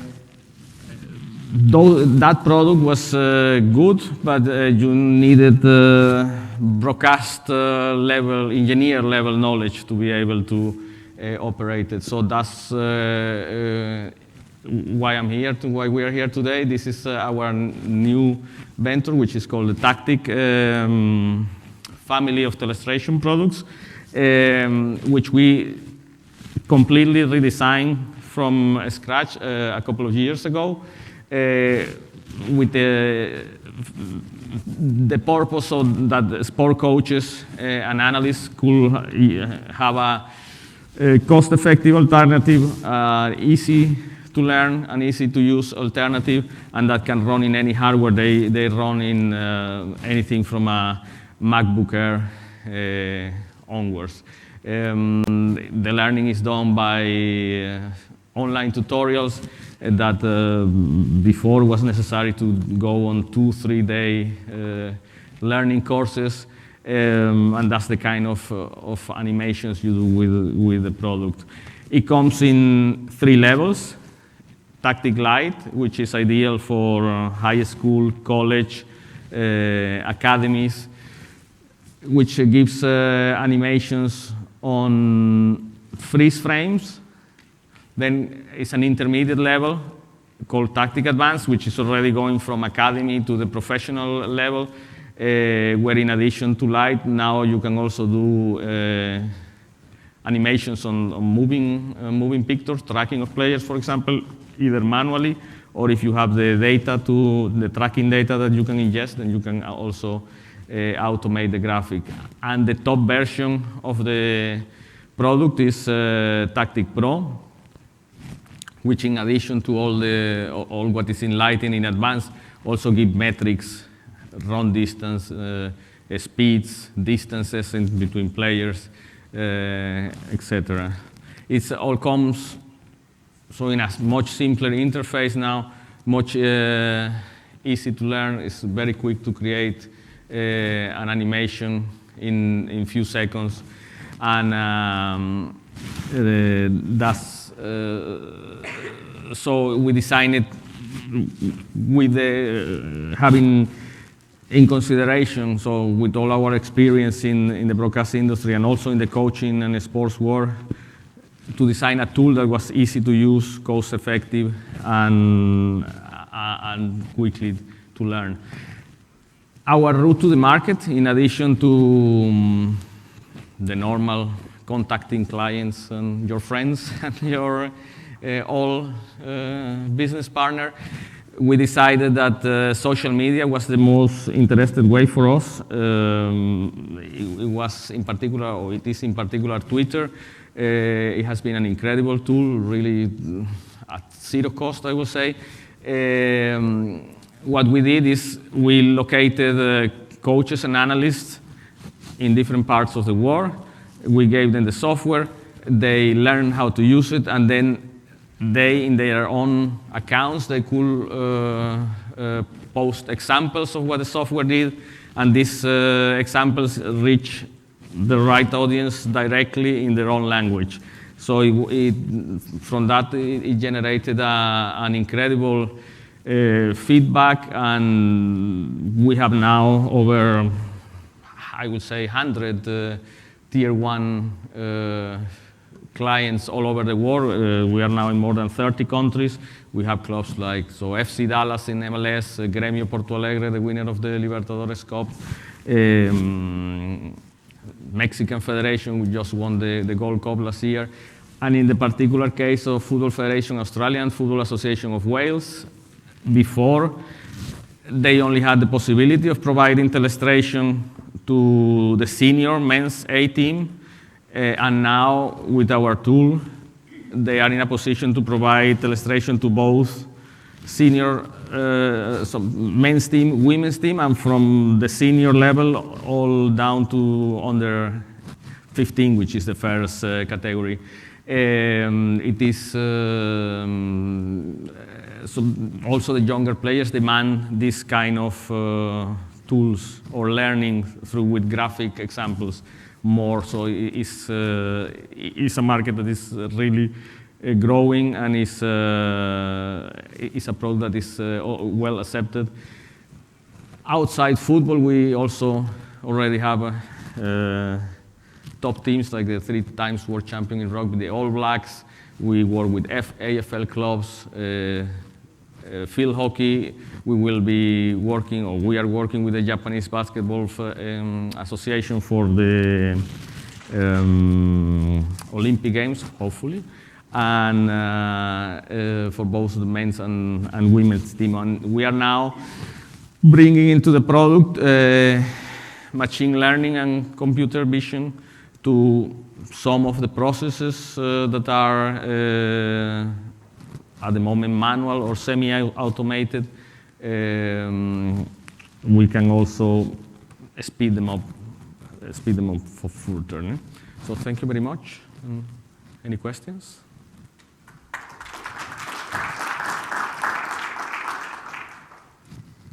Can you talk a little bit more about the Lite product? It seems like you guys have a lot of top tier clients here, but I'm just curious about some of the use cases for high school, youth sports, college that you mentioned.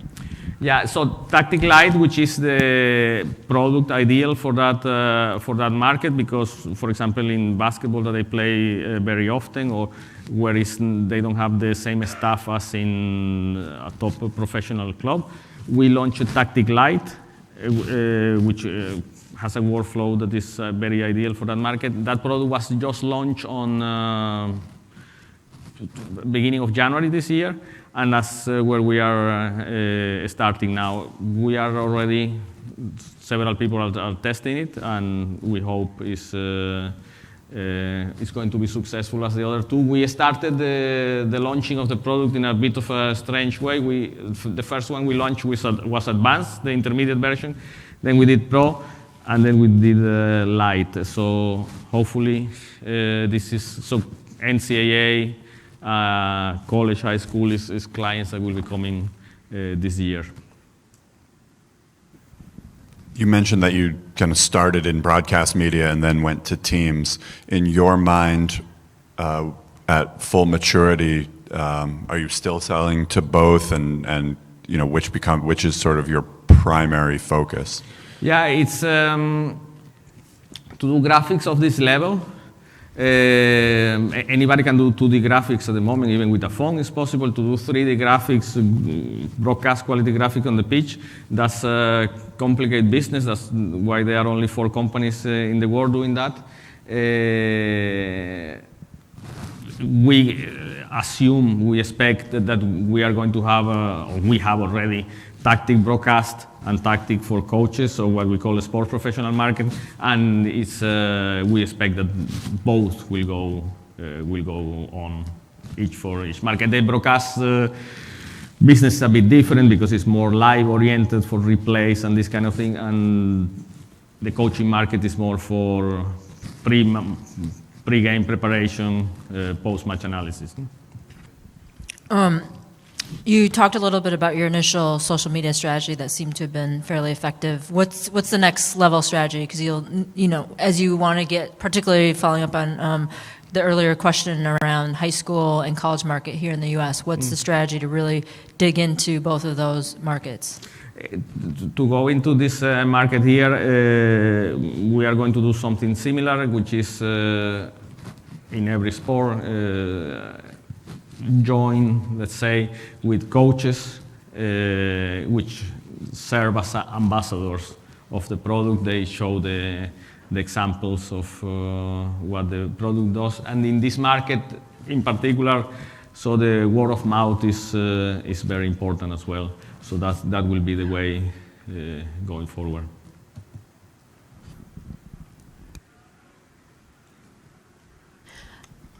The start in the broadcast market appeared to be more real-time analytics of the game movement. Is the telestration model all AI, or is it true video with the product overlaid, so it's still a real game and a real analytic of a live match? It could be done, so it has the possibility to be done fully manual. So you get the video without any data, any tracking data, and you literally keyframe and put the circles and put the arrows if you don't have the tracking data. If you have the tracking data, it can be ingested, similar to the Optadata example, and what that will give you is automated graphics. No? So you click the graphics and the follow will be automatic. That is now with computer vision and machine learning becoming sort of irrelevant unless you need 100% precise data. But also machine learning is not 100% effective, so it's like 80% of the cases. So you have all the options from completely manual to fully automated. In the automated, is there a turnaround time or a learning time for the coaches or the team to have the analytical output? No, it's once the ingest of the data is done. Depend on the data provider, because normally what you tend to find, especially in optical tracking, is that the live data has a lot of noise, and then they release something a few hours later, and then they release something 24 hours later that is without noise. So if you do it live, it's going to be noisy. Could be used, but is used by many clubs, but you get sometimes some strange players running at 60 miles an hour. How many of your current clubs? You said you had roughly over 100 top clubs using it across the world. How long have they been using it? How many seasons? So Tactic for 2 seasons, which is now becoming to the 3rd season. Some of them were clients of the previous product, but in Tactic, from the beginning to around 2 years. All right, thank you.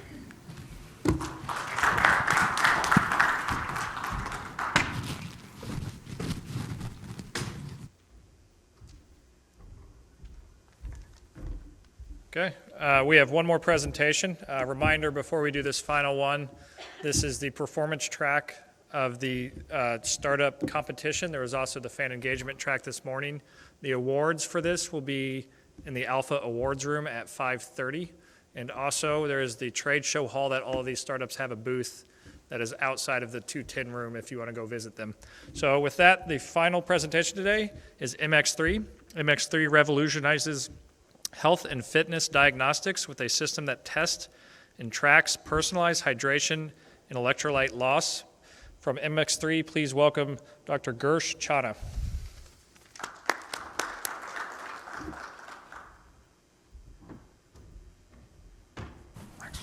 Does that advance the slides? That goes forward, that's backward. Generate some fresh saliva, place some on the tip of your tongue, and I'll tap this sensor a few times to take a to show you your hydration status.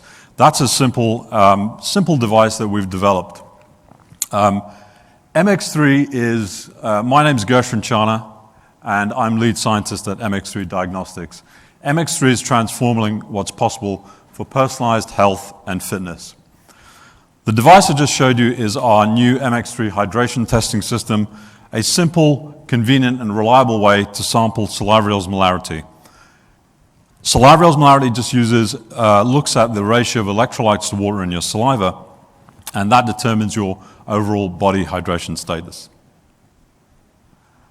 Now, MX3 brings together a team which has experience and expertise which spans biomedical engineering and biomedical science. This includes microelectronics, microfluidics, machine learning, signal processing, really to build these platforms for point-of-care diagnostics to measure molecules associated with health and performance, as well as general health and well-being. Now, we all know that dehydration is a problem, but as little as 1% to 2% body mass loss can actually lead to significant cognitive and muscular performance impairments, and this can impact on a number of different communities. This include workers who are exposed to heat, as well as athletes who are looking to be in their optimal hydration state for performing, and soldiers and military personnel as well. These effects can actually increase 4 times the likelihood of developing heat-related issues, and that can lead to a 30% loss in productivity, as well as a 50% increase in diseases associated with dehydration, such as kidney disease. Now, when we first started off developing the MX3 hydration testing system, we had a vision in mind to make something which was non-invasive, rapid, accurate, and convenient for our customers to use. So one of the main challenges we had, if you wanted to do a salivary osmolarity in the past, you would have to send your saliva sample to the lab. They would run it in a $10,000 piece of equipment called an osmometer, and they would give you a result. So that's not convenient in terms of teams and players and athletes being able to use that on a daily basis. So what we did was we benchmarked our device against the lab-grade osmometer, and we achieved a very good correlation between our device and this lab-grade osmometer of the order of 0.95. This has been independently replicated by an external laboratory, and more recently by the US Air Force, who have also conducted this external validation as well. The way our system works in terms of physiological validation is we actually relate our shift in salivary osmolarity to nude body mass loss, and we know that we have a significant correlation between our shift in salivary osmolarity and nude body mass loss, and that enables us to actually track fluid loss according to your salivary osmolarity. We're targeting 3 main key customer groups. That includes sports and fitness, it includes military and emergency services, as well as industrial worker safety as well. And really, this is the first viable saliva-based solution for salivary osmolarity. Really the world's first electrochemically based platform for actually analyzing salivary osmolarity. So we're building this platform. The device can be used in a standalone fashion. You can actually get a hydration status reading from the device itself, but you can use it, it's best to be used in conjunction with our app so that you can actually track the data over periods of weeks and months. This actually gives coaches and athletes a way to actually track their hydration, make sure they assess and prepare themselves and they're optimally hydrated before each training session, before each game. It gives the coach the ability to actually highlight players who might be more susceptible to chronic dehydration and actually do some kind of nutritional intervention with them to make sure that they're getting enough fluid replacement and making sure that they're in an optimally hydrated state before they take the field. We also understand that everyone's saliva is different and there's variabilities in people's salivary osmolarity. So we actually have a way that you can personalize the system by actually baselining the player or baselining the individual and looking at their salivary osmolarity range when they're fully hydrated. That range can then be used for the athlete to actually track when they're in and out of their optimal hydration zone to be able to understand whether or not they're optimally hydrated or not. Our 3 customer bases make up about $750 million. There's obviously additional customer bases in addition to these three, which is military, sports and fitness, and worker safety. There's the whole medical market. We haven't begun to foray into that, but we will in the future, and we'll be going down the path of potentially seeking FDA approval. But for the time being, these are the three main markets that we are actually currently selling product into: military, sports and fitness, and healthcare.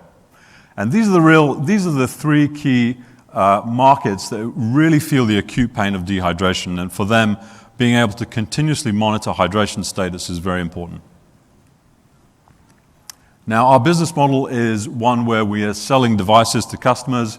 It's a recurring business model, so that the sensors will need to be purchased after the device itself, the MX3 Lab, has been purchased. And then in order to actually continuing monitoring your hydration status, you need to then buy these sensor strips. At the moment, we're not monetizing any of the data access in terms of the app and the portal, because we have a solid platform for this, but we're still undergoing development. We're still undergoing database integration, pulling APIs and data from other fitness tracking services such as Garmin and things like that. So once that final product is finished, then we'll be monetizing through that. But for the time being, we're not. So just in terms of customers, we've actually have over 3,000 active users. We've been selling devices into the US Air Force, into the Army, other military, and also LA Fire Department as well. In terms of sports and fitness, we've sold devices to Major League Baseball, teams in Australia involved in the Rugby League, International Rugby Union teams. We have a partnership with Ironman Oceania, and we attend their events, and obviously for the endurance community, tracking hydration is a very big and important thing for them in order to do as well. And then finally, we've had a lot of success in the mining and construction sites, and this is largely based in Australia, where there's obviously an imperative need for workers to monitor their hydration status to ensure that when they're doing these work under these very hot, humid conditions, that they're actually maintaining their safety and they're being optimally hydrated. Our future roadmap, this is really our first sensor that we've developed. We also now have a sweat sodium sensor. So this sensor will tell you how much fluid you're losing according to tracking your fluid loss. Our sweat sodium concentration, sweat sodium sensor, which is benchmarked against an electrolyte analyzer and has a very tight correlation, will tell you what you need to be replacing. So it's really the what and the how much that we're telling you with our system. And we find that information would be very valuable to our customers. Moving on down the line, we will have sensors for electrolytes that are already being prototyped, as well as sensors for key things like lactate, CRP, cortisol. These are all important markers for performance, but also beyond performance, general health and well-being that we feel are going to be targeting our key customer bases, but also general consumer bases as well. Okay, thanks for the time.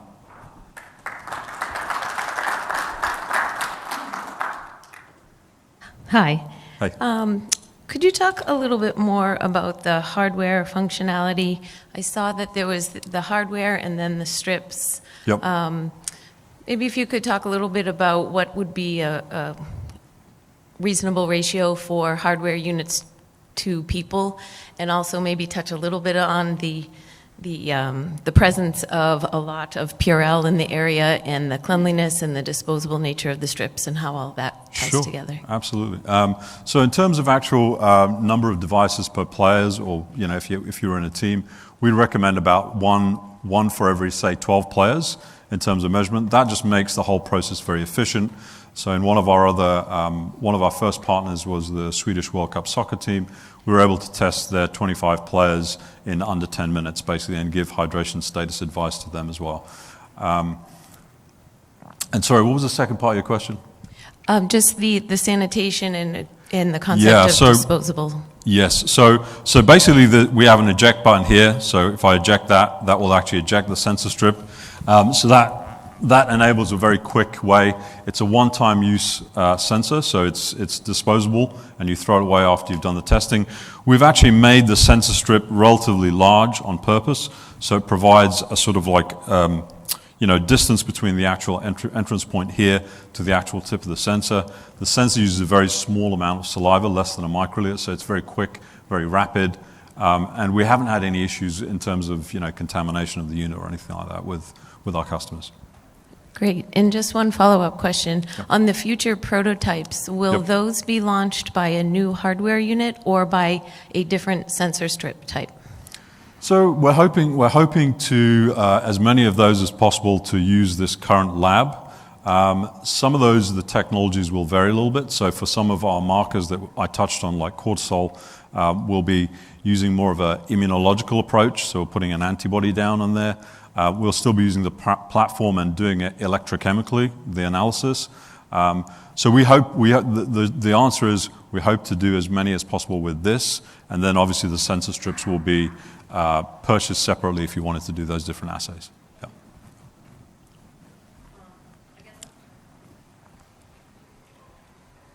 I'll stick on the hardware question for a minute. Sure. Like, from a supply chain perspective, like how is that set up to, as your sales increase, what's just the model to get more of the actual kits out to market, and how quickly do I have to wait if I'm running a team before I get 5 of the units to deploy on my campus? It's a great question. So we do have a supply chain set up. The devices are produced at the moment in the US. So we're able to produce a decent amount of devices, say a few hundred devices, sort of like in a very short period of time. At the moment, our marketing hasn't been very aggressive, so we haven't gone out there to try and really sell lots and lots of units. We've done probably about just over $250,000 worth of sales. We launched in Q3 of 2019. In terms of scaling up, we have things in place to be able to do that, and obviously as we actually scale up in terms of larger numbers of product, then our price point will come down as well. Can you, in as much detail as you can and make sense, go through the market sizing specifically for that bar that was sports and fitness?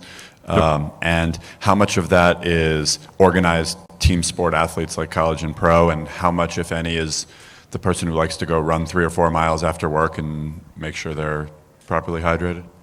I think that's a great question, and we know that everyone may not have as much need for tracking their hydration as much as, say, let's say the sports teams. Now, when you're talking about that particular sector, obviously professional sports teams, NCAA teams that we're selling our device into already, they care about being able to track and monitor hydration. There's a big push now in sports teams to be not only about the hydration tracking, but what should you be replacing as well. So more about precision hydration. So in terms of the general consumer market, we've got people like the Ironman, so triathletes who are very interested on an individual basis because they care about these things. They lose obviously 6-7% of body mass loss as they're going through a full triathlon.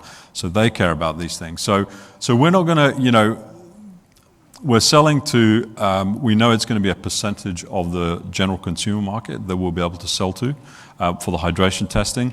But we feel that once we add the other markers, and we're really offering a device where you can actually do the testing at home for things like cortisol, there's a large consumer base who would be very interested in actually monitoring their cortisol at home. Thank you. And will there be anything smaller, like and I guess I asked this as a runner, to carry with me, because that looks bulky, unless there's something I'm not thinking about? Yeah, I mean, we do have plans to have something which is a lot more sort of like, smaller and sort of like maybe able to put on your arm or something like that, and with the strips actually integrated in there so you could actually just be testing yourself. The whole idea behind the system is, though, and I didn't really touch on this, I said assess and prepare, is really to look at that optimal hydration zone where you've established your baseline and prepare yourself before you go do your training session. So don't test yourself right before and say you're dehydrated, because you can't do too much about that. You're going to go for your run straight away. But if you test yourself 3 or 4 hours before and you're out of your zone, you can actually do something about it, retest yourself, and then you're good to go.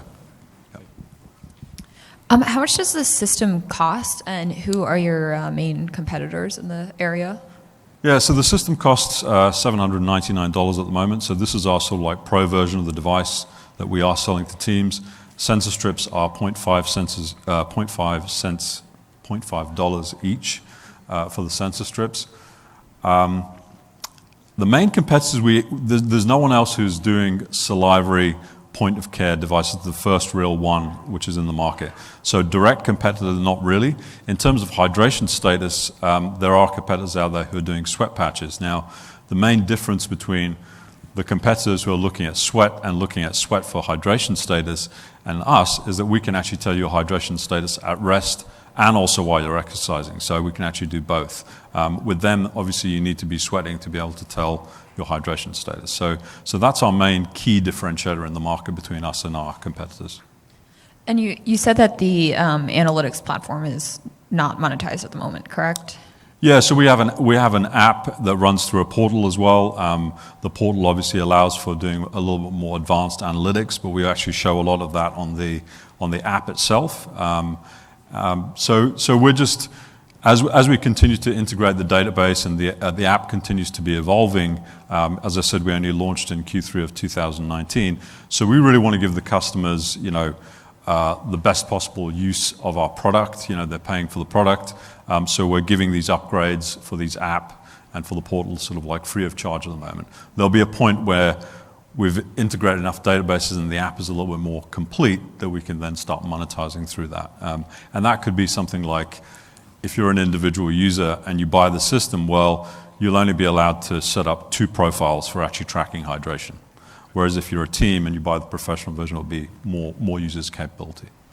And what you mentioned the other databases you might integrate. Is that just additional markers from new systems or, other kind of performance tracking data that could be, really useful, especially at a team level? Absolutely. So, things like Catapult system, activity trackers like Garmin, those are very interesting things for us to integrate with because obviously activity is related to dehydration. There's a scenario where we could do some sort of predictive modeling with the team that we have assembled to actually be able to tell you when you should be actually taking a hydration assessment. We think based on your activity that you could need to track your hydration now. So you could then do a test and just figure out where you're at. Yeah. Thank you. Yeah. Excellent. Thank you. All right. Thank you.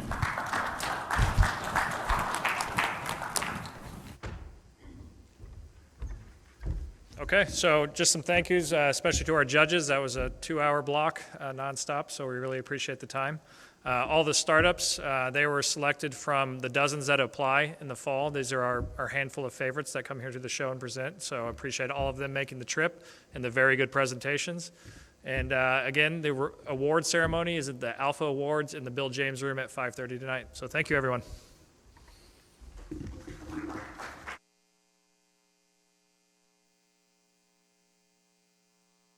Do a photo. We're going to do a photo here really quick.